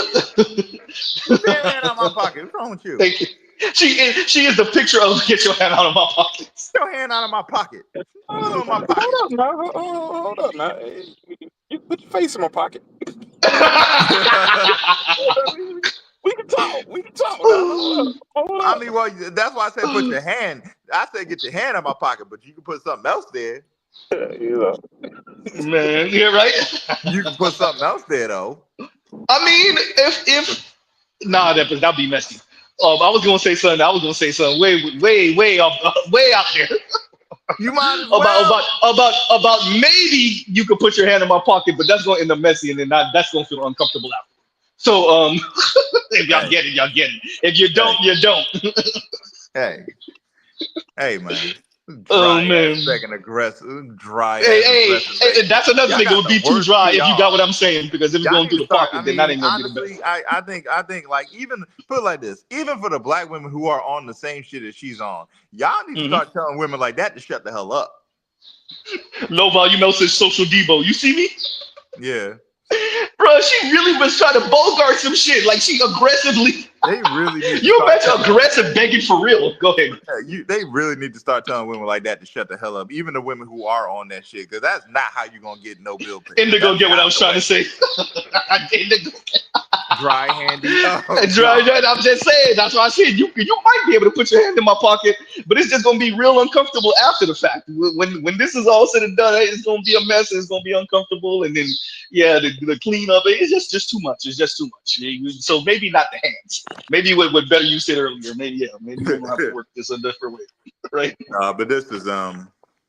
This is soft robbery. Soft robbery. Hey, in other words, aggressive begging that way is low key soft robbery. That's good. That's good. Swaggy begging, bro. It really is. I mean, look at which, bro. Yeah, I want you to understand. We're in a time and a place in the black community where a chick really came up here and said this shit. Niggas be so quick to let me take you on a trip. Pay a fucking bill. Pay a bill. Pay a goddamn bill. Always begging. Damn. Can we get on the phone? No, get on the phone with billing. Don't talk to me. Talk to billing. God damn. And she recorded herself. You imagine? I laugh about all this money talk with women to keep talking about money. I'm like, oh, really? Y'all are the most begging with an ass. But that's all they've been doing. That's the whole money thing was them soft begging, right? Soft robbery. Shout out to Els Active. That's what it was. Not even soft begging, soft robbery, aggressive begging. That's all it's been. Because what they want is for you to have it and just hand it to them. That way they don't have to look as desperate as they actually are, bro. And that's what that all was about. Ain't no way. And on top of it, they want you to hand them money and not expect nothing in return. Oh no. This is, I don't know. You know what? I will say this. Your average woman knows she gonna have to give. She knows she gonna have to give up something. She know what she gonna have to give up. With that, she would rather not.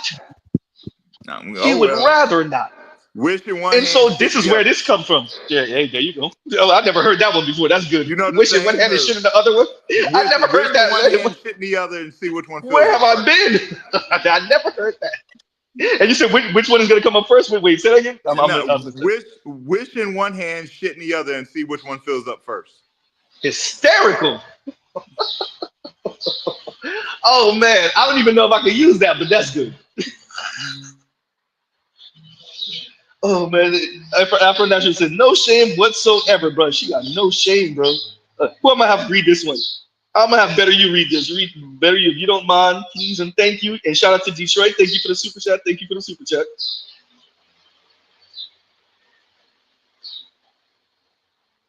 Yeah, Better You. Baby, you might be busy and preoccupied.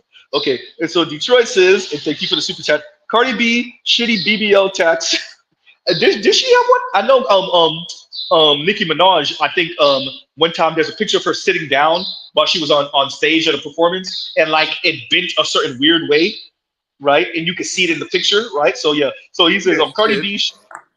Yeah, Cardi B, shitty BBL tax. Calories equal 40 million. Trans fat equal 90 million milligrams. Goddamn. Saturated fat equal 20 million milligrams. Shitty protein equal 560 milligrams. Sugar equal 90 a zillion.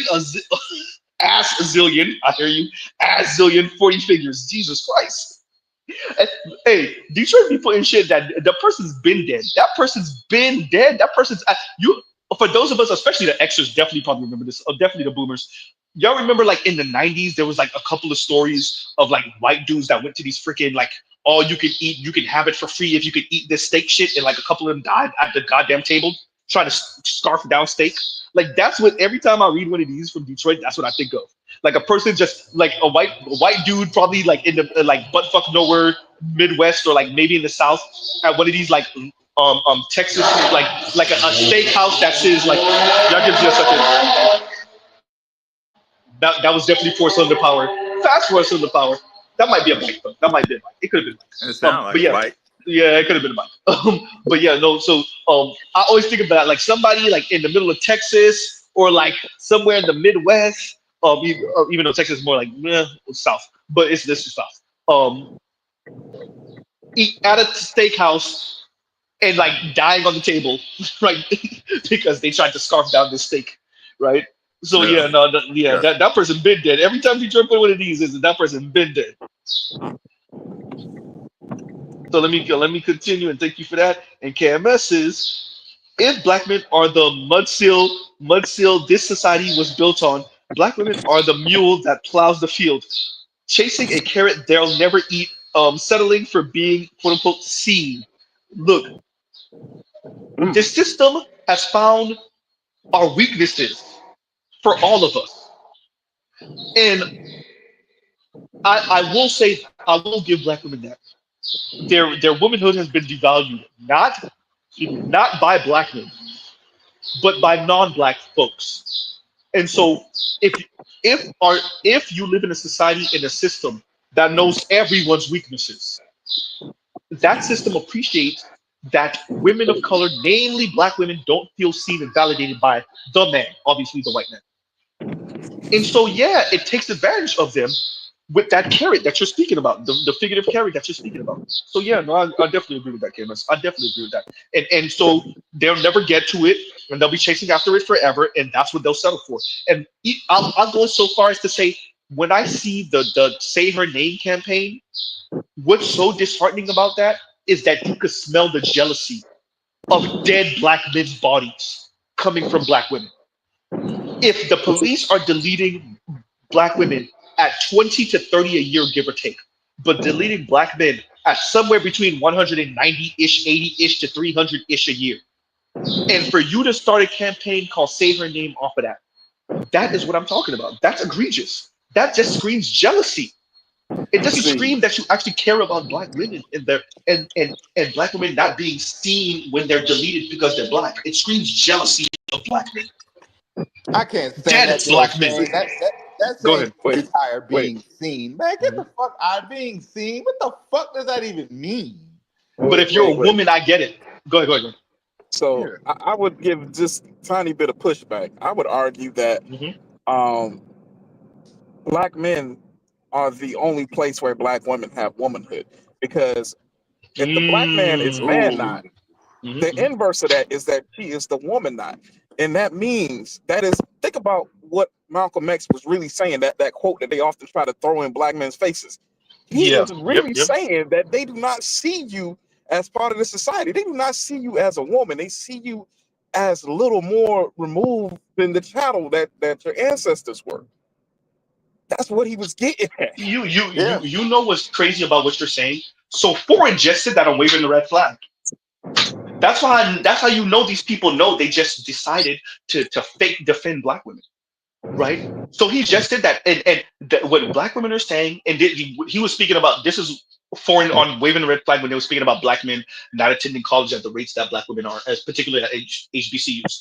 And he said that in the way black women in particular, levy that against black men is, I am not woman because you are not man.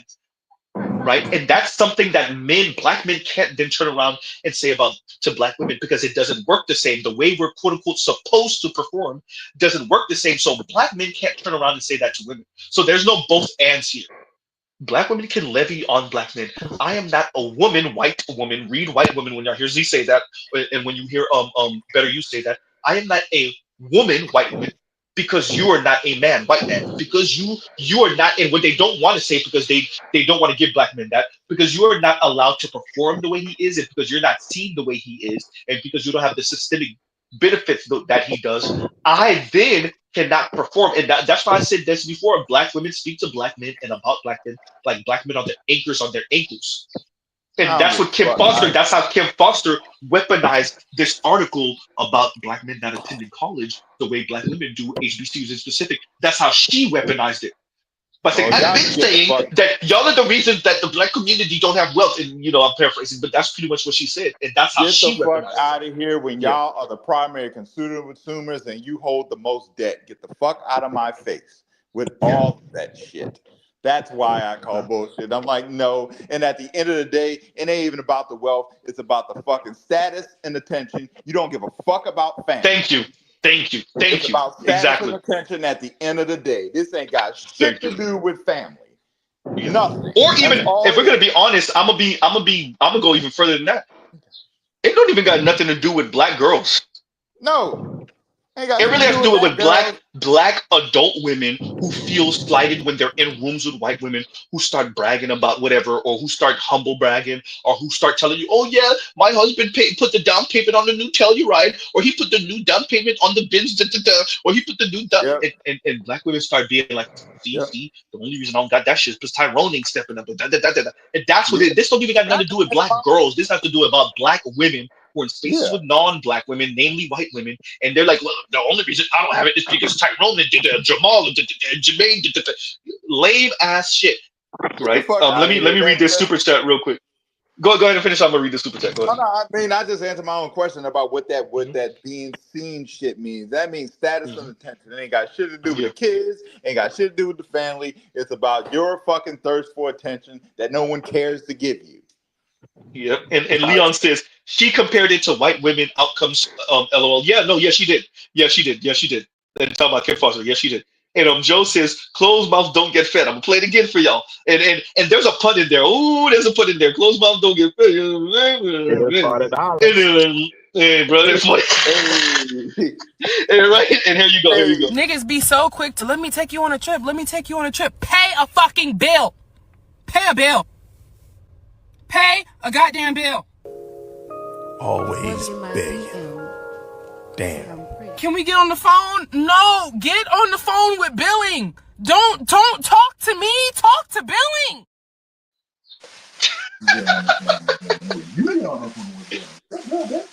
AL, you. Is that you lying or is that AL? I can't tell your backgrounds. Okay, yeah, he muted back up. But yeah, bro, that shit. No, you're good. But no, the reason I'm so glad I found that clip, I gotta shout out because I found it on Instagram. I gotta shout out the content creator because he has a whole channel. At least he has a page on Instagram. I think he has a channel on YouTube. I'm gonna try to link it and cover some of his stuff. But yeah, I'm so glad I found this clip. Because for those of you who ever heard Z say, and shout out to LAR who came up with the term aggressive begging. I said arrogant begging. He said aggressive begging. And I also said swaggy begging. So shout out to all of us. Vince helped me with that too. And Indigo. So shout out to all of us who kind of put us the potluck towards these terms. This is what we were talking about. This is swaggy begging. No, not even really swaggy begging. This is really aggressive and arrogant begging. This is it. Not so much even swaggy begging. This is arrogant and aggressive begging. This is what we're talking about. So if you ever heard me say that on this channel and you were wondering what I was describing, shout out to all you young brothers under the age of 30 who may not have never experienced this, under the age of 25 who never experienced this. This is what Z was talking about, right? And if you meet a chick like this, if you're on the phone with her or if she's in your face like this, run the other way, bro. You can't do nothing with this, bro. Well, here's the Run the thing. other way. Go ahead. Women today ain't gonna be that. I mean, well, maybe she will, but I Yeah. mean, I don't. I like. Your average woman ain't gonna do this. Even black The women, average I don't know if woman she ain't gonna gonna do do it that. that much. Yeah, this The is. average woman ain't gonna do But that. I will say a black woman is probably more likely to do this than a non-black woman. But even your average black woman, I don't think she gonna go this far with it. Not Nah, she this. ain't Not, gonna go it's this far. something similar to this, maybe, but this not. Nah, This is not up the that. chain. Not that Yeah. shit. But if you gotta get on the internet and do that shit, that just goes back to what I'll be saying about you women sucking that hypergamy. Yeah. If you were any The good at thing hypergamy, is, you wouldn't need to be on the internet to say that bullshit. well, the thing is, a lot of women, and I'm seeing this more and more. They really don't understand how well their math works opposite than our math. Like, just kind of to illustrate what I'm saying. Like, if we was in the Baki universe, and it was like, you know what? If I got like 3 billion% of a chance to beat Yuji Rohama, but there's a 75% chance he gonna Hell, hit me with like some exploding nutsack technique, I probably don't want to fight this nigga. no. They'll be like, oh no, there's a 3 billionth of a percent chance you could beat him. Go That's beat him. the you're saying there's a chance. They, Right. yo, they take that hope and a prayer. They like, yeah, all right, cool. That's all I need. And it's like, Hey, bro. Hilarious. He's Seriously. right, you know. There's a Hey. chance. That's how There's they a work. chance. Hey, it's true. It's true. But y'all, look, Mr. Z we gotta end on out, gotta mosey on out of here because this was a reckless streams, and Z got things to do. Do not put it in the comments. Do not put it in the comments. But once again, thank y'all so much. 3,000 subscribers. We got a long way to go. We are criminally undernumbered. That's not even a word, but Mr. Z just made it. We don't have the subscriber base that we should have as a number, but I still think all of you. Shout out to the more recent and new subscribers. I hope you enjoyed this space, Mr. Z's Garage. I don't know why. And shout out to Compassionate Callus who created this. I gotta send him a couple of ducats because I want to overlay Z where this red car is, so that everything else about this garage is like beautiful, just magnificent. Mr. Z, get your French and your English mixed up right now. But yeah, no. Thank you very, very, very much to all the subs, all the subscribers, all the people that watch, all the people in the chat that engage, all the people that come up on the panel. Thank y'all so much. Thank you to all the other content creators that jump up, all the PhDs, the professionals, all you brothers that's doing well in life, because y'all help to show Mr. Z and No Loser just talking crap. All you married brothers that's still around, thank you very much. All you brothers with children and daughters who stick around, so it shows that Mr. Z ain't hating on black women. Mr. Z actually prefers black women, and that's my preference.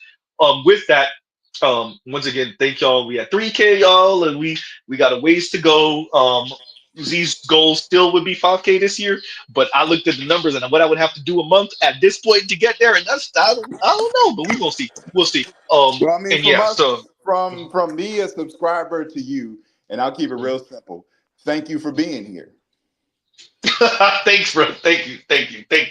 And thank all of y'all who have subscribed and found me from other people, Shay or Ed or BGS, the Roger Report, Charles Faulkner Jr. Right? Thank all of y'all, bro. So yeah, man. Look, I'm gonna be here as long as YouTube don't kick me off. And there you go. Some weeks there'll be more content than other weeks. Yeah, man, and like I'm here, right? So y'all see Z around and producing and being uber reckless with his life, right? So on that note, everyone, we will pause right here. Love, peace, and chicken grease. Thank you for the compliments, everyone. Thank you for the encouragement, and and like, share, subscribe, hit the thank you button for the replay squad, and yeah. So we'll end that right here. So love, peace, and chicken grease. We'll pause right here. Y'all go check out other Black Manosphere content, other non-Manosphere content, and y'all have a great rest of y'all Sunday. And hopefully y'all start the week off really good. And Mrs. Z out.